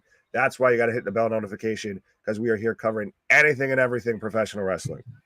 Right. So I mean, that's it, folks. I mean, realistically, we will check the calendar. We check the calendar every week to see what's next, and if we can fit it in without killing ourselves, we're gonna do it. I mean, shit, we've done 5 shows in 2 days. We did 3 shows last night. We're doing 2 shows tonight. Shit. Sorry, I realized that literally just went over my head like a. That's amazing. Nick just confirmed it, folks. If you were wondering, it's accurate. But that being said, we love doing the streams, and we definitely love tuning in with the folks here. So, yeah, stay tuned. We'll let you know when. We'll check if we do House of Glory. The Hog. We'll check out the Hog at some point. No, pause. Don't check out KJ's Hog anytime soon, please. Listen, fucking OnlyFans that shit. Let's go. Folks, you can tell it's getting long into a Saturday night. I'm mad about XPW right now. Not mad, but I wanted to pick up. Right. What do you mean August 28th? Wait, what? What do you mean? What do you mean? What do you mean? What do I mean? It's a date? I don't know. What? Why are you asking me this question? I think he's asking Damien. I think he's having a philosophical breakdown. The man doesn't understand a calendar or time.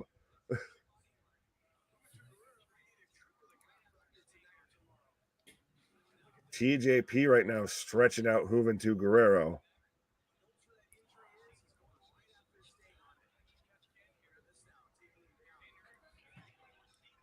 Hoobie's not giving up. He's being stretched, though. And yes, Damien, Marufuji will be also at House of Glory as well. Yeah, a little bit. Another name that if you're a diehard wrestling fan of a certain, lane or a certain vintage, about, but not known to your regular casual audience. Right. I mean, this is a tricky one for me. I'm not sure overall where my head's at with it, but I'll tune in. I mean, like you said, we'll see. Like you said, we there's so much going on right now. We literally have to have a calendar and sit there and plot out of this show, that show. This show, that show, what show, but there's lots of shows. There's lots of news. There's lots of things happening, lots of random reasons. And guys, we're always working on more stuff. And trust me, you're going to come up with, we got some surprises coming your way. Some changes may happen, but yeah, we got lots of plans, more content. And yeah, we've been. And that is why we are the best show doing this right now. Like we've said before, fastest growing channel on YouTube. So absolutely be a friend, tell a friend. Oh, shit. No. All right. Hit the wrong button. Yes, no, tell everybody folks. This is nothing but fun. How's XPW doing? Right now I have Hoovy with a arm hold on TJP. It's been surprisingly a ground-based, submission-based match with two guys who would be, you would expect to be high flyers in cruiserweights. Right. Boom, boom, boom. There we go. Anyway, let's see what's here. I'm on tomorrow for DX biography. Yes, it's going to be interesting. I want to see how they spin this one. I want to see how they cover it. I'm curious. Yeah. I am very curious on this one.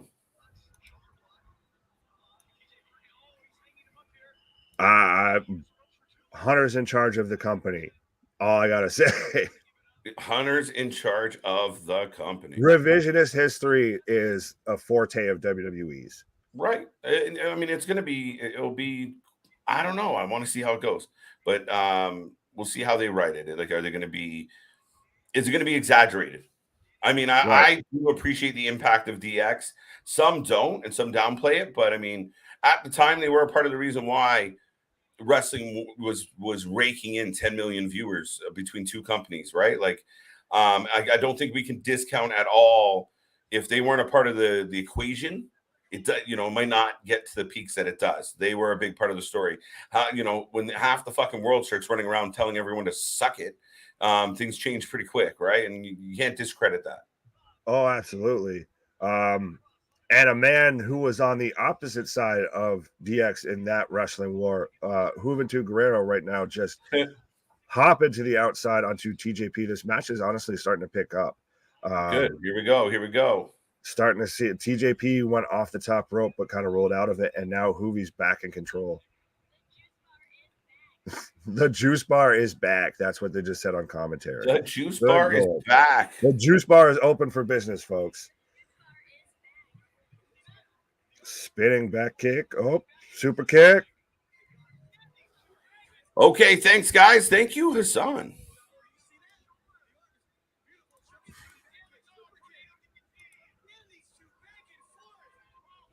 Oh. Both men down right now. I just got a tornado DDT. Both men down. Okay. So you're right behind.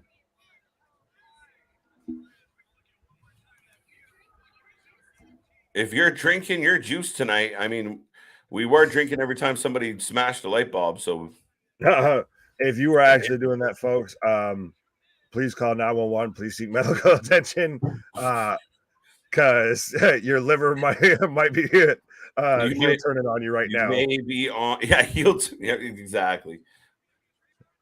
Please don't go the Jeff Hardy route. Please stay home. Please seek medical attention. Do not drive to and from Florida at the same time. Right. Don't go from North Carolina to North Carolina and somehow. That's what I meant. My bad. Wow, those Juventud. It's funny because his bandana is caught in his ponytail and he can't undo it. I didn't know what it was at first. All of that, whatever that was supposed to be, it was a total nothing. Oh my God, that was what the fuck? Wait, I thought TJP took the match or took the move. I don't know who did. Anonymous or Vacant won that or took that move because that was all or nothing. Roll up.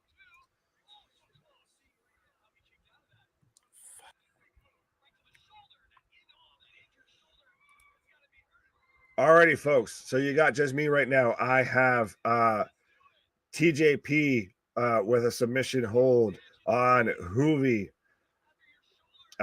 What are you guys thinking? What are you guys feeling about XPW so far? They did they weren't existing for a good chunk of time. They just came back, I believe, last year, and they're trying to kind of fall into that same lane, like the show we watched earlier, GCW. But so far, it's had its ups and it's definitely had its downs, and I'm hoping that it starts to hit a second gear here. TJP going up top now.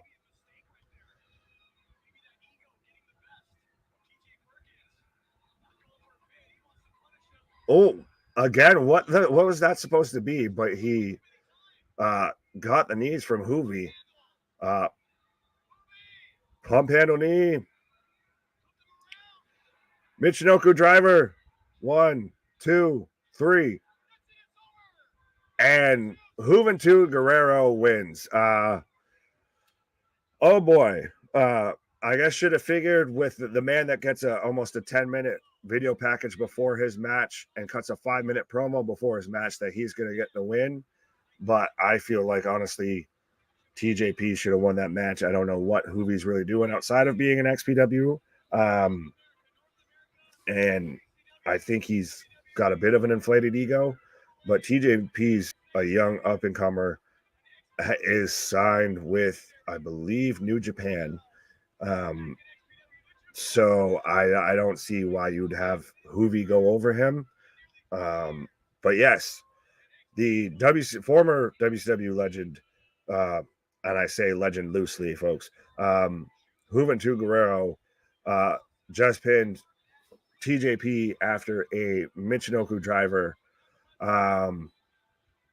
So let me know what you thought of that match. Let me know what you guys got going on. We are, like I said, still rolling right along, about 4.5 hours into the show tonight.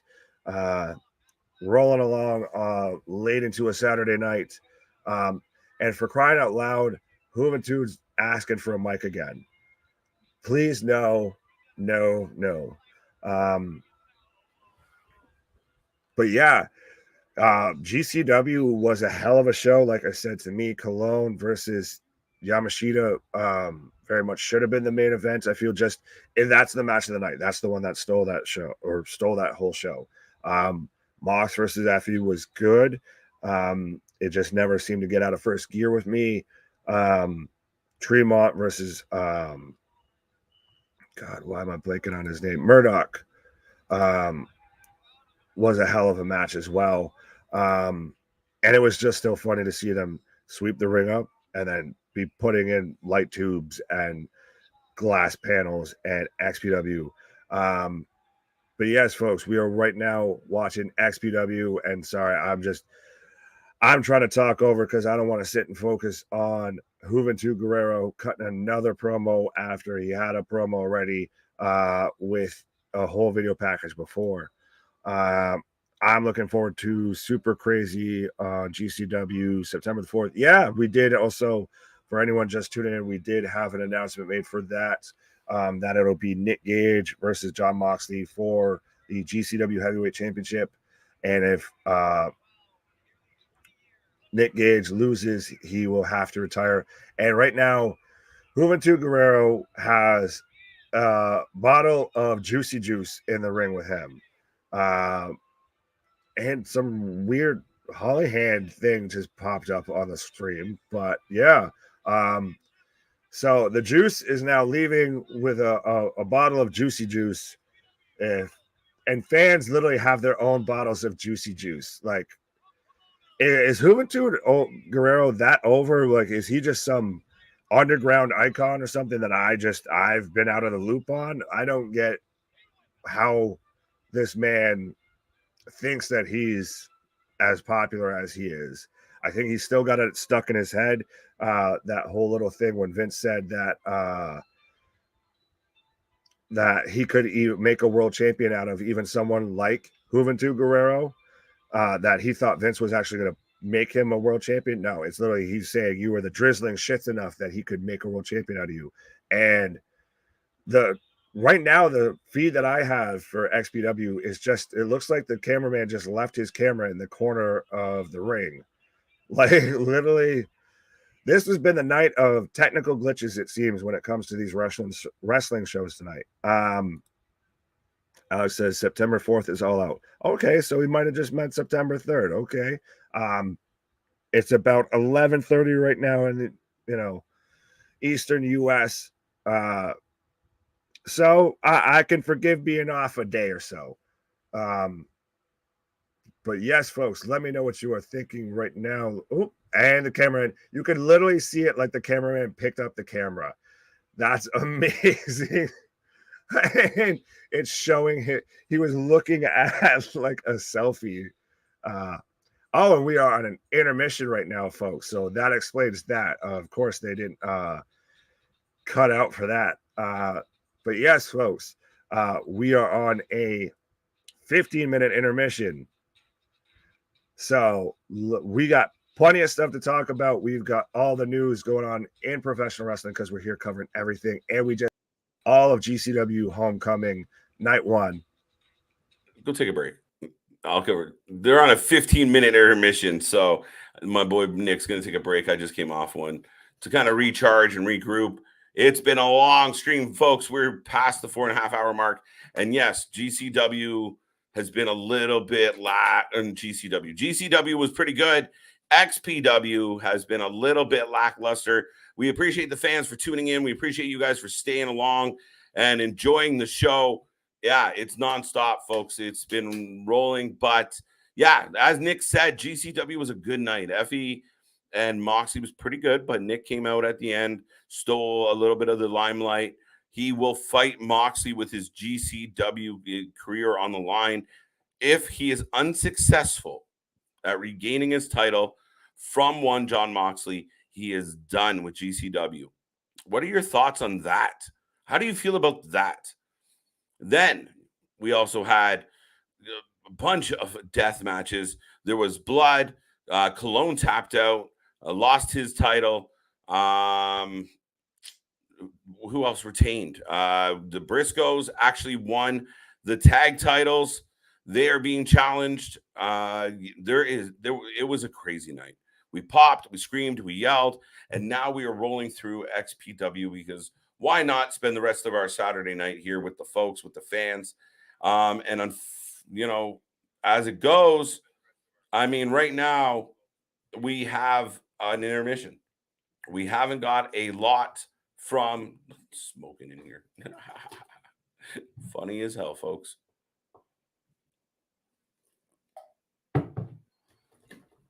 There we go. That should do it. We got another comment. Let's get to that. I've been wanting to go to GCW. I mean, that'd be a crazy live show, Pink Ranger. It really would. I'm curious to see how that would be actually being in the building while that chaos is going on. TJP should have went over on that one. Yeah, I'm a little surprised that TJP went under. Hoovy seems to be, one of the guys in XPW. I mean, they gave him a ton of mic time. They gave him a pre-tape. They gave him promo. They gave him a match. They gave him more promo. I was a little bit surprised at how much love Hoovy got on the show.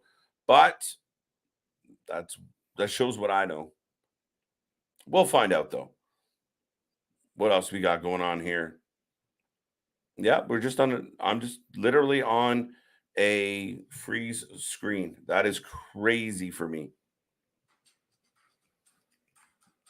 We're about a minute away. Don't forget, we got some good matches coming up. Taya Valkyrie's still in action. Brian Cage, Willie Mack. There's a lot of names involved. But yeah, I'm always interested when shows have intermissions, and we as fans, as paying fans, kind of sit and wait. But we're getting there. 40 seconds, and we'll be back to the action. I hope. Less talking, more doing. What do you guys think so far? Are you enjoying the show? Masada, by the way, is also in that triple threat. Necro Butcher is in action. We just saw TJP. Yeah. So more action to come. We're not going anywhere until the wrestling ends. We're going to eclipse far past 5 hours in this one, if not 6. So buckle up, grab your snacks. If you're on the West Coast, you have no excuse not to be here with us right now. And let's enjoy our night. Son thinks it's cool. Oh, we're back from the countdown. All right. I will have to say, so far, XPW has been quite the drop-off from GCW's card. Would anyone else disagree with me? I don't know if anyone else out there has watched both. But now we're getting a little video package about XPW. Bats with thumbtacks, glass, barbed wire. Yeah, we got a little video montage here.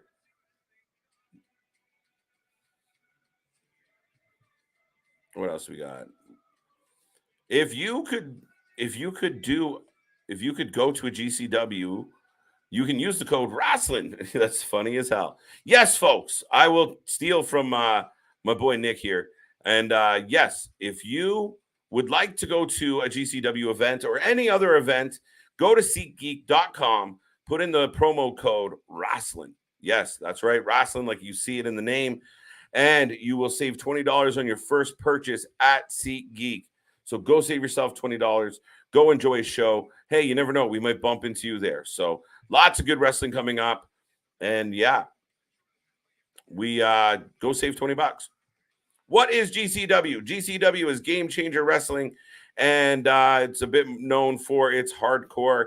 Right now, Jon Moxley, if you're a fan of wrestling and you know AEW, Jon Moxley just defended his GCW championship. That's right. Jon Moxley is the champion of GCW right now. And he just defended against Effy. We've seen him recently defend that belt several times in GCW. And now he will be defending again against Nick Gage. And as we're sitting here, so we got a 15-minute promo. And now we're getting a long-ass music video. It's still going. So their intermission was more like 20 minutes at this point. I feel deceived. Good package, though. I mean, shit. But yes, Nathan, welcome to the show. GCW is definitely, it was a good show. It was entertaining. Hey, how are you doing? Lovely. Nathan. All right. I will not do that, though. Do we get anything close to what we saw in WWE like we saw tonight with them going to TV 14 and Papa Paul in control? Nothing that we saw tonight, Nick. Not nothing. I think we are going to see some more blood. I think we're going to go see some more action, some more, we saw a car crash on Monday. So I do think we're going to up the game. Are we going to see light tubes? No fucking way. I don't imagine. Will we get thumbtacks? I don't know. Will we get war games on the main roster? How's that for a topic?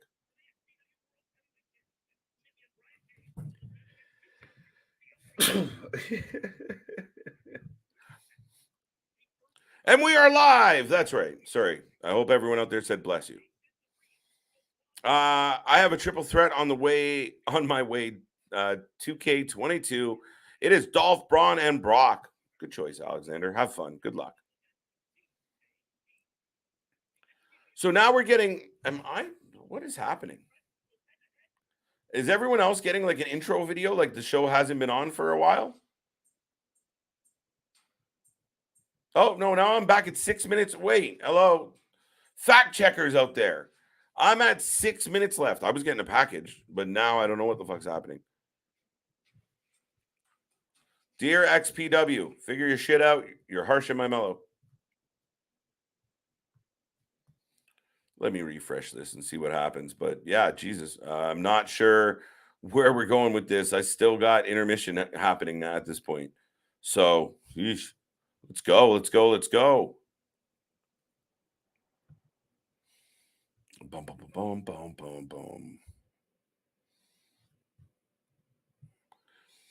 Did we see a car crash, or did we see Vince trying to run over the power lines to be back in control?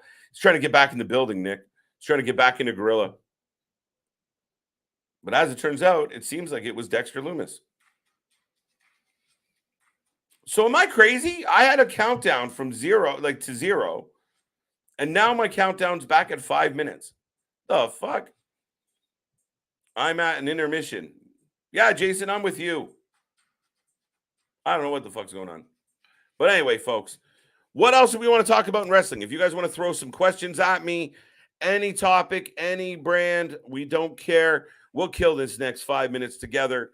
But what do you got? What do you think? What are your predictions? What matchups do you want to see? What news are we talking about? Anyone shocked that we found another $5 million of Vince spending? I'm not. Is he done? No. Is there more? Yes. Will we find it all? No. Yeah, no, it's crazy times for Vince McMahon.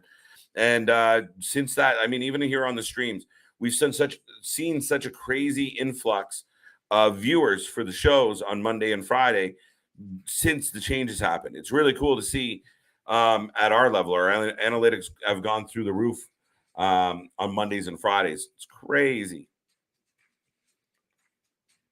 Do you see Drew beating Roman at Clash of the Castle? No, I do not. Part of me feels like somehow Karrion's going to fuck Drew. Drew and Karrion are going to carry through to Survivor Series. Or what's the one after? What are they doing? Are they doing No Way Out? I can't fucking remember. They're doing something. Fact checkers, where are you? I like the Clash of the Castle for September. Yeah, it's going to be exciting. It's going to be interesting. Obviously, we've seen different matchups, different looks on certain characters. A lot's going to be solved. I mean, a lot's going to be explained. And I mean, we even got a good match between Gunther and Shinsuke this Friday. I mean, they're really highlighting the U.S. title. They're really highlighting the IC title. They're giving us video packages to hype them up. Yeah, I mean, honestly, I'm really excited about Clash of the Castle. I'm excited about All Out. I think it's going to be a fucking crazy weekend. And, of course, we have GCW as well that weekend. So, woo! Tune in. What the hell was that? I glitched. Tune in. Be a part of the show. Be a part of the fam. And, yeah, we're not stopping. We got so much more to cover, folks.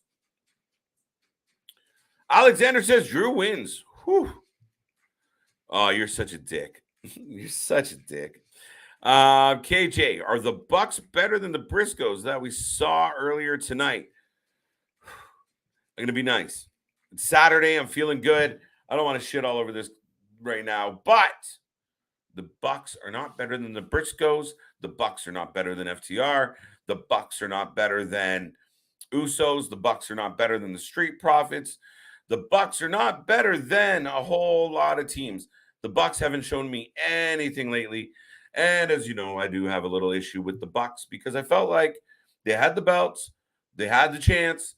They could have easily dropped those straps to the Briscoes to let everybody know who the best tag team in the world is.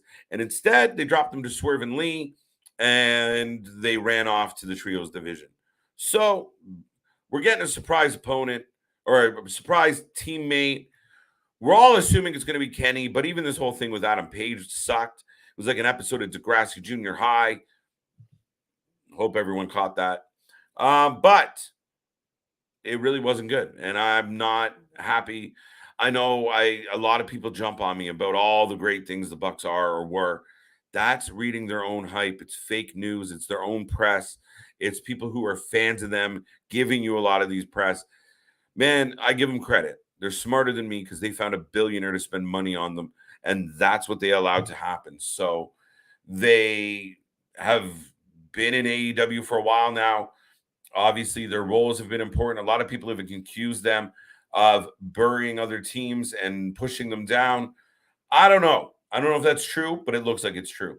And like I said, I'm really disappointed that they didn't have the balls to drop the titles to FTR and let FTR stand over them with the belts, all the belts, and tell the whole world, yes, right now, this is the best team in the world. They couldn't do it.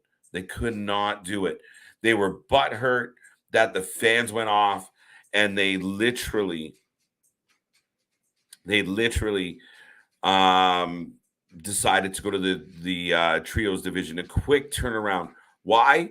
Because they didn't like it. The AEW fans, that core audience, I mean, they turned on Cody. Now they're turning on the Bucks. Whew. Will the Bucks go to WWE? Dun dun dun. I'm fucking with you. I don't think they'd fit in WWE. Maybe going to WWE would take a team like the Bucks and make them wrestle better.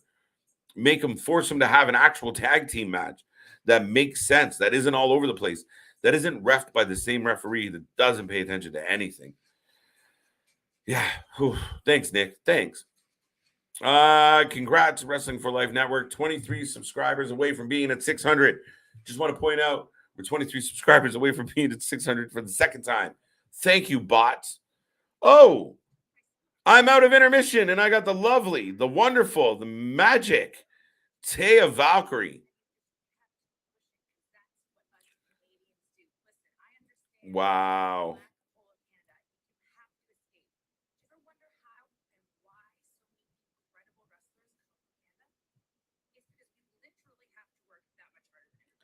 My girl Taya talking about how great it is to be Canadian and how hard she had to work because she was Canadian.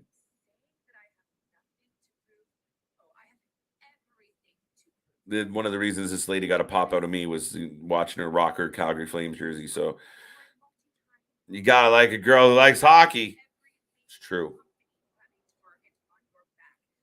But yes, thank you very much, Jake. We are heading towards 600, and we are just climbing, folks. We have been on fire, and we've enjoyed it, and we can't be thankful enough for the people that tune into these streams. I mean, we've been well over 20 views right now, all night long. We're less than 15 minutes away from 5 hours live tonight. We did 3 shows last night.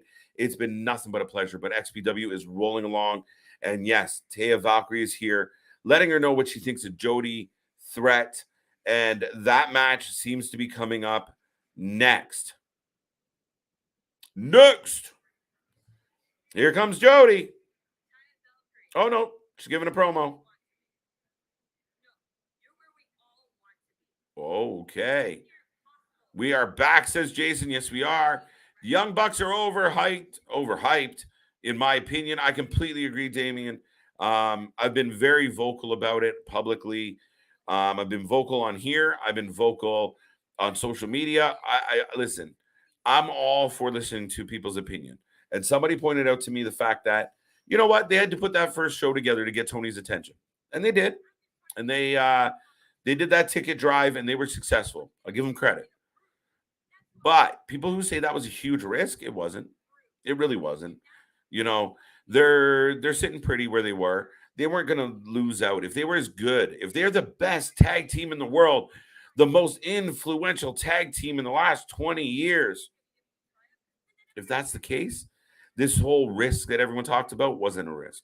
Because if they're that good, somebody would have taken them. Everybody wants to point out the WWE wanted them, KJ. The WWE wanted them. That must mean they're good. The WWE wanted to bury them. The WWE wanted to sign them so they couldn't contribute. Vince McMahon, come on. Come on, guys. This isn't the Triple H WWE we're talking about. Vince McMahon wasn't like, oh, get me them bucks. We're going to make them stars. No. And let's keep in mind, turning down the WWE wasn't just about money. Turning down the WWE wasn't just about, well, we don't want to go to the big corporate giant. It was, we can't do all the silly shit and all the childish shit and all the shit we want to do and all the shit we get away with doing. If we go there, there'll be rules. There will be actual bosses. And for that reason, they didn't go. Now, they were founding members of AEW, and I give them credit for that as well. But this fallacy that they're one of the most influential, best teams ever is a joke. It is a joke. Jody Threat running to the ring, looking like old Nikki Cross. I like it. KJ, you watching GCW 2 hours 2 live? We watched all GCW tonight. GCW Part 2 is on tomorrow. We're undecided. We'll see how our Sunday goes. It is in the afternoon. The card looks a little lackluster. That being said, we're watching XPW tonight. So, I mean, apples to apples. Whew. We might be here tomorrow. We'll let you know. But stay tuned. Click that little bell because you don't know when we're going to pop up. We might randomly want to cover some news story tomorrow. We might want to randomly do some original content because we haven't done some. Stay tuned. And quick reminder, ladies and gentlemen, if you haven't checked it out, go to Spotify or anywhere you get your listening pleasure for your podcast. Search Wrestling for Life Network, like you see above my head. If you search that, you will find our podcast. You'll find recordings of our watch-alongs. We just relaunched it. It's coming, but we do have an episode of our podcast up. So if you like listening to podcasts and you want to know what we're thinking, what we're up to, check us out on all the places like Spotify where you get your podcasts. So that's also a cool thing for us right now, as well as our partnership with SeatGeek and our partnership with Alt-Tees. Life is on and cracking, folks. And my girl, well, Johnny's girl, but I'm a super big fan, Taya Valkyrie on her way to the ring, looking like a million. Speaking of partnerships. Yeah, right? Yeah. Who do you have? Well, I shouldn't even bother asking. Yeah, don't even ask me who the fuck I'm voting for. So, folks, let us know who you have for this match. I'm right there with you, honestly. She's a star. I can't believe WWE let her slide through their fingers. I'm shocked that Vince and Bruce and Johnny didn't look at Tay and go, busty, big, blonde, a thick blonde woman, absolutely. Right? Like they didn't dig that. They didn't go for that. What was it? Oh, she's married to Morrison. She's got to go. We have no use. Right. For it. We can't give her the paralegal job. Taya Valkyrie for the win, says Damien. Good choice. Good taste. I know I liked you, buddy. That's not pause. Mm-hmm. Uh-huh. Wow, they're going down quick tonight. Well, like them damn light tubes were getting broke. Right? That's a good point.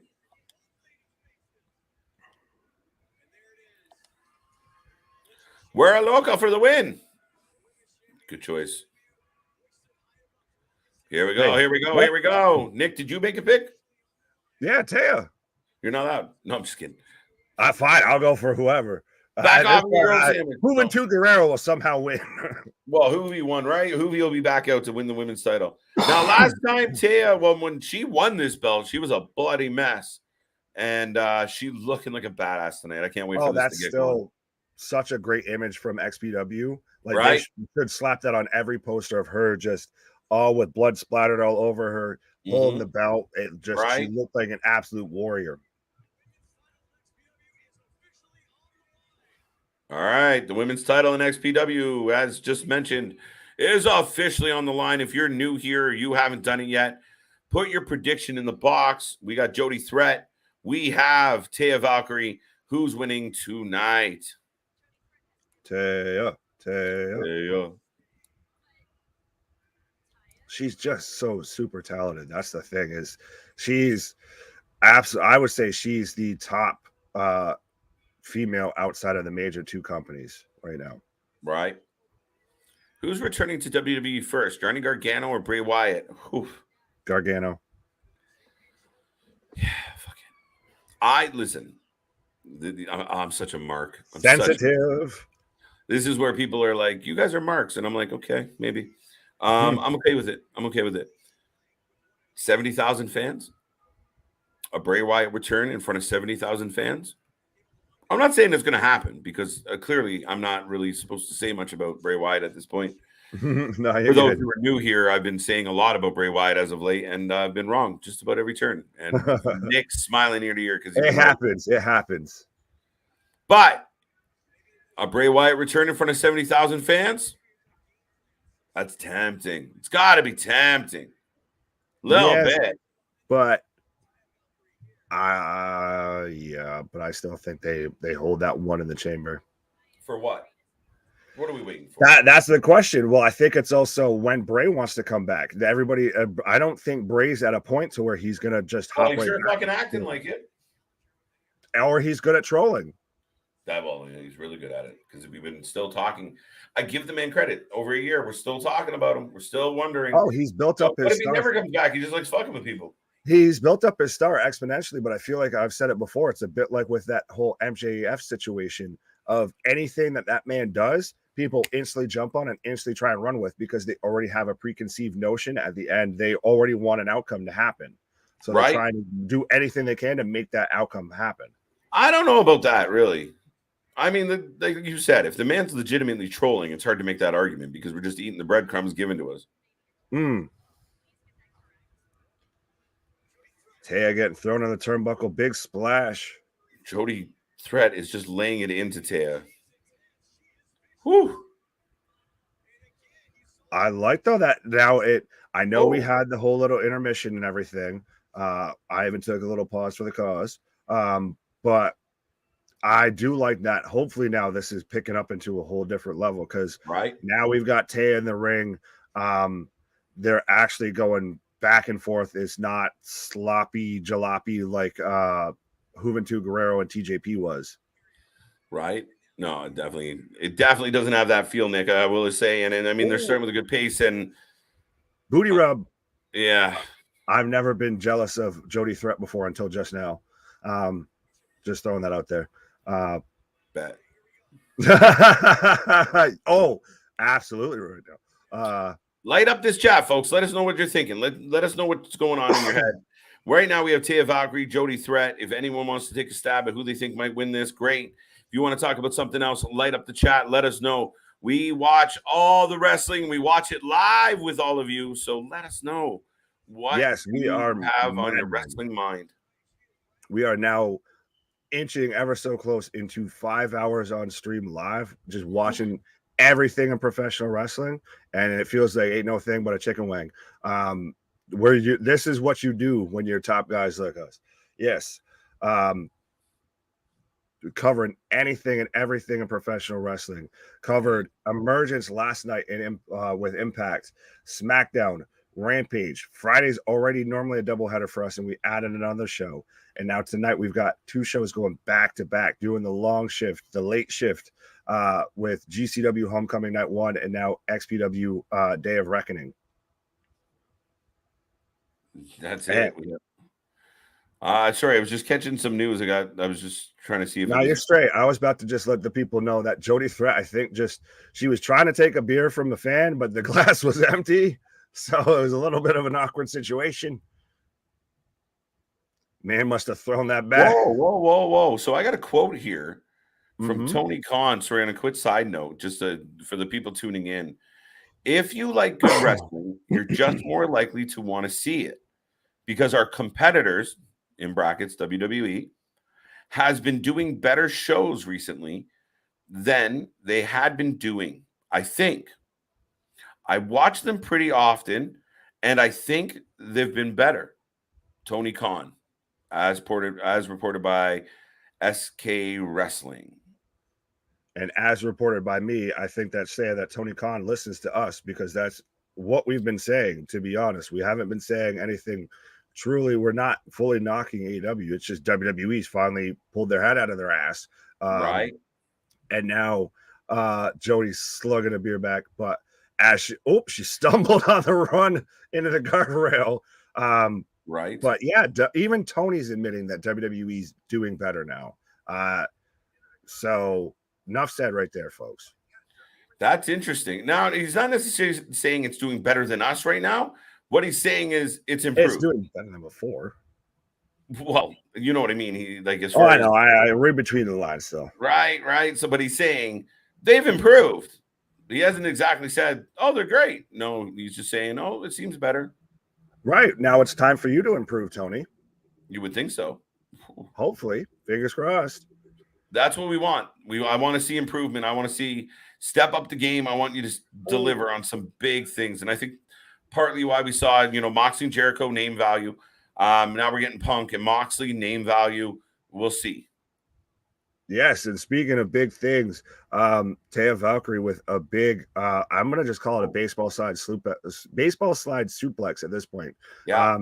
Because that's She has what a it name pretty for much it. looks She like. has a name for it. I can't remember. I feel like everybody does, and I keep forgetting it because they unfortunately when you watch this much wrestling, all the moves kind of blend together at some point. Right. But this has been a hell of a match already. Oh, okay. I just got the suplex now, so I'm slightly behind you. That's fine. We're damn near. Yeah. Big DDD We're on getting the big outside. chance, big chance, big chance.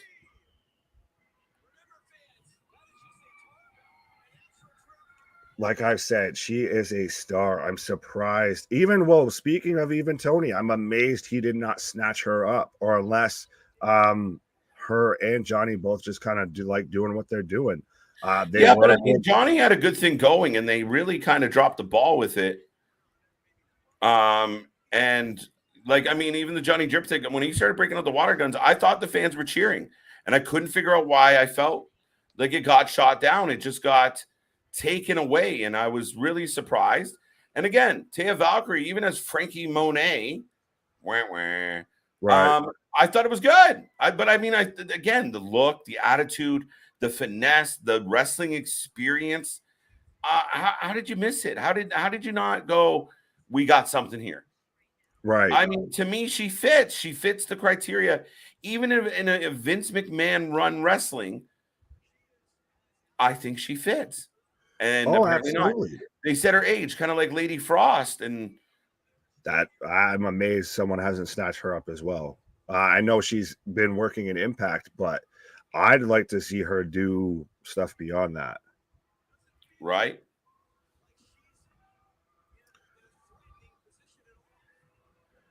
But yeah, Taya, absolutely. She looks like she would fit. She looks like she would be Vince's type. I guess we'll just leave it at that.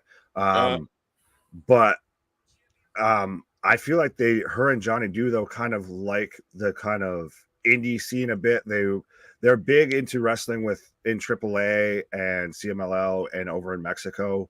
Kind of that Yeah. lucha style. Mm-hmm. Wow, both women down.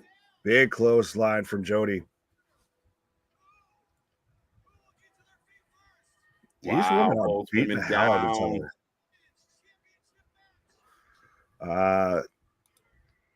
Speaking of women, Damien says, who's your pick to win the women's tag team tournament to crown the new women's tag team champion, KJ and Nick? Kai and Sky. That's my pick. You're going Kai and Sky. I'm going to agree with you. I hate to be agreeable, but it seems like that's the likely angle here and where they're going to head with it. So, yeah, I'm totally good with that, sir.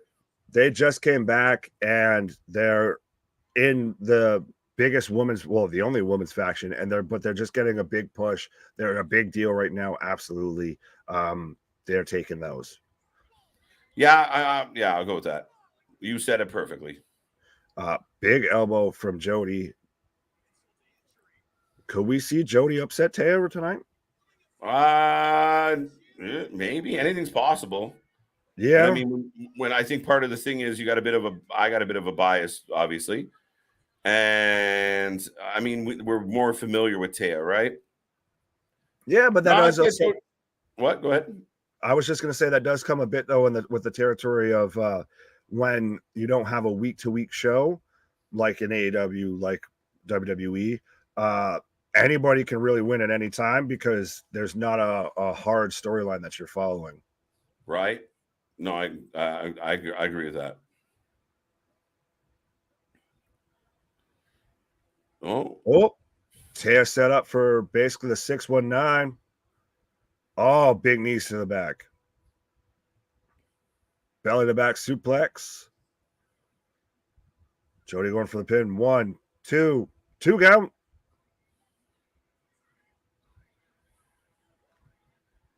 Jody's been honestly pretty dominant in this whole match. I'm surprised.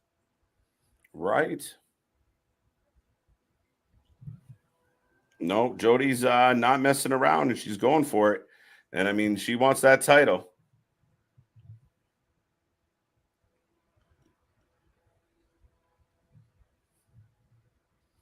Oh, Michinoku Driver's like been the move of the night. Apparently, The move of the night. We've seen a few variations. Yeah, just a little bit. Oh, we got a near fall. We got a near fall.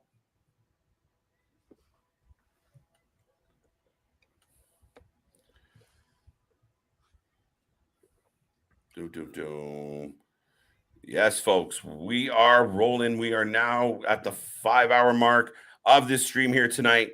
Nick and myself going strong, and we have one hell of a ladies match. I mean, we have been a little critical of how this is all started off here, Nick, but this match is definitely an improvement coming out of the coming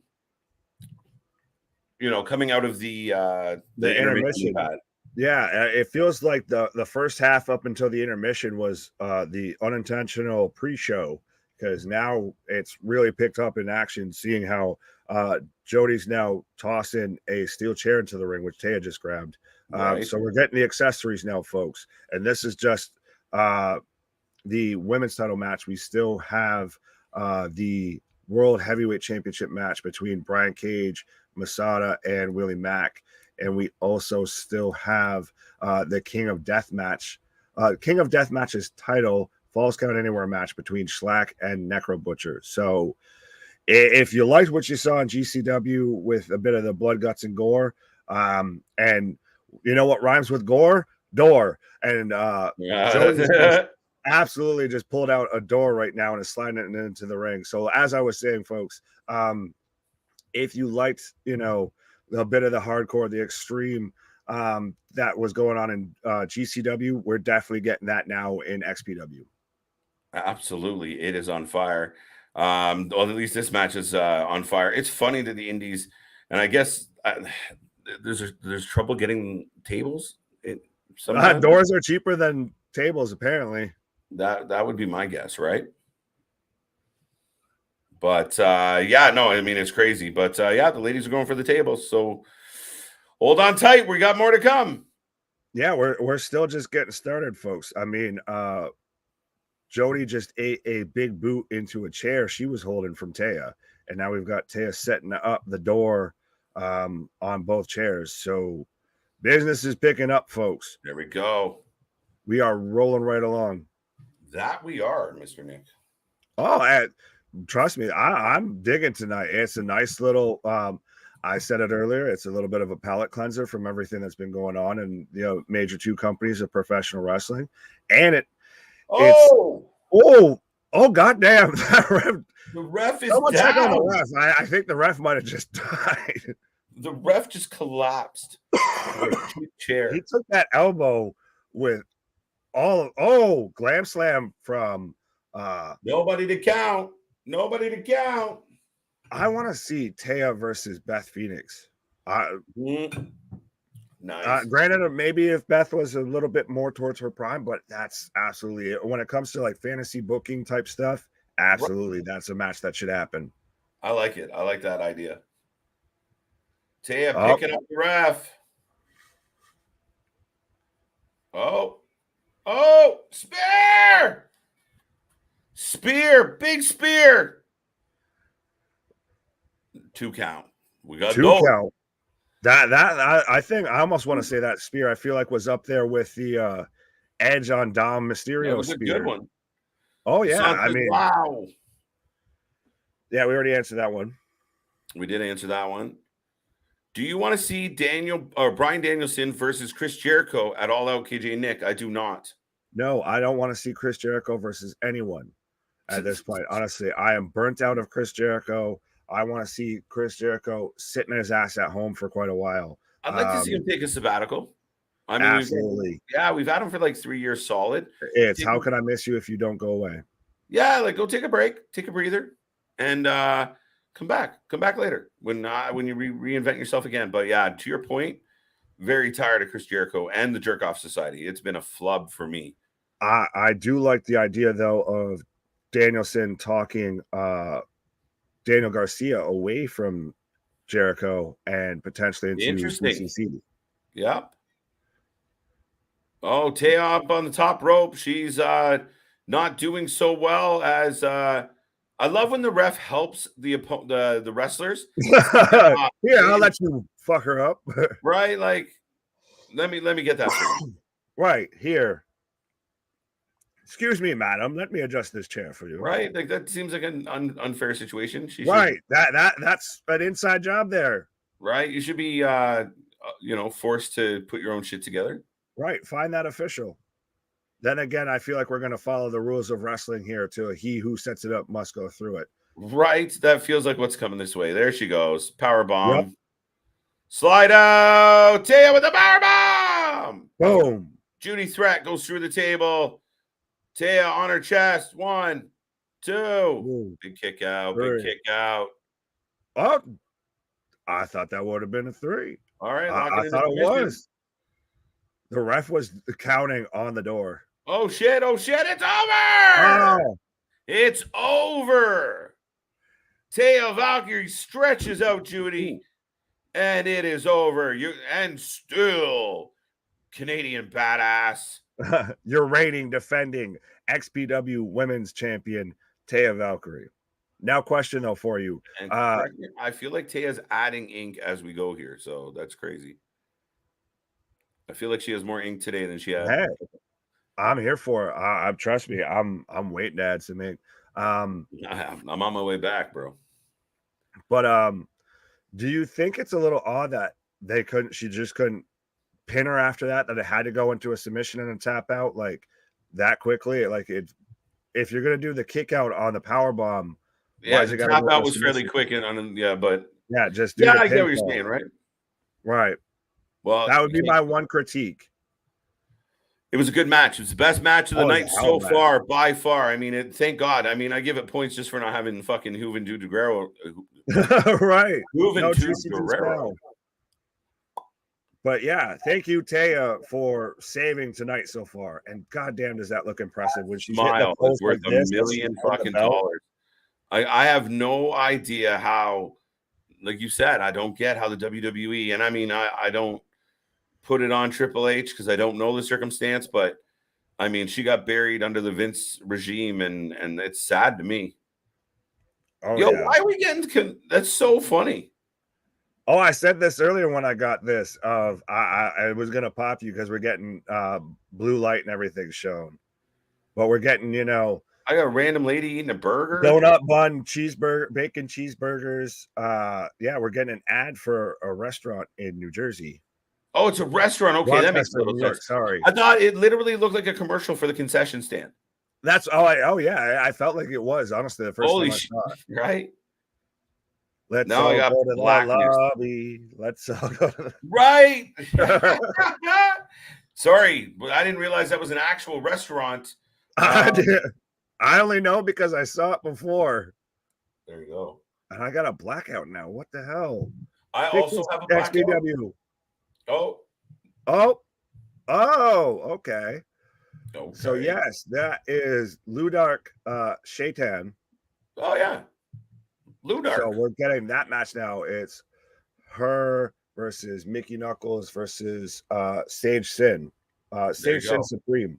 So this is the last match started off ended with the tables or the doors and not the music group and the steel chairs and all of that.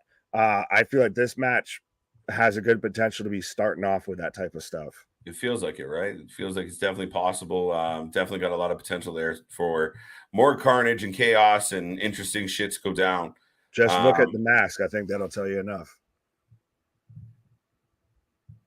Yeah, pretty much. They'll tell you everything you need to know about the character we're about to see. So, yeah, I mean, folks, like you said, We got how many more matches outside of this one do we got going on? 2 more, I believe, after this one. We still have 2 more. the King of Deathmatches title match, and we still have the XPW World Heavyweight title match. So after this match, folks, we got 2 more. So we are still rolling along. We still got more to come. Oh, absolutely. It's still only going to get crazier. We had that little lull, that intermission, and we're definitely now business is picking up. There we go. Quick, true or false? Karrion Kross should be the leader of Judgment Day. Oh, yes, but I would have to completely rewrite Judgment Day. Absolutely, it would, and it would make sense, but I would just want to retool Judgment Day. I just want to retool them in general. Those 3 are formidable together. Yeah. Well, even that, or even you have Kross, Finn, and Damian. That's right. Already formidable as fuck. And then you add in too, you've got Rhea now, and you've got Scarlett paired up beside her. Not saying they'd be a women's tag or anything like that, because Scarlett obviously doesn't wrestle that much, but just that whole visual alone, that's a whole group of badasses. Oh, absolutely. I know she can, but that's a whole group of badasses, and they all fit that one kind of look, and it just works. Right. Well, here's the thing. It would be better than what they're doing now. 1. Anything's better than that. I'd rather see Karrion versus Edge would be kind of cool. Yes. What else? I mean, Touché. yeah, I don't know, dude. But it definitely gives them a different edge, a different look, a different feel. Right now, they're not doing so well. And by the way, that question was from Wrestling Republic. So thank you for that. Hey, there we go. And I right now have backstage segment, it looks like, of they're setting up tables with barbed wire, I'm assuming for the King of Deathmatch titles match. And this woman is holding around small hatchets. So this is going to get crazy. Oh God. And we thought we had accessories in the ring in GCW, folks. XPW's unlocked the whole toy cabinet, because we've got a door in one corner, we've got a structure of light tubes in one, or it looks like wooden skewers almost somehow. We've got a giant tube of light bulbs. We've got a table of barbed wire getting slid into the ring. Just good Lord. Good Lord. What are we about to witness? No idea.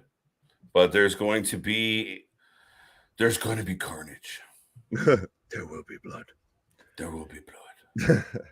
Man, I feel that's a safe bet for damn sure. Right? We still not in a match yet? Jesus Christ, XPW. They are taking forever to do shit. I will say their production team is slow as fuck. Period. Yes, and I will say this now, as I just noticed this, for those of you on the East Coast, like myself and KJ, or the East Coast of the U.S., happy Sunday, because we have now officially crossed over into Sunday, because XPW likes to drag this out. Well, I mean, in their defense, they didn't start till fucking 10, but right, but still, when you have a 15-minute intermission after a 15-minute Juventud Guerrera segment, and now we're dragging this out. Right. Live Wednesday night. Ooh. Death Triangle versus Will Ospreay and Aussie Open. Giddy the fuck up. Oh, yes. Whew. You are going to want to be here. Strap in. I also want to know, for the fans still kicking around, still awake, still hanging out with us, who do you got, or how do you feel about the return of Hit Row? I'm for it. I know it was kind of a lukewarm response with the crowd, but I'm here for it. And I will ask you, who do you have for this match? Because right now I've got Ludark Satan in the ring right now. I think brandishing a bottle of what looks like bourbon. And so her Sage Sin Supreme or Mickie Knuckles. And this is for who all the accessories are for, folks. So like I said, if you liked what you saw in GCW, it's about to get even crazier. So who are my options on this one? Sage Sin Supreme. Oh, yeah. Dark, I'm gonna just I won't keep trying to say her last name, and Oh, Mickey Knuckles. I like Mickey Knuckles. There you go. I just like the Hey, name. Sage Sin coming out right now. I'm a fan of her too as well. I'm kind of torn on this match. Jacko's still hoping to see Goldberg challenge Edge at WrestleMania 39. Yep, keep going. No. You're gonna be waiting for a while. Yeah, sorry, Jacko. I don't see that coming to play. I really I don't. don't At least see I hope it Goldberg doesn't having a somehow come match into ever play. again, please. Right? Please, God, no. Please, God, no. We cannot. Hit Row, if you didn't know, now you know. I love it. Yeah, I'm right there with you, Jason. I think it's going to be interesting, especially with Top Dollar and Ashante Diodonis as a tag team with like BFAB's either their manager or maybe she joins the women's division. It's going to be I add some much needed depth Right. and a refresh to the WWE tag division. Right. Man, got me mid promo. But yeah, so Sage Sin Supreme and Dark Shaitan right now in the ring. And as noted with GCW, Hector the Collector there, the referee, is wearing safety goggles to protect himself, and safety goggles and gloves during this match. So this is about to get crazy, folks. Right. Damien saying he was excited to see Hit Row. Yeah, see, and I think honestly, Ceejay, I think kind of broke that first because he brought it up while we were recording the podcast. And then you had all these other people. Oh, Top Dollars being reported backstage, but it's not for the A&E show. This, that, and the other. So yeah, folks, breaking news on this channel. So that's why you need to be a friend, tell a friend, like, share, and subscribe. Right. All night, every night, we are here. And yeah, we don't stop, folks. It's been a lot of fun. Hope you guys are enjoying your Saturday night. The Rock beat Roman Reigns, WrestleMania 39, WWE Championship. You think The Rock is going to go over? I do not. I think that would be like Mickey Knuckles right there, straight ass, because she was just smacking her booty. Yeah, no, Roman beats The Rock.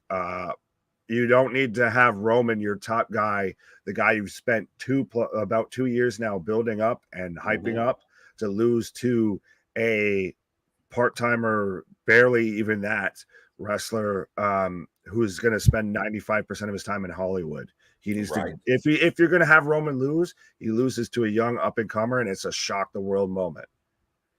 Yeah, I see it going the same way. Absolutely, Nick. It's crazy. But yeah, no, I think it's the passing of a torch moment more than anything else. I don't see The Rock coming in and truly being a contender. I mean, they're going to sell it that way, but I don't see him winning it in any way, shape, or form. Though, absolutely. And sorry, are you watching what I'm watching right now? I'm just coming back to that now. I was just so we had all women hugging your girl Mickey Knuckles out. She's might be brought to you by OnlyFans because she's showing her ass straight to the camera as she's there we go. on the referee. But all women hugging. She's sitting there drinking beers from the fans, and she's the one coming out with hatchets and everything. So you pick the woman coming out with hatchets to the ring. But yeah, I think we're in for a hell of a show, folks. And it seems like all three women are honestly excited to just go nuts in this match. Did I pick Mickey Knuckles? Yes, you did, sir. Batista challenged Roman Reigns SummerSlam 2023. No. Oh, wait, we got more people taking clothes off. I'm here for it. Triple H, please sign The Way and Bray Wyatt and put Theory with Candice, Johnny, and Persia. I don't know. Bring back The Way and just put them together. So, well, he's about halfway there. He's already got Dexy, and he's still got Theory. So he just needs Johnny and Candice. Oh, and he's still got Andy too. So there we go. We can get Index back. And see, chin chin, folks. We are crossing about 5.5 hours. We've broken daylight. We're into almost 12:30 on the East Coast. All three women are taking a drink as well in the ring. So I figured what an appropriate time to just chin. Right. So. There we go. And shit. I love my job. Oh, Knuckles. Double cheeked up on a Saturday night. Right. It's getting. Oh, what's happening here? Shit is getting intense on a Saturday night. The Rock take the people elbow for Roman Reigns in 39. Imagine. So Rock goes over Roman. Roman goes over Rock with the people's elbow. All right. No. So we having girl chat? Oh. So the girls look like we're having a sleepover where we punch each other in the face. I don't know what type of sleepovers these women have been to, but I don't see I haven't seen too many where they're punching each other in the face. I don't know. I haven't been to too many slumber parties, to be honest, but I thought it was pillow fights. I was way off. Way off. Triple H goes sign back Persia to WWE. Wait, isn't Persia still there? No. Oh, they got rid of Persia. They kept Indy. Yeah, they kept Indy. Yeah. And we can do the way without Persia. Oh, absolutely you can. Sorry, not sorry.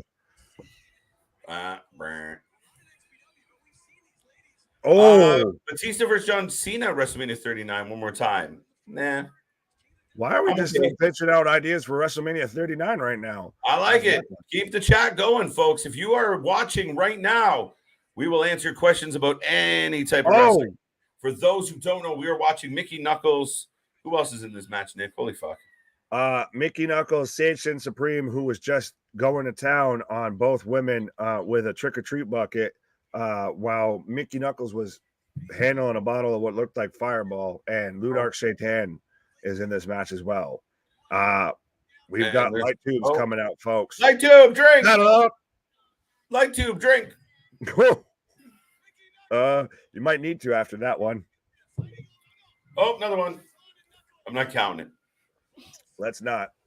Light tubes to the head. Oh, right now. Oh, you can see it breaking and everything into a forehead. Good Lord. For those who are just tuning in, we are taking a drink every time light tubes get broken. Loosely. Yeah. Right. Look at this idea. There's some fantasy booking for you. Welcome to the show. Thank you for being here. Don't forget, like, subscribe, family. Yes, we are one big family here, and we have tons of fun doing this. AEW WWE Survivor Series. Oh, Nick down. Nick down. Nick back? What? Nick froze. No, I didn't freeze. Not on my end. Oh, I was just looking. Can I get a large? Hello? Oh. Can you hear me? Shit. You good? Did I freeze? Can you hear me? Did you freeze and I freeze? I don't know. Wait. I tell you what's up. Too funny. Can you?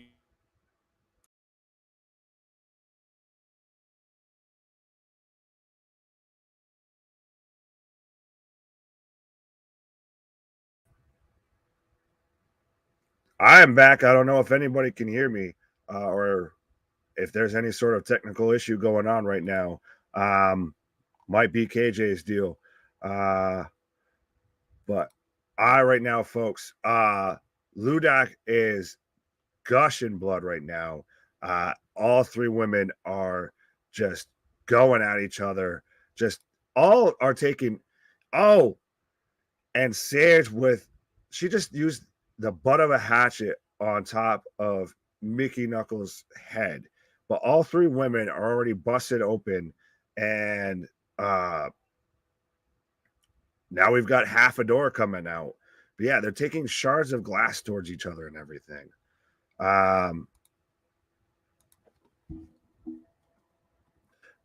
So, folks, let me know who you have for this match. I know I haven't really given a prediction because honestly, I'm just excited to see the damn match. I'm pulling kind of for everybody. I'm a fan of Sage.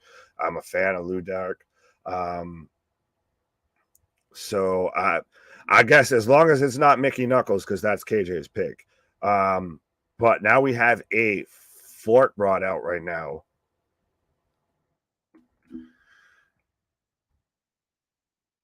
Shit, Murdoch is just jabbing a fork into Mickey Knuckles right now.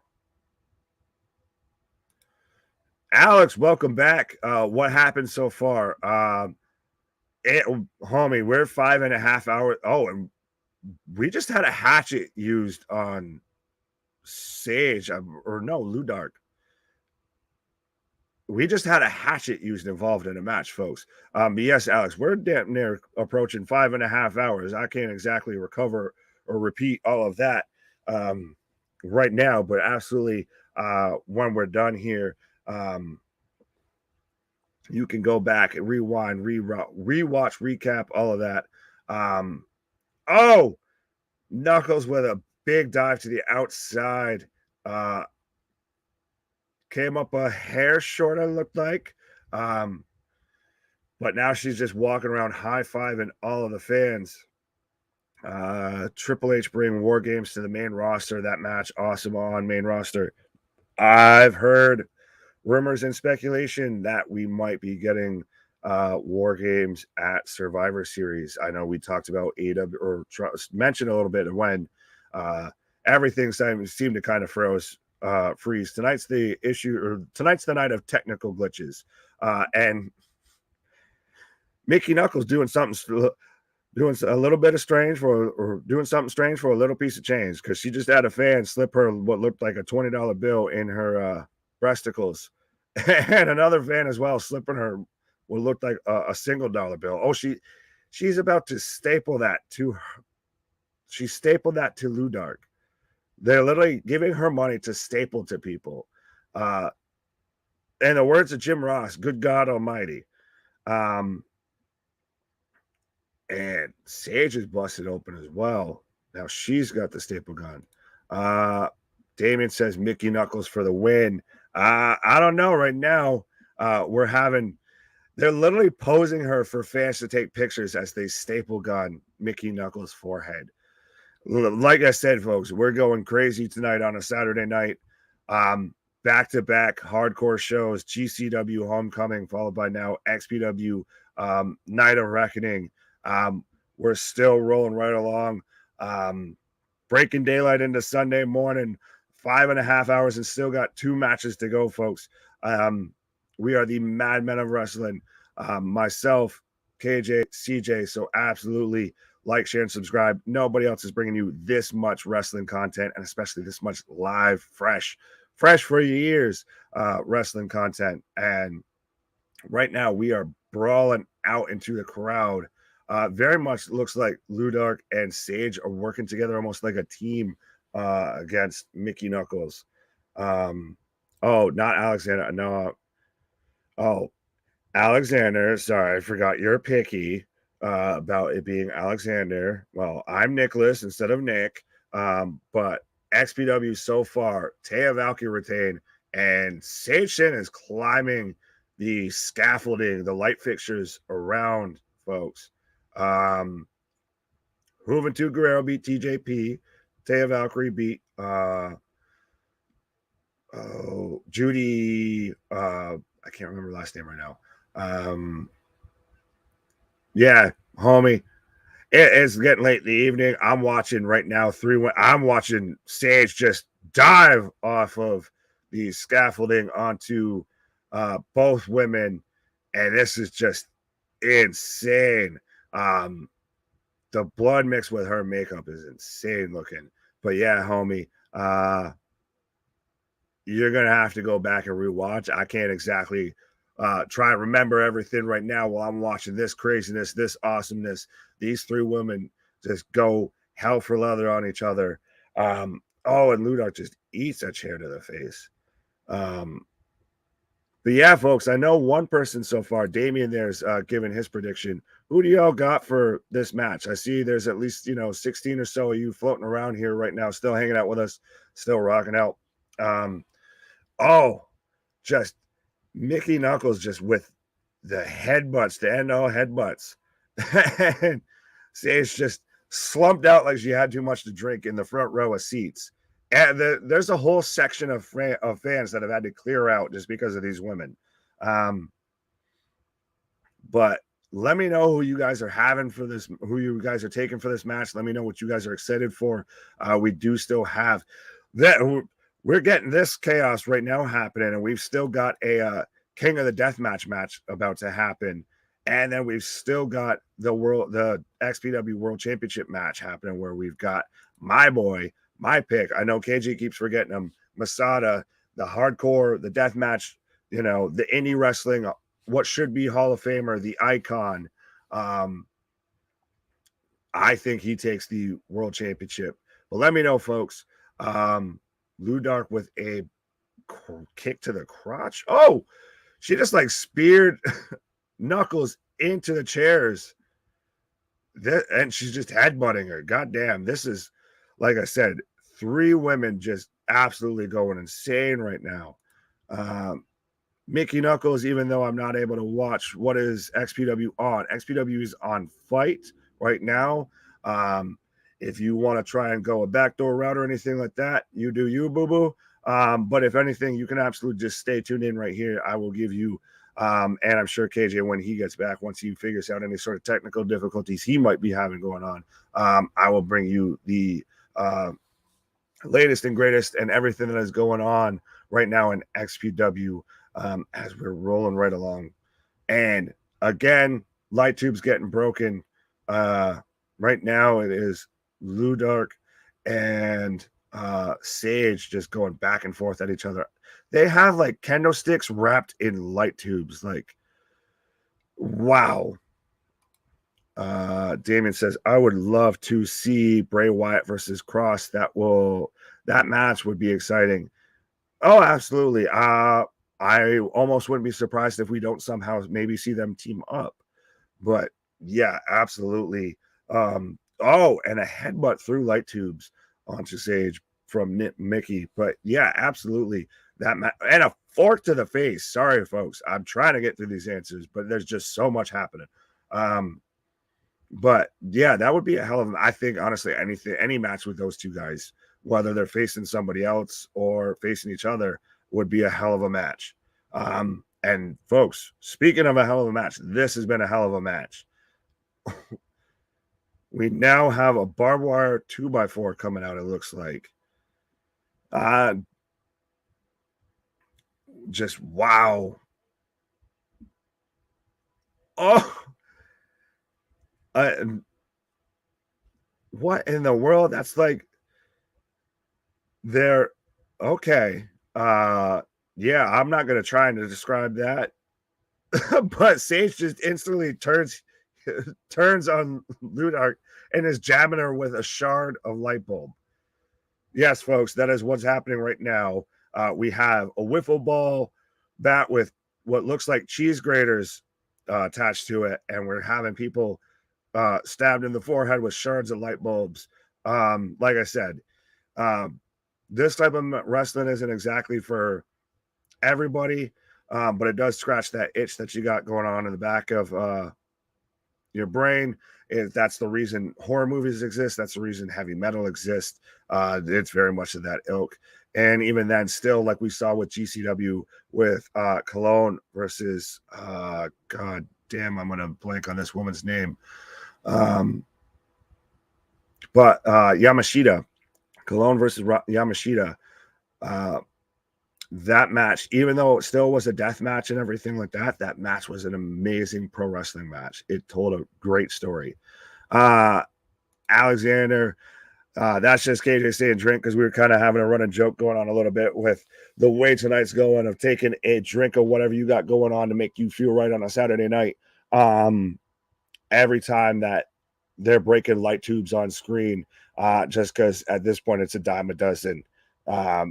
Christ, we had GCW using a crutch with a broom attached on it to clean out the ring while they were setting up light tubes along the ring ropes. But right now we have all 3 women using part of a door. It's just each one getting suplexed, body slammed onto it. This match, I don't know how you call this match, folks. It's just every woman is just going after each other. And it is interesting lately. Oh, Mickie setting up the door on stage, but it is interesting to see now that cannonball onto the door on top of Sage, but it's interesting that they're moved to doors instead of tables, and Ludark taking it now to Mickie. That's the thing, is just each woman's going after each woman, and now we've got a hatchet. Are we going to get like almost a Here's Johnny here with a hatchet and a door involved? I feel like she's literally putting it over her, so I feel like we might honestly be getting that. I might have spoken that into existence. Oh, Mickie just throws the door right at her and says, "Ain't no way that's happening to me." Damien said, "I would love to see Cross versus Cody Rhodes." Like I said, I think Cross versus anybody right now. There's a lot of WWE has a hugely talented roster, and I think that's part of even like what we saw on Friday night. Oh, and I think the cameraman just might have gotten that with the hatchet coming at. Mickie's just going to town right now, swinging at everybody with a hatchet. They're having to cut to the wide cam and everything. But we even just saw that with Gunther and Nakamura, them actually wrestling a strong style match. You had pretty much the king of European strong style versus the king of Japanese strong style having a match, and it was fantastic. You normally don't get stuff like that, or you haven't been getting that recently on WWE, as KJ even pointed out. Tony's even noticing that now. So you could just fantasy book a whole bunch of people and all just use WWE's roster, especially now that they're actually being able to go out there and be pro wrestlers. And now that Vince's stupid words aren't banned anymore, they can actually call themselves wrestlers too. But right now we have Sage. She's setting up light tubes on the door that's already set up like a table outside.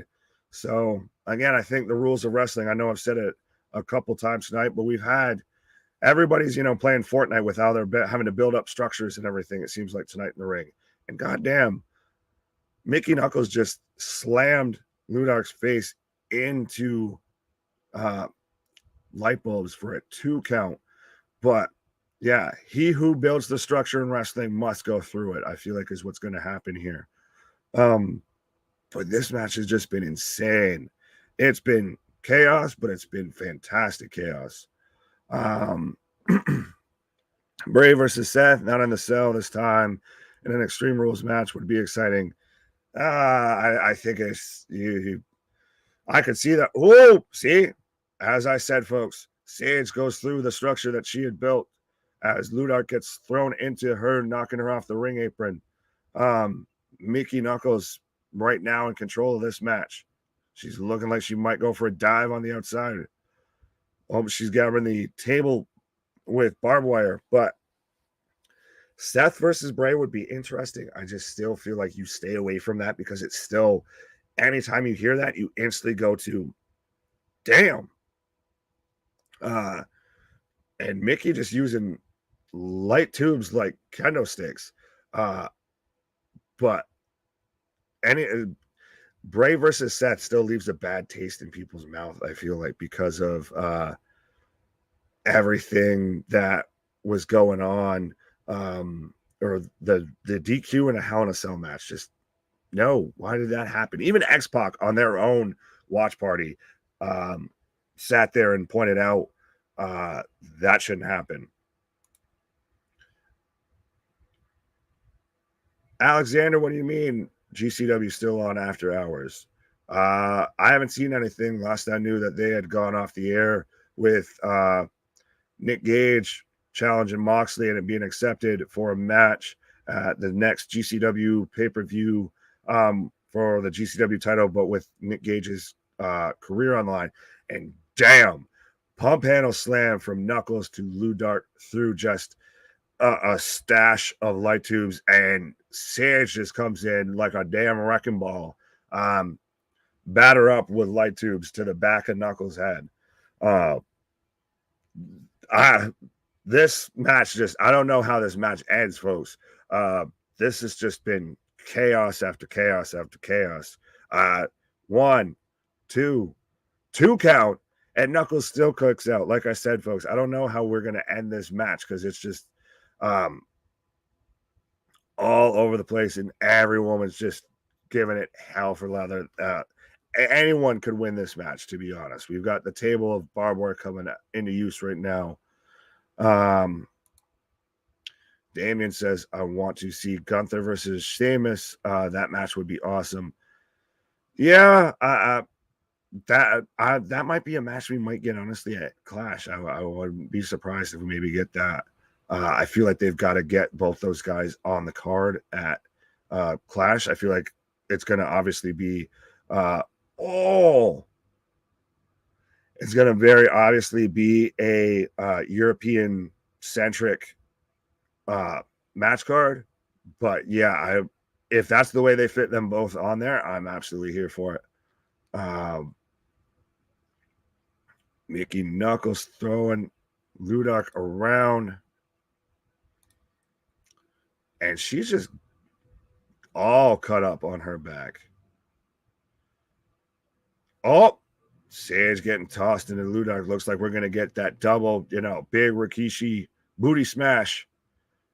Yeah, very, very, very sloppy jalopy on that belly to belly.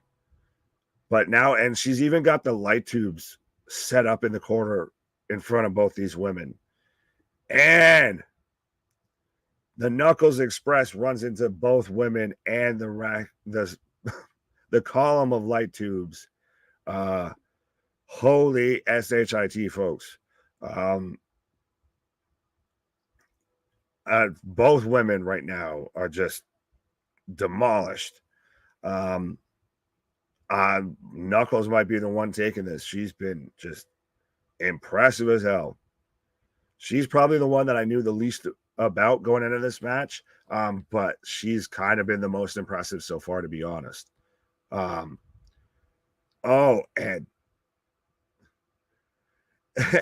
Sage taking a shot of the liquor at ringside.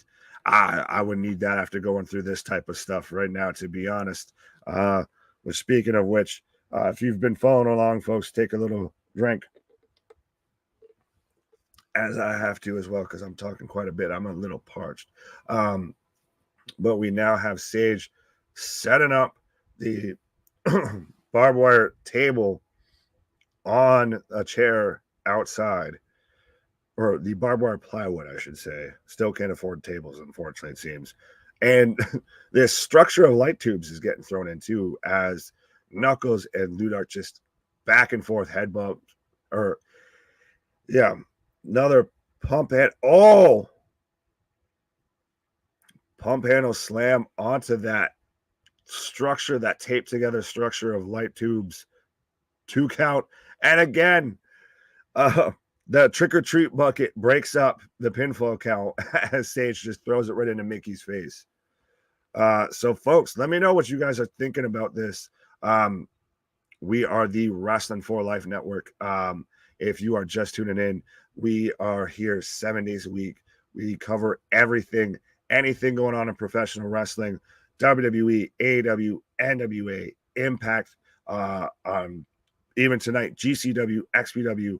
Last night, we were covering Emergence, SmackDown, and Rampage. Right now, we were covering XPW, Night of Reckoning. We were watching GCW Homecoming, Night 1, earlier tonight. So absolutely be a friend, tell a friend, like, share, and subscribe. And as you can see it there as well, if you are going to any of these lovely, fine pro wrestling shows, or just going to a concert, any sort of event you got going on, anything you want to go see, absolutely go and check out SeatGeek. And folks, use code Wrasslin, save yourself a little bit of money right now. I know everybody can use more money. I could use more money. You could use more money. Save yourself $20. Use code Wrasslin on your first purchase at SeatGeek. And even just with everything going on, be a friend, tell a friend. Thank you, production man. And Knuckles right now looking for a superplex. Oh, but she's just eating knees. High staking there with light tubes. I'll call it that. That's the best way I could describe that one. That's a shout out there for KJ. Triple H make Pete versus Gunther for IC Championship. That match will be awesome as well. Yeah, I think we were kind of saying that on SmackDown on Friday night. Oh, 3 count. Ceejay gets the win with, I believe that was a code red, I want to say. Wow, history being made, folks. And I am back. I don't know what the hell happened, but everything just shut down. I don't know, but you had me thinking I all dump, and I'm like, no, I seem fine. No, my shit just locked right up like I go with Spectrum. Like, it's crazy. Hey, see, you locked me up last night. Tonight, I lock you up. Pause. Right. I like this idea, Damien, by the way, and I've pitched this on the live stream as well. Get Pete Dunne back to respectability and let him chase Victor. Walter, no, Gunther. Victor, what the fuck? Gunther, yeah, it was a good break. Yeah, so yeah, Gunther. Mm-hmm. Go get him. So now we have a queen of the death match being crowned here. So I was wrong. And Living Dead Girl is playing in the background. I'm digging it. Oh, I'm absolutely here for it. And I think that ref's here for it as well, because that man's getting suffocated by the breasticles right now. Whoa. That motorboating son of a bitch. And she just like ass slammed the cameraman. Yeah, like this lady is something else. I like I said, she's the one that I knew the least about, but I'm absolutely here for it. All 3 women getting a hand raise here. Oh, well, that was a hell of a match. I don't know how much of you caught out of it while you're playing for the cause. Yeah, I didn't catch a ton of it. I did. Go back. You're gonna want to go back and watch that. I see a bleeding bum. I see a bleeding bum. I see Ludark just downing what looks like Fireball, like I said. So yeah, right. Absolutely. This is folks, the definition of a feel-good Saturday night. Right. This is the Saturday night get right here. I hit a little glitch, but Nick is on fire. So folks, we are rolling along, and I mean, we did the GCW coverage. Now we're doing XPW for shits and giggles. We are about 10 minutes away from 6 hours.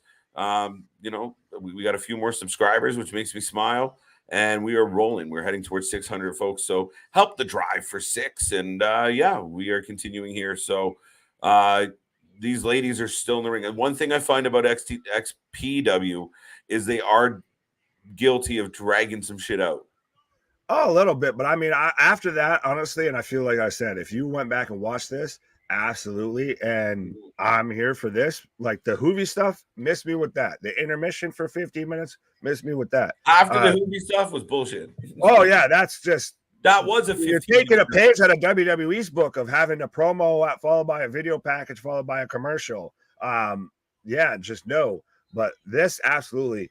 Bravo to those 3 women. That was a hell of a match, especially for 3 women, not to sound any sort of way, but absolutely. I love that match. This lady is insane. Oh, look, I love it. She might have become like my new favorite pro wrestler. Right? Like shit. These are good. Look at the photo op here. Oh, absolutely. This is going to be everywhere. Oh, it's great. Look, it's going to be the meme, like, the girls at 2:30 in the morning. Instead, we're the guys at almost 1 in the morning. When the bachelorette party gets out of hand. Right. Hangover 4 coming soon, folks, with that picture. Damien is feeling it. I mean, I'm a little bummed out I missed a big chunk of it. So, oh, don't worry. We still got probably more coming up here. We've got, the chimney sweeps here coming out to sweep out the ring from all the broken glass. Yeah, we got more sweepers and no crutch. We need a crutch. Oh, yeah. Well, I thought they might have borrowed it from GCW, but I almost wonder who broke more light tubes, that match or the Cologne Yamashita match, because both of them, I don't know. No, the canvas basically looked like it was white. I'm watching how much they're sweeping up. It looked like it snowed in the ring. Yeah. But, I mean, seriously, bro, California. I felt like that Cologne match broke a fucking 144 light bulbs. I'm still fine with that because that's the thing. I know that's not for everybody, but that was a hell of a match, no matter which way you want to slice it. Absolutely, bro. Now, ladies and gentlemen, now that I'm back, I will remind everybody, I know there's a handful of people kicking around. If you're new here, don't forget to like, subscribe, and share. Join the family. The chat is for the fans, by the fans. The gentleman next to me started his Wrasslin Life Network career in the chat. So we're always open. We got a lot of guests let me on. I don't want to announce too early, but tune in Thursdays. We're going to have some guest appearances on Thursdays. We have fuck. What? A fucking what do you call it? Daddy long legs, like a fucking mosquito just flew by. Oh. I was like, what's happening? Welcome to the wilderness. But anyway, back to the point of all this. Tune in Thursdays for Let's Rumble, our podcast that we do weekly. And not only will you have the banter of us three gentlemen, we will be spotlighting some current wrestlers, some former wrestlers, some wrestling fans, some other podcasters. Lots of exciting things coming your way. We're, always up in our game, always looking for ways to make the channel better and more entertaining. So tune in, like, subscribe, tell everybody that we're here. We cover it all, folks. Nobody's covering XPW tonight. GCW was a ball, and I don't think many were covering that either. We'll keep you up to date with everything going on in wrestling. And the week has been insane. I can't wait to get back to another crazy week coming ahead. And all the way up until September 4th, that Labor Day weekend is going to be off the chains. So if you have anybody interested in wrestling, you are doing them a disservice by not telling them about the Wrestling for Life Network. That's Big Nick. I'm KJ. Ceejay's doing his thing. But folks, that was long as hell and very long. And shame on you, though, for being a bad friend. Now, how many times have I been saying now, be your friend, tell a friend? And absolutely, if you're not telling your friends, whether they're into wrestling or not, about Wrestling for Life, about this little family hangout we got going on, then you're doing a disservice to them, like KJ said, and shame on you. But absolutely, folks, we are still just a little baby in the game and absolutely murdering it.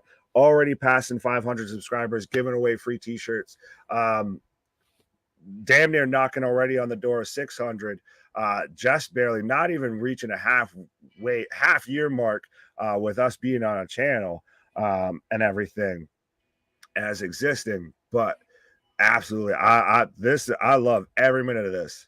Absolutely, sign me up. Even we're almost 6 hours in, folks, and I'm still just as pumped as I was on hour one. Yeah, no, I'm just fucking with you. Yes, no, it's a ball, man, and we do this all the time, nonstop. So it's been a great night. Another rolling along. Like, we got 19 people hanging out with us. We've had 20 plus most of the night. And it's been nothing but a ball watching this channel grow and have a whole lot of fun with the fans. So we're getting more sweeping. So if you wonder why we're just rambling and filling the air, because we're getting sweeping. Now, if you're just tuning in, we are covering, we are, that's funny shit. We are covering XPW, A Night of Reckoning. And Taya Valkyrie was involved. What a match that was. I enjoyed it. I did miss some. You said the last match was a classic. Well, triple threat death match. It was chaotic greatness. That's the best way I can describe it. I didn't want it to end, and I didn't care how it ended. I didn't care who won. It was just entertaining as all get out. Right. So, now I'm getting a video. Slack. Right. One of the kind of icons now on the present day hardcore independent deathmatch scene. Like we talked about Matt Tremont on GCW. Right. Slack is very much up there. I watched this man duct tape his bicep together during a match because it was busted open. So that begs the question, Nick, who do you got winning this one tonight? Slack versus Necro Butcher. Necro Butcher again is very much an icon. I remember, I'm sure there's some of you out there that remember like the backyard wrestling video games that man, watched. That game was hard as shit. Oh, absolutely. That was one of the hardest challenging. Right. But it was go over in this game at all. It was halfway shitty and overly complicated. It was entertaining as fuck. I mean, absolutely part of it. But that watched, were sneaked around and tried to find ways to watch ECW TV or ECW videos for and me all in of that. Canada, the hardest part. Sorry, go ahead. Sorry, Nick. Just to add to that, even for me in Canada, it was hard to find. Oh yeah, and even had I had the ECW game. I even had JCW Right. DVDs and all of that. Yeah. There's always been that kind of niche audience for, like I said, the hardcore, the kind of death matchy, the blood, guts, and gore style. But it still does present hell of matches and everything. But sorry, go ahead. Sorry, Nick. I was just going to say the XPW King of the Death match is coming our way. So, but yeah, I mean, I'm excited for this. And if you have anybody out there that's a wrestling fan, let them know we're about to watch us go crazy and see how this plays out. Yeah, because like I was saying, Necro Butcher, who we're getting on screen right now, he's kind of like the Terry Funk of deathmatch wrestling. I'm gonna go Slack. Yeah, just a little bit. I'm gonna go Slack. It feels I wouldn't be surprised either way, but I think Slack's still very much actively going and everything. I think Necro Butcher's he pops in and there where he can. But yeah, I feel like Slack is on the way up a little more relevant. No offense. And I mean, we could be wrong. Necro Butcher is a fucking legend. So yeah, we'll hold on tight. Let's see. Folks, the chat is a little quiet, so let's go. You got a question about anything going on in wrestling right now, ask us. You want to talk about old wrestling, new wrestling? We don't give a shit. You want to talk about this death match that we're about to get? We will talk about it all. We cover all the wrestling. So don't be quiet. If you're currently in the chat, let us know what's up. I was going to say, I know we talk a lot, but we do like talking to y'all as well. Right. I want to see Jordynne Grace versus Masha Slamovich for the Knockouts Championship match. That would be awesome. Well, I think we're going to get that because if I remember correctly, at Emergence, Slamovich came out after and laid down the gauntlet to Jordynne Grace. So yes, your wish has been granted, sir. Unfortunately, we only have two more. Necro Butcher coming out right now. Right. He looks like my drunk uncle. Yeah, I was just about to say that, especially with a giant pot leaf tattoo on his shoulder there. Right. Looking like Mr. Lazy meets Sandman. He's got sweet and spicy trailing behind. One's got a kendo stick. What's up with that? Well, I'm sure she's used to working with a different pole, so. The Necro Butcher pulling it in. Good for him. Jesus. With the obvious as all get out too, tank top sunburn. Right. Jacko Robertson wants to say that Royal Rumble match 2023, The Rock. Nope. Cody Rhodes. Yeah, no. Cody Rhodes doesn't need to win a Royal Rumble to get into any match in WWE right now. No, not at all. SmackDown versus Raw 2005. Yep, that was a game. That was a game. It was fun. And we are watching a death match right now. That's it. All right. So the combatants have made it to the ring. Well, I still got waiting on Slack to come out. I was just about to say with you with the all right. Feeling good on a Saturday night, folks. All right. Here comes Slack. Santana.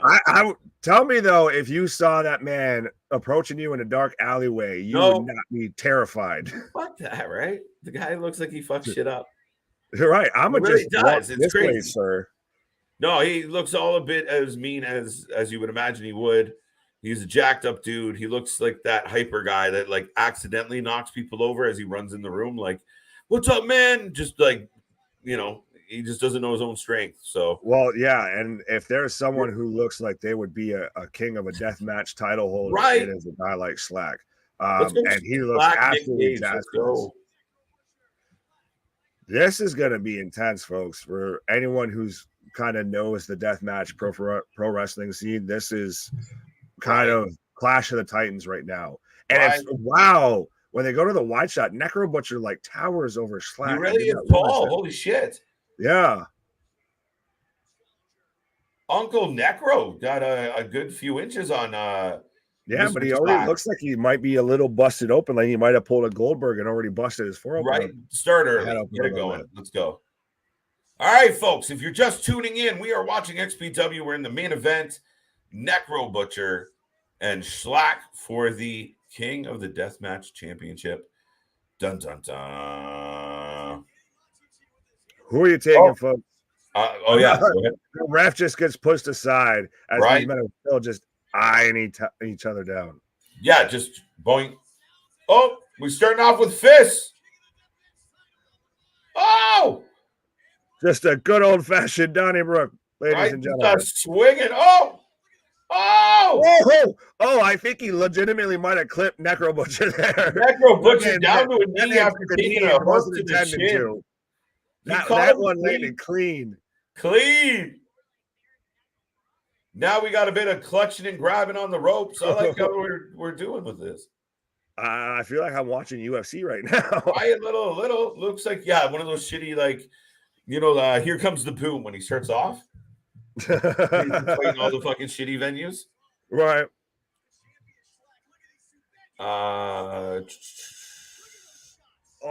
Again, just train blows back and forth. And like I said, Necro Butcher just eating some of these shots just clean. The Rock versus Roman Reigns, WrestleMania 39 Universal Championship. I believe so. Yep. Now, could that have changed now with the new regime? Nope. Sorry, not sorry, but that's the best card. That's the best match. That's the way that's the way this story progresses. It's one of those. It has to happen, right? So Jacko's basically saying Rock comes back at Survivor Series, wins the Royal Rumble, and then goes on to challenge. I think the Rock could show up as recent as or as soon as. Well, I say as soon as. I mean. Like the last pay-per-view before WrestleMania and still walk into a main event title match versus sorry. No, you're good. Bro. They're just swinging. They're landing. Oh, yeah. Oh. Sweet and sour. Or no, I mean sweet and spicy. Up on the ropes. Man thinking about food, sweet and sour. Right? I gotta get some McNuggets when we get off here. Yeah. It's been a long haul, bro. 6 hours and 5 minutes live with everybody out there. But see, now here's the thing, though. Saturday. What? I was going to say, here's the thing, though. We've been here before, rolling this long when we were watching, say, like, I believe it, I don't know if it was Forbidden Door. It was one of the AW pay-per-views. Yeah. And we were, oh, shit. At this point, we were like, oh, cat fight. Someone asked earlier about the porn side of XPW, and we found we're getting it now. They're grabbed their hoo-hoos. What is going on?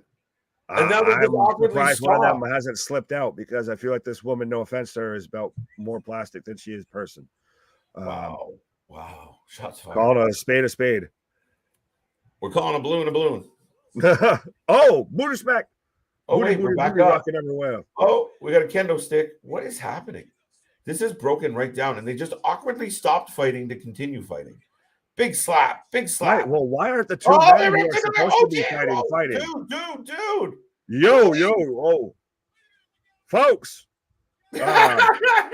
Puppies. We have officially crossed over into the adult section of tonight because we have the puppies are free, folks. We now know who let the dogs out. Damien, you close your eyes, you. The men, where are the men? That's the thing. I didn't know we were supposed to be getting this match. Oh, what the? I've never seen a woman teabag another woman. I hope she bathed before the show. Whoa! She got up and oh, jeez. Like I said, I've never seen a woman teabag another woman before. No, there's got to be a different name for it. No, there's not. Well, there's a name I can think of, but I think even that one. Channel. Whatever he says is his, folks.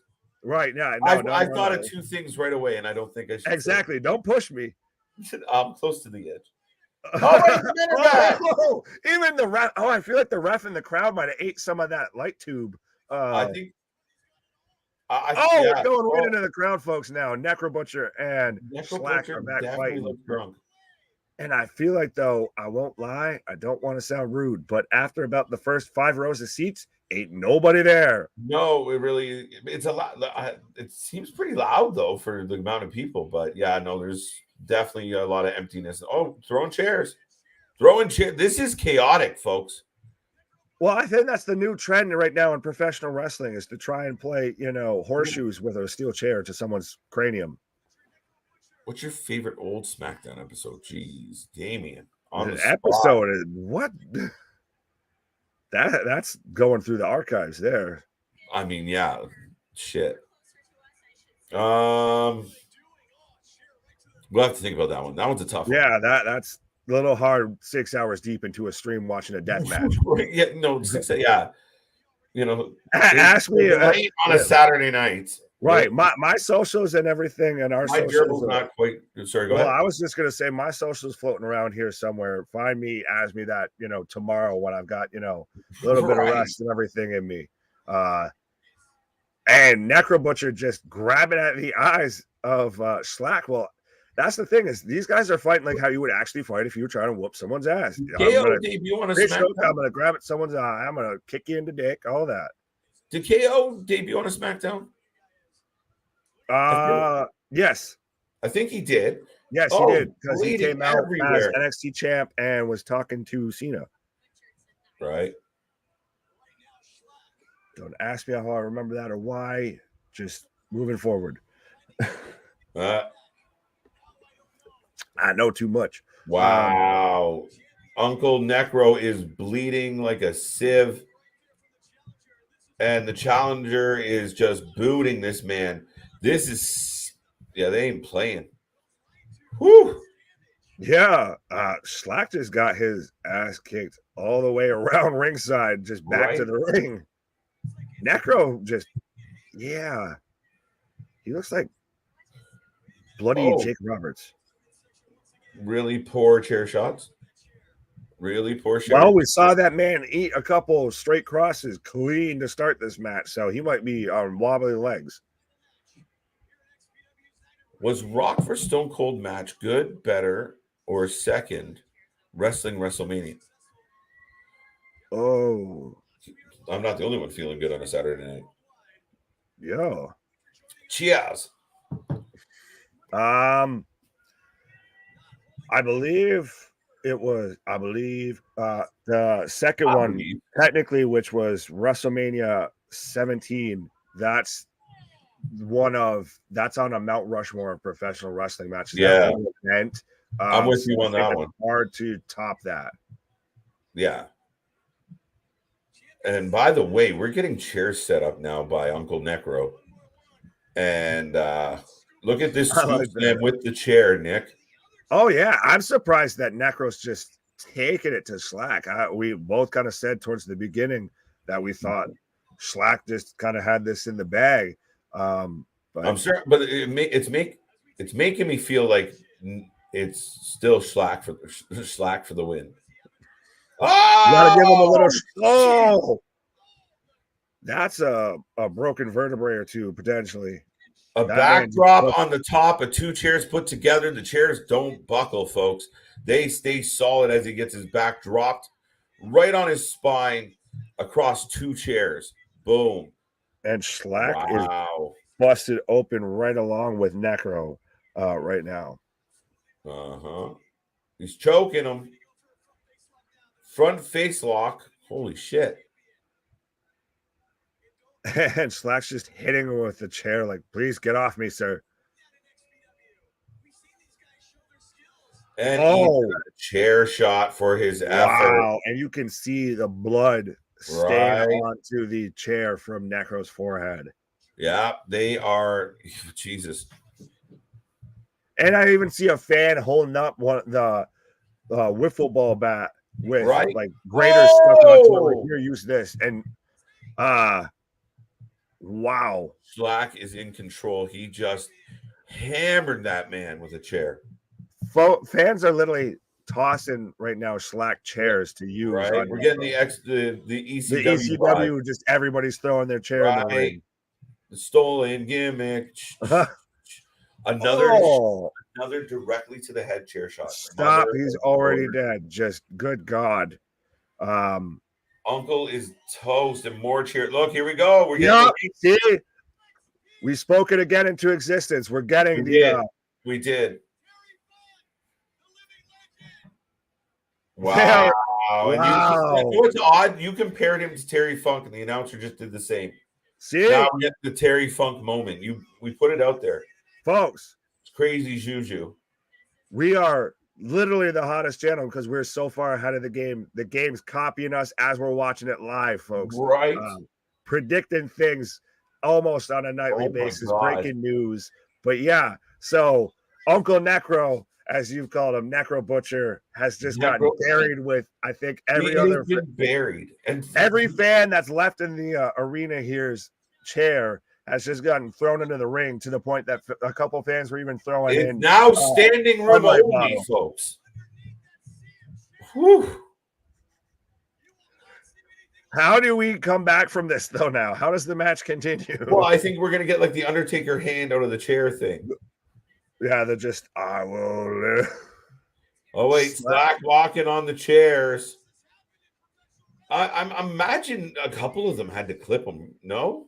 Oh, absolutely. That's got to be painful. That's just, you're just laying for cover. You're hoping that the first three that hit you. Oh, we got a pin.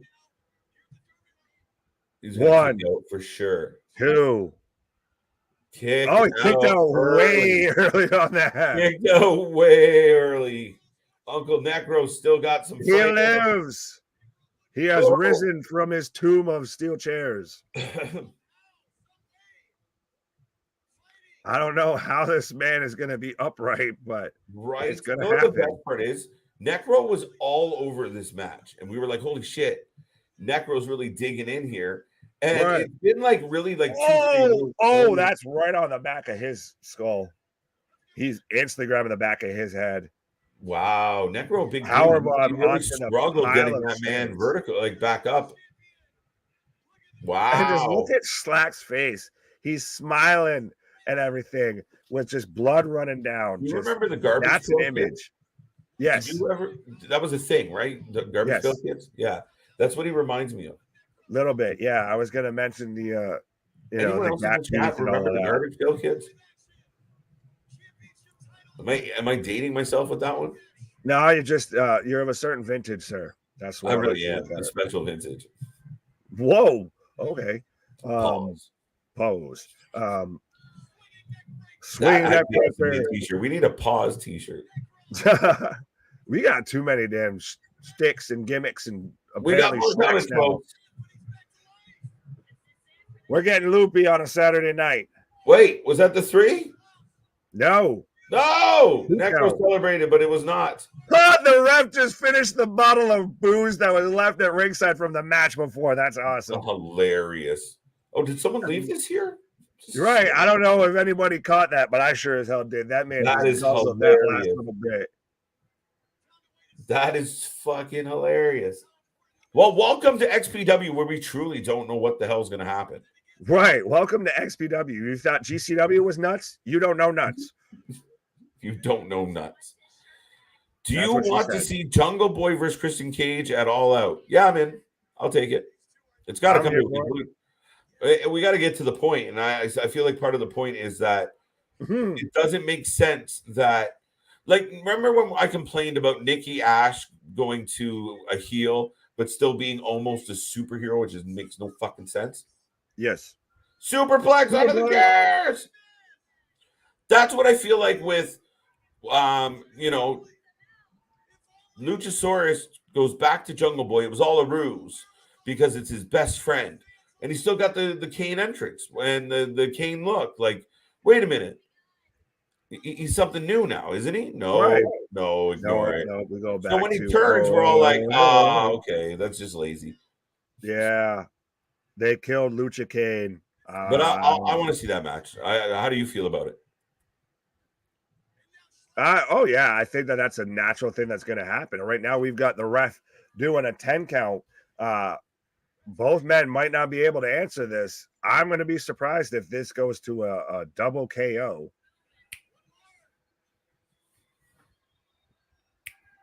There we go. Happy Good God! Look at Necro's back. That man is purple from the amount of bruises and cuts and everything Do you on feel that? him. Do you feel that this far into this match, like, is this one of your favorite death matches we've gotten tonight? It's top 3. I think the ladies' one was better from what I caught so far. Oh, absolutely. To me, it goes Cologne versus That was a barn Yamashita. burner. That was insane. Oh, that's match of the night. That's going to be hard to beat. Then I would say the last match, the triple threat that we had, that's number 2. This is debatable right now between that and Look at the Tremont blood coming out of Uncle Necro. It's 3 over. count. Yeah, for me, it's a little lower. I feel like a couple of the GC ones were better, and I did think the ladies' triple threat was better.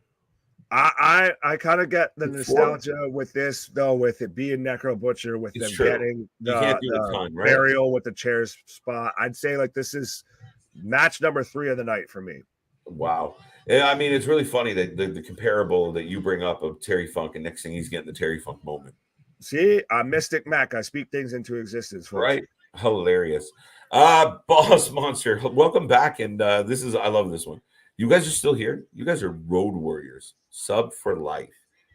I love it. Yes, we are here. You ever see that movie, What About Bob? We're Bob. I haven't, but I'm going to give you the thumbs up. Right? Wait, you got to go watch What About Bob, bro. Alrighty. Bill Murray. It's a classic. Okay. Bob won't. No, I'm not getting into it. No, we're good. We're good. You had me hooked on Bill Murray, so we're good. I love Bill Murray.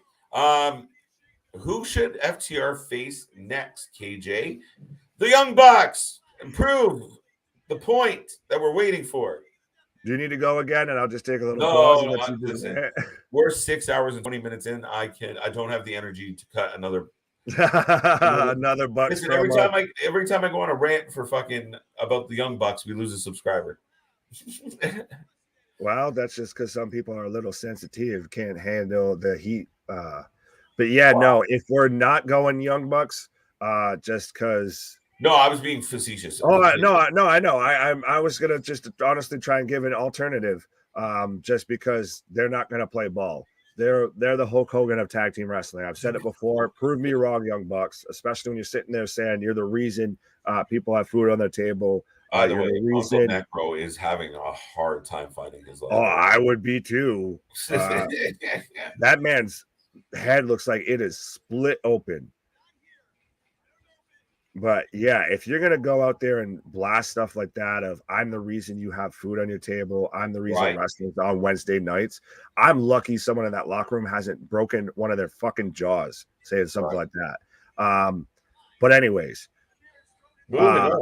if I was to pick someone besides FTR to challenge them, I think we get obviously the match between Swerve and Lee. I think that's a match that needs to happen.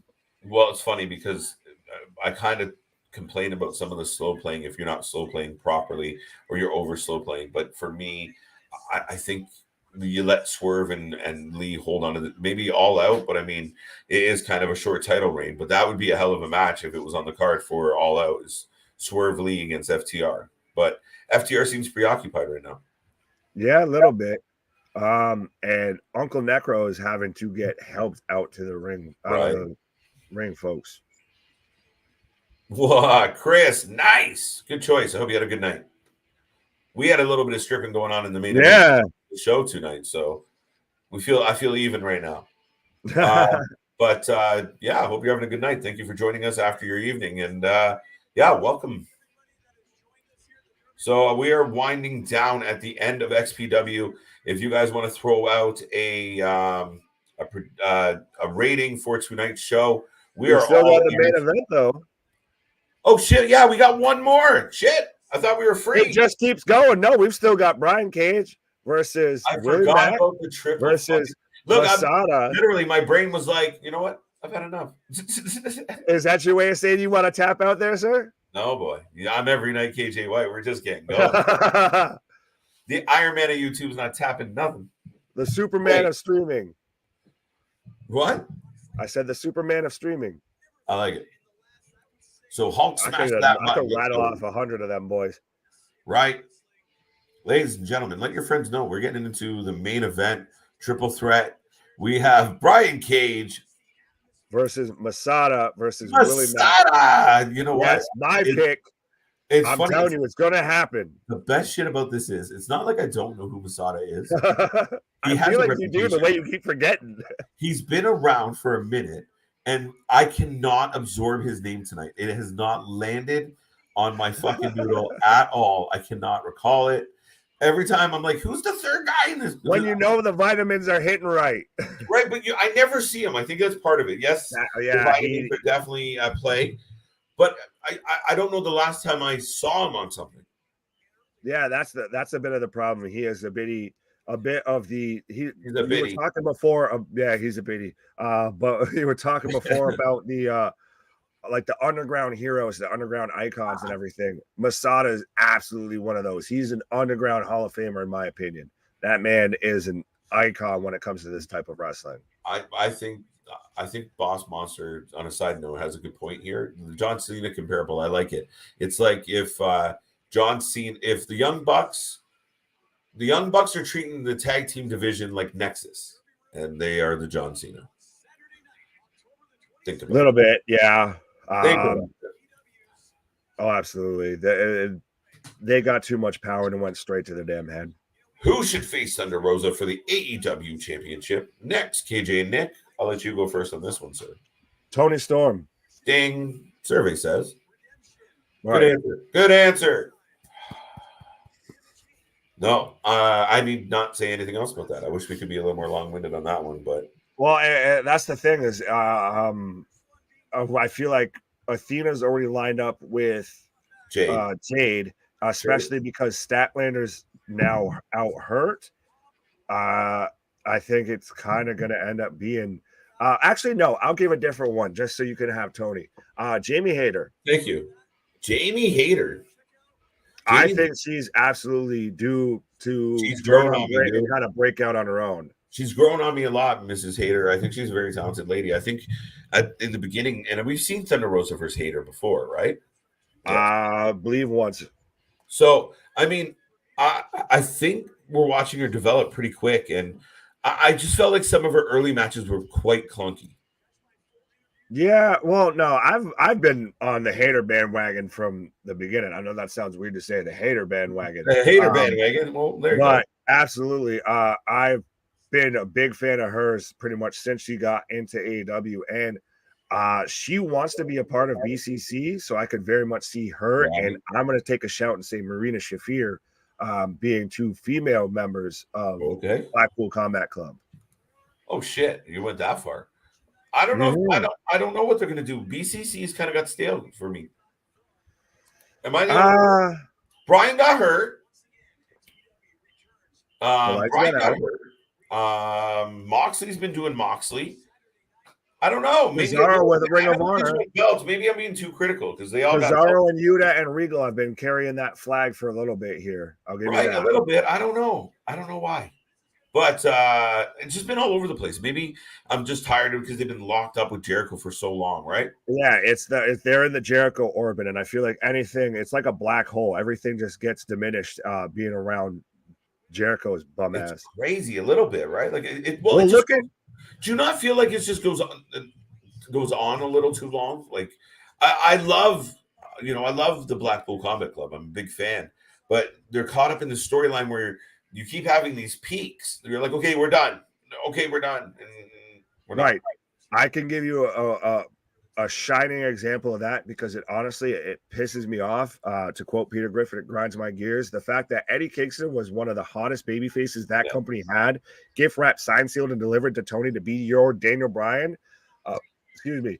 And you have him then lose to Punk, then he loses to Jericho, and that whole feud that went on for far too long as it was. So, and then now you're having him after he lost to the shitty boss fight. Now he has to try and face the underboss. Like he's just been sliding down the card, and no one seems to want to point it out because it's pissing me off that man should have been competing for the world title. That man, like I said, he was signed, sealed, delivered to be your Daniel Bryan, your natural underground babyface.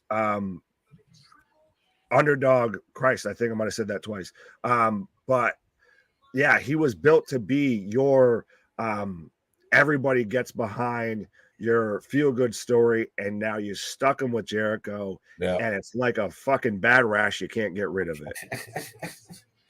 What else we got here? Our new friend says Christian is scared of Jungle Boy. Right. I mean, I think it will be a good match. I really do. Do you not? How do you feel? Oh, I think it'll be a great match. It's you're getting Christian and Jungle Boy. I think it'll be good. But I'm not scared, but I am going to take a little pause for the cold. Oh, all right, folks. You're stuck with me for a little bit. Big Nick going to take a little bit of a breather. Big shout out to our boy Ceejay. I hope he's doing well. And Damien, who is your pick for the trios? Well, yeah, that's a loaded question, Damien. Yeah, I kind of don't want to fall down too far into the Young Bucks rabbit hole. I feel like the missing piece to the Young Bucks is Kenny. A lot of people assumed. Maybe I'm wrong, but we all felt like it was rumored for a long, long time that whenever we got the trios titles, we were going to get Kenny and the Young Bucks as the first ever holders of those titles. It looks like that's coming to fruition. I still feel like it was predestined. And like I said, I mean, I don't love the fact that it felt like a way for the Young Bucks to run away. And they felt a little babyface for a second, but then at the end of their little skit last week, their frustration, they came off heelish. So I'm not quite sure where they're going with this. Boss Monster says Shafir's too green. She's wrestling from the Nia Jax playbook. Shafir's a little clunky. She really is a little stiff at times. So we'll see. I mean, she's got good wrestlers around her. She's connected to a very good wrestler as well. She's a great athlete. So there's no reason why she can't improve. But yeah, to your point, guys, our boss, a little clunky for sure. We're finally got everything swept up, and we're getting some entrances, folks. Triple threat match. Who do you got? Damien's taking Willie Mack. Good pick. I'm thinking about it. I don't have my pick yet, Damien. Boom, boom, boom. Who should Claudio face next for the Ring of Honor Championship? Not Gresham. Too soon. Who would I like to see him fight next for the ROH title? Oh man, making me think late at night. There's a few options I think I would like to see. Let me think of one. I don't think we're going to get a Claudio. I mean, at one point it looked like Brian Cage was going to challenge for the ROH title. Will we get a Brian Cage Cesaro match? Will Brian Cage and with the faction that they have now, obviously Gresham's not a part of it. Tully's gone. What happens there? I don't know. So that's a potential. I think that's on the table. Who would I like to see him go with? I mean, Samoa Joe has his own belt, but I'd like to see those two have at it for a while.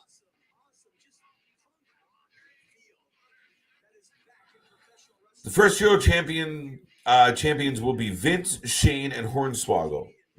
Probably be Vince, Bruce, and Johnny Ace. Boom. KJ, man, the moon is crazy when the dragon flies by. I agree. I imagine. JV, you're funny. By the way, Daniel Bryan is going to turn. Yes, I think so. I kind of feel that too, JV. Amongst all your wisdom searching, you stumbled on a good one. Daniel Bryan turning. I feel it coming. Maybe I'm just wishful thinking, but I would like to see that. Now, there's still another long pause in XPW. If I'm going to be critical of something tonight, I feel like XPW could have shortened the show by a half hour. A lot of long pauses. We had an intermission. A lot of gaps in the action. Takes the steam out of the show a little bit. Like, what are they doing? Like, who's running? Well, we know who's running the show. Maybe that's part of the problem, but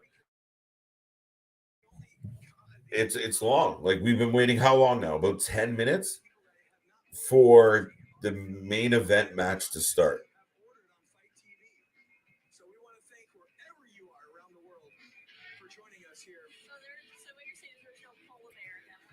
Anybody? Somebody's got to agree with me out there. That's a good call. Well, I can see him lead Danny Garcia in 2.0. Interesting. Hijack the Jericho Society. All right. JV making some sense in his late night wisdom. Right now, AEW is missing a good heel, and Jericho at this point is a waste. Jericho's struggling. And I think Jericho's being overused, which is overexposing him. I think if Jericho was used less and not in the ring so much, you don't really notice his flaws that easy. We're seeing a lot of him, and we're seeing a lot of bullshit. And again, I think if you write a storyline properly, if you build a storyline properly, a bunch of stuff happens in that story to get to something like Blood and Guts. And then it ends. You peak. Where do you go from there? That's your conclusion. If we're getting that now and then doing other shit after, it's anticlimactic. So for me, it's really not. Oh, shit. So now I'm getting a pre-packaged, or I'm getting the hype video for the main event here tonight. Willie Mack, Brian Cage.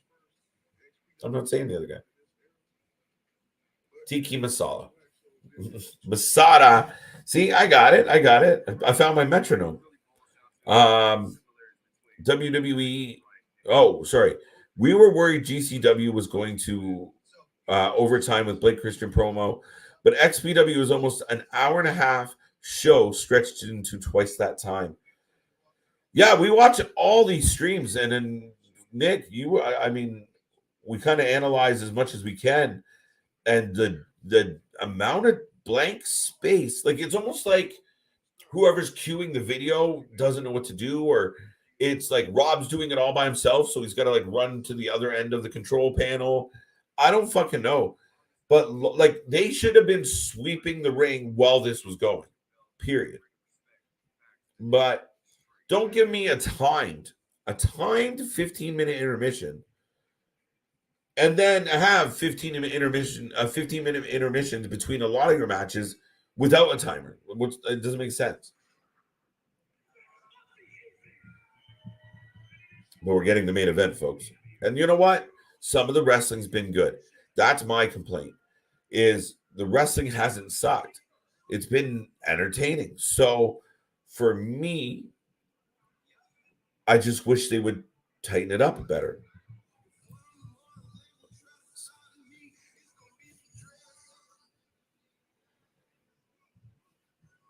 I don't know if you guys can hear that, so I just turned it down for a second. But here comes Willie Mack. Big fan of Willie Mack. And he's feeding the crowd. Big baby face. All right, let's see what this says. Now think about what the Combat Club was supposed to be and what it turned out to be. Then the whole Daniel Bryan turning heel and hijacking the JAS makes sense. Yes. I don't think it's terrible. I'm really surprised, JV. It's interesting. I never thought of that angle, but it would be a swerve and then some, right? Like I don't think you're far off with that. Masada will win. Oh, fuck. I'm going Brian Cage. I'm not a big Brian Cage fan, but I'm going to go Brian Cage. I think Christian Cage, his heel work has been amazing.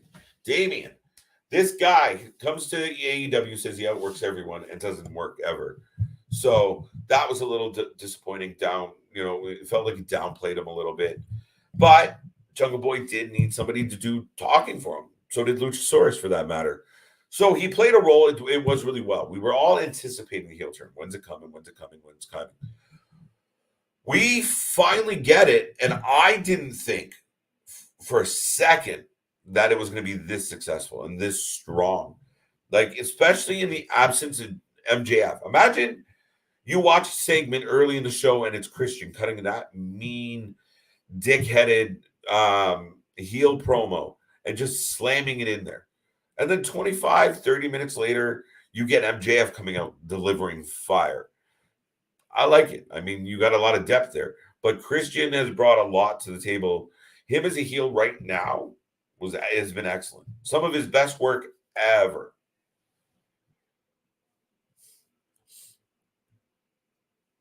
Now, we got Willie Mack in the ring.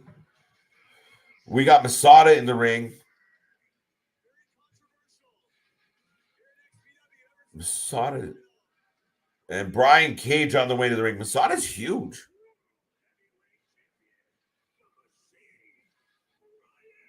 The Machine, Brian Cage on the way out to the ring.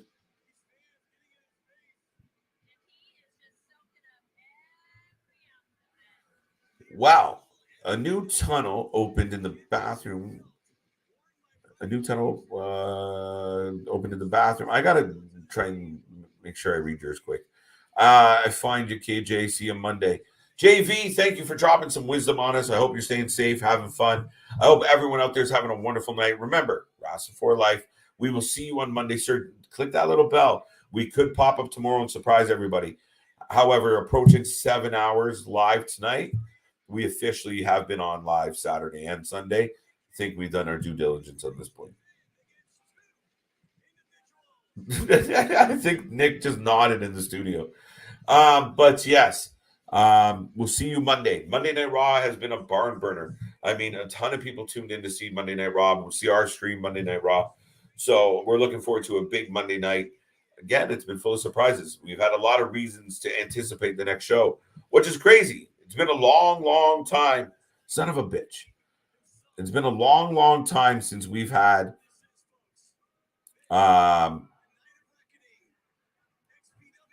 distracted. Been a long, long time since we almost made it, bro. Yeah, well, I'll give them credit. Again, it's a bit like with GCW taking almost 2 hours to get to the blood and the violence. We almost made it 7 hours before the Saturday night hookup shout out decided it wanted to show up in the chat there. But yes, absolutely. Be a friend, tell a friend, like, share, and subscribe. We are covering anything and everything. Name me another channel that's covering GCW and XPW tonight, live, giving you everything that's going on.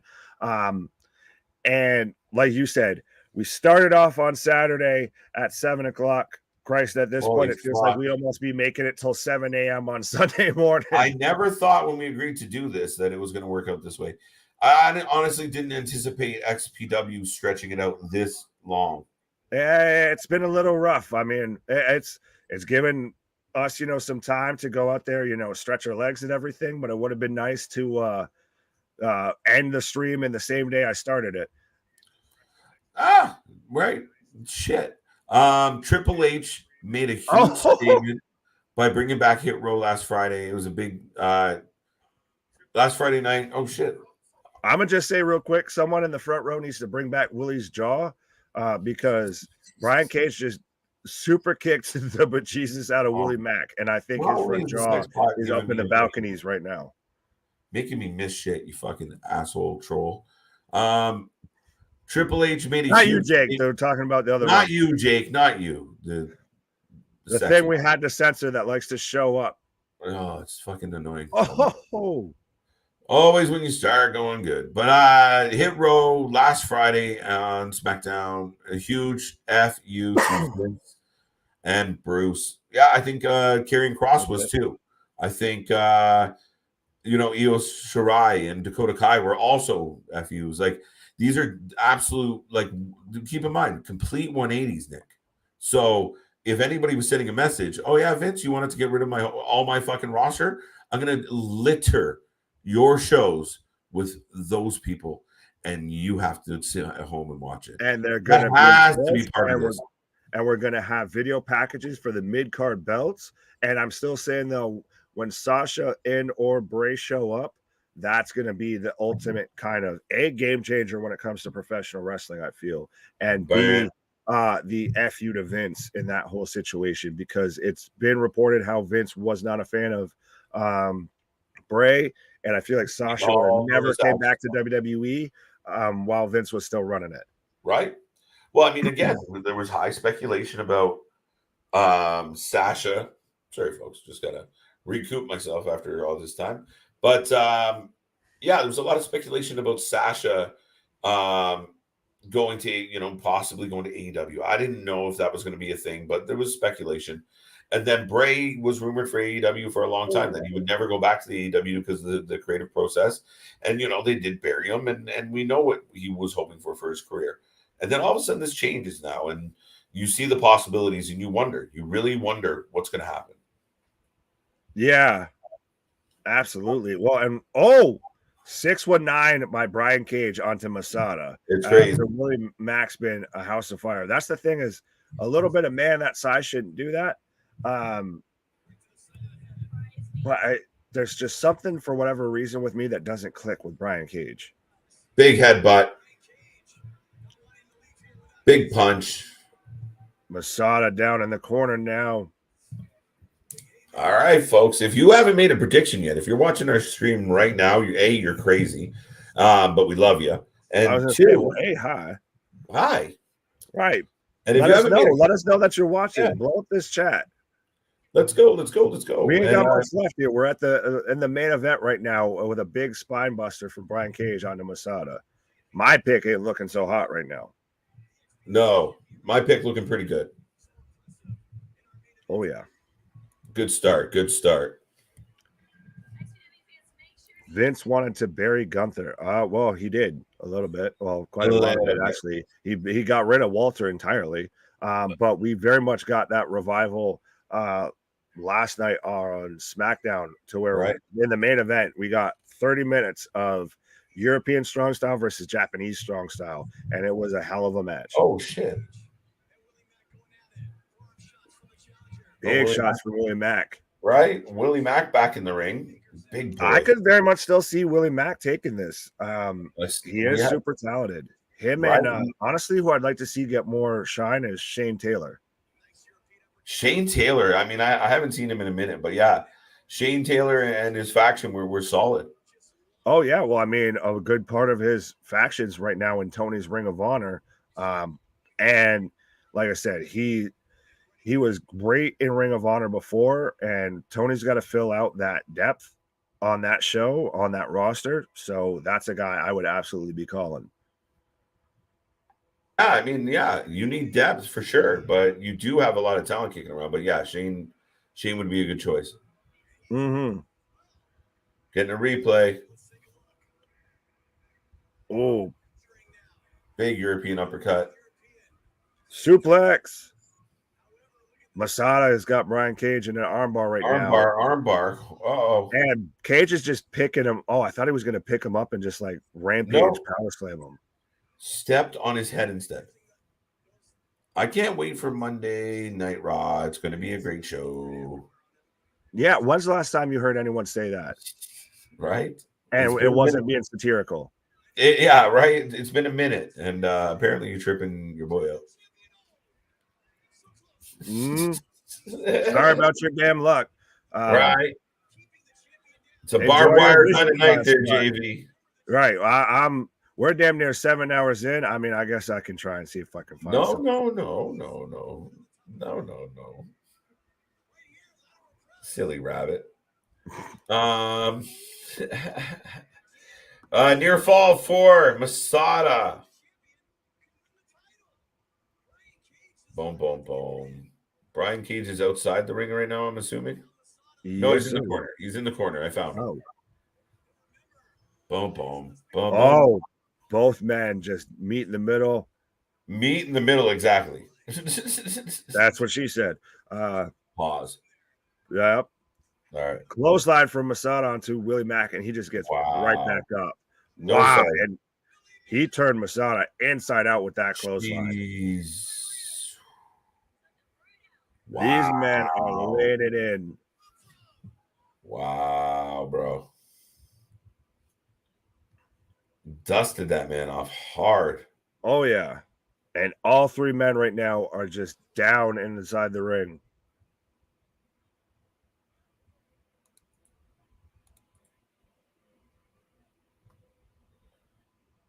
Willie Mack looks like he's trying to get to his feet. Brian Cage halfway there, too. Interesting. Willie Mack. Could you? Yeah, Willie Mack. Remembering his I could see it. Shit. Big slam by Willie Mack onto Brian Cage. Masada's up in the corner.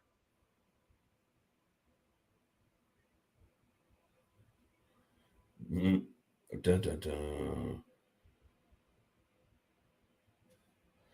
Oh, Willie Mack just suplexed Brian Cage onto Masada, and Cage messed up. He had to backslide into being in position with Masada. He was giving him the look of, you good, bro?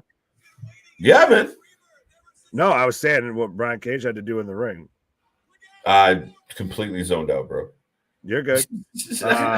And Willie Mack with a big splash onto both men in the corner. There you go. I'm back with you. So I was caught up reading. There was another Willie being mentioned. Mm-hmm. Pause.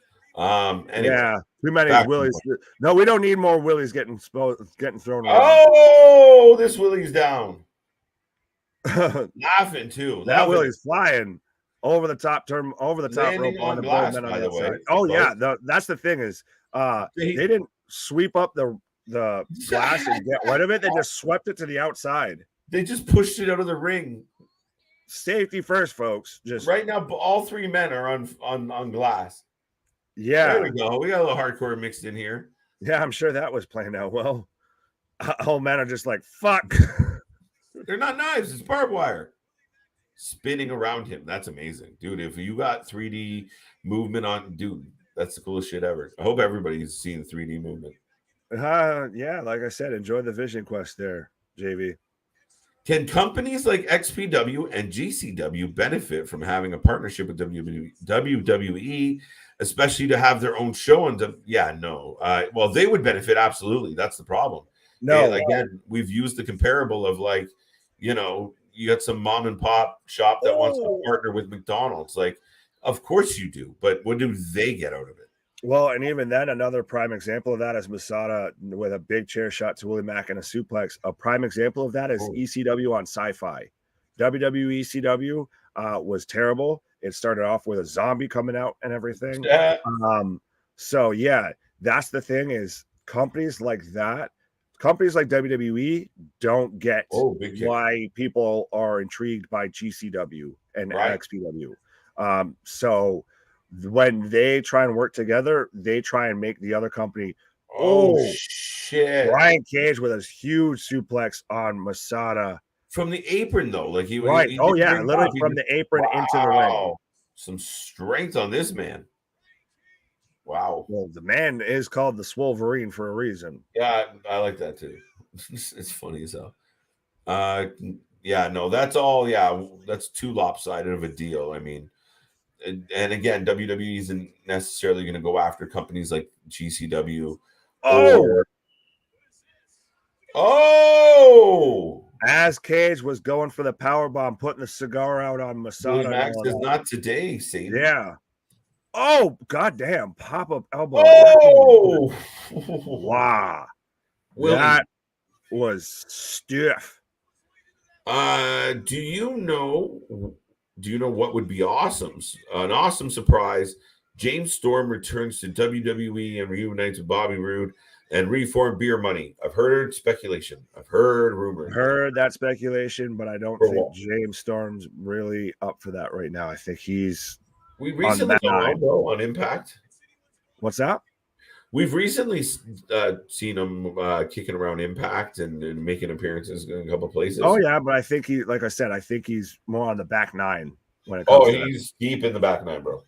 Yeah, that's my assumption, just based on what I've seen, like the way he walks out and stuff. He don't look like he's feeling too shit hot. Oh yeah, and that's not a knock on that man at all. Absolutely. No, I'm just being. Yeah. Oh. Pump handle Michinoku driver. Michinoku driver. Michinoku. Right. Now, but at the 7-hour mark, Michinoku is a hard one.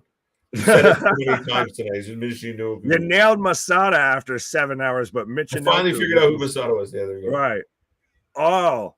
Could not remember that poor man's name. Big power slam by Willie Mack. Wow. All right. I mean, I like this match so far.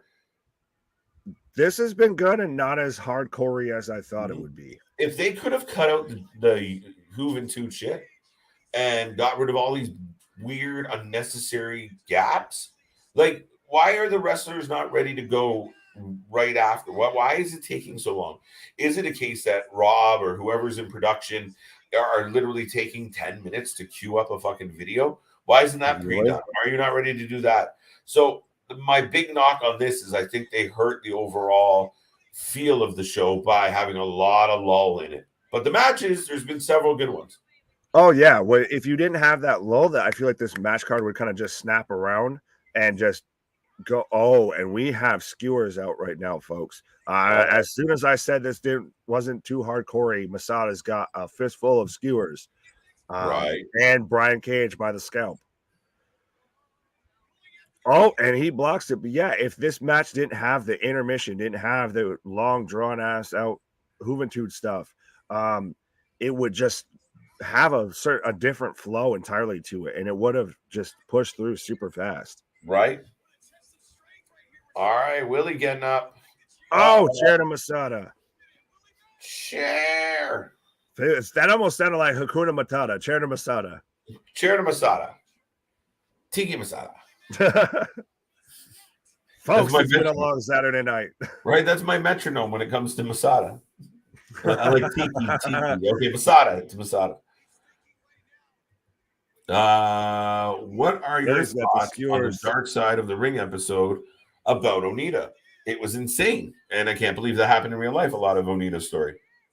All right, but I do like that as skewers going into Masada's forehead from Willie Mack, and as he's tapping him in. But yeah, absolutely. Oh, and they're stuck in there,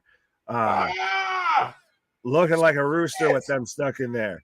But absolutely, no, it's amazing that seeing stories like that are now actually getting brought to light, and crazy to still hear stuff. All the old school stories in professional wrestling are always amazing to hear. Yeah, I mean, especially going back, like, it was such a different time, right? Like, we hear, like, we would never have the leaks that we have, or we would never have all the complaining that we have, or like, did you hear, like, people would lose their fucking job if Willie's got the skewers in his head now.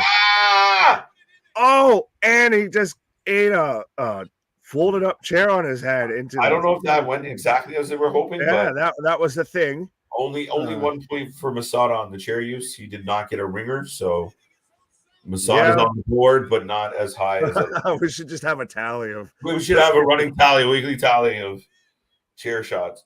I'm still saying Sammy's leading that leaderboard right now. F5 from Brian Cage onto Masada. 2. Oh, and he gets the foot on the ropes. My boy's still alive. Yeah, Masada with the foot on the ropes. These ones are for you, Nick. Don't you guys think Triple H would be more in tune with the younger fans and why they like companies like XPW and GCW? Well, that's the thing is, I wouldn't even exactly say it's younger fans that like XPW and GCW. There are younger fans, exactly, but it is. And Cage just takes out Masada with the belt. Now he's lining up Willie Mack. But it's just it's not young, it's not specifically old. It's just wrestlers of a certain style that like Stunner from Willie Mack. Well, and it's also who they want to be associated with, right? And there's absolutely. Two count. Like a guy like Nick Cage is not going to call from Triple H. Yeah, exactly. And I mean, just because Vince is gone doesn't mean Triple H doesn't have to answer to a Right. board or advertisers, or you can't like, hey, we're going to put this on our, and then JV's point about Peacock is valid, but The rails don't go completely off just because Vince is out. Yeah, you still have some accountability. Oh, Willie with a frog splash, and then Masada hits him with the belt. Death Valley Driver. Let's go. You shut up. Death Valley. Yes. What? I called it, ladies and gentlemen. Nick with the bonus point at the end, coming in at the buzzer. Masada, Tiki Masada with the W tonight, folks. Holy fuck.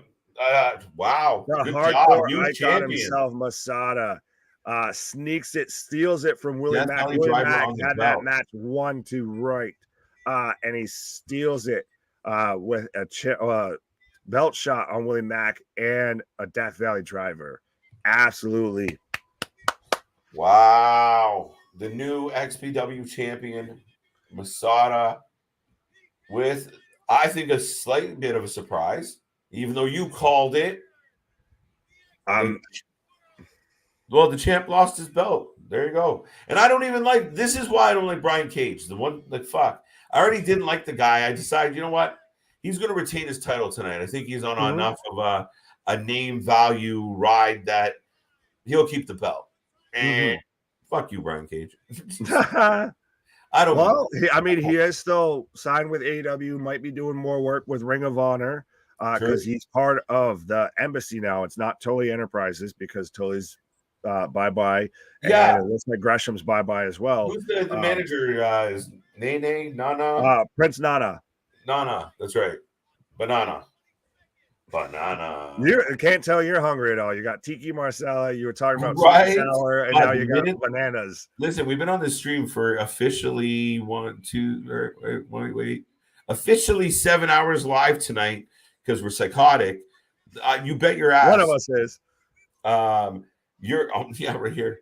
You bet your ass that I'm eating something the minute I get off this stream. Oh, absolutely. I have had a plate full of snacks and everything right beside me because I've been calling this 7 hours. Incredible action. I have not been able to take a bite out of anything. I got to stop talking and just eat something. Well, that's the thing. Normally, folks, we stay around and we chat with everybody that's, still floating around in the chat. But I think it might be a little quicker tonight. Can you explain why deathmatch wrestling are so obsessed with securing somebody in that skewering someone in the head? It's just a thing. I don't know where the fuck it came from. It's just it's a visual. It's literally it's for that. It's for the visual. It's not the one and only thing that when you think of deathmatch wrestling, but it's become a thing. I think it started more in FMW in the Japanese culture, because exactly for that same reason, like the visual. Yeah, no, absolutely. And I mean, it looks painful. It looks really uncomfortable. And, like anything else, if they can get a pop on it, why not? And that seems to get over. It happens. If you're interested in that, go and check out Jun Kasai, Crazy Monkey, who wrestles in Japan in their kind of deathmatch wrestling. Right. I would love to see Josh Alexander versus Steve Macklin for the Impact. That's a good call. I'm surprised we haven't gotten that already, to be honest. That's a really good one. Now, Macklin just went under to Sammy. So, I mean, I could see it being Sammy going after Joshy. But they're both babyface. Macklin's a heel. Yeah, but I think Sammy can be a heel. Oh, absolutely. Sammy could. Sammy's at best a tweener. I think he's better off as heel. I think he knows that. He got his little babyface rub because he made his big return, but he can turn at any minute now. Oh, absolutely. JV, if Brian Cage didn't look like a poster boy for roids, he could have a future world championship. You know what? A lot of jacked up guys that look like they might be enhancing themselves one way or another, and I can't speculate or be quoted. Right. That's purely, speculation. Speculative. Right. But yeah, I mean, I think it's more than that. I think he's got to loosen up. I think his mic work's not great. He looked all right tonight. I didn't hate him, so that's good. Oh yeah, but that's the thing is he was limited to certain spots here and there. It's when he's got to try and carry a match or be the main focus of a match. He's a little bit Tin Man-y, without the quart of oil. Right, I agree with that. I think Eddie Edwards takes the title off Josh Alexander. Okay, that's a good point. Honor No More had a good night last night. Oh yeah, they won. They get to stay around. I thought they were going to be heading to Tony Khan's Ring of Honor, but it looks like they're going to be staying around in Impact. So Eddie Edwards is not a bad shout. No, not at all. The death match just started in All Japan Pro Wrestling. Thumbs up for Shadow WX. It's like W is not a Roman numeral. What the fuck? Or at least not an early one. That being said, folks, yes, as Nick mentioned, we are not staying. We've done enough. It is past 2 a.m., folks. I think you've had enough time with us. I cannot believe, and I am so grateful. I really am. Like, what a fun Saturday night. But I'm super grateful for all the fans that were here for the vast majority of it, or the fans that popped in and out several times. For anybody that tuned in for a second, we greatly appreciate it. We love having everybody here. Don't forget, we are scheduled to be here Monday. We've already done our Sunday show, so we will be back for Monday Night Raw. Tune in, like, subscribe, and between now and then, tell everybody you know the best wrestling coverage. If you want it all, if you want random 7-hour marathons, this is the place to do it. We'll keep you company all night long. All night long. Right. Yeah. So, Nick, any final thoughts on the chaos that was tonight? No, absolutely. It was a hell of a Saturday night. I said no as I start to talk. I'll just end it with, if you're going to go and check out anything from tonight, go and check out the triple threat match from XPW between God damn it, why do I just have the card up? Between Mickey Knuckles, Ludark Shaitan, and Sage Shin Supreme. That was the match of the night for me on XPW. Yeah. Oh, absolutely. Okay. And even though I know my boy Masada won, but see, I predicted that the whole time. I knew that was going to happen. Right. You can't get excited when you know the future. And for me, Cologne versus it's been a long night. Yamashita, that match, that to me was the whole match of the whole night. That was a good pro wrestling match, regardless of any way you want to splice it. Even if it didn't have 101 light tubes, that was the match of the night. What's your rating for XPW? There we go. XPW is getting a solid 6 from me. 5 V's because they gave us half a show. There you go. I like that. I'm gonna hijack and jump on your bandwagon. Half a show. Yeah, we got doubled up. We were here to, the wee hours of the morning because of their shitty planning. There's no need to make that a 3-hour show. You could have got it done. Big shout out to Taya Valkyrie. Big fan. I love what she did tonight. To me, one of the sleeper matches that I really enjoyed was Nick Wayne and Starboy. Caught me by surprise. Nice little start to the night. My match of the night is definitely going to be Cologne and Yamashita. Apparently, the Shita dynasty is a phenomenal wrestling dynasty. I'm looking forward to more Shitas because they all seem to be solid Shitas. I feel like I need to do the Ceejay cut the shit. Right. There we go. What a perfect way to end the stream. 7 out of 10 from Damien. Damien, we appreciate you. Pink Ranger, enjoy your vacation. JV, I hope you're still seeing colors. He's tasting colors and seeing sounds right now. We will be back on Monday, folks. Thank you for being here. And until Monday Night Raw, which is going to be crazy, we'll see you on the flip side. Bye-bye.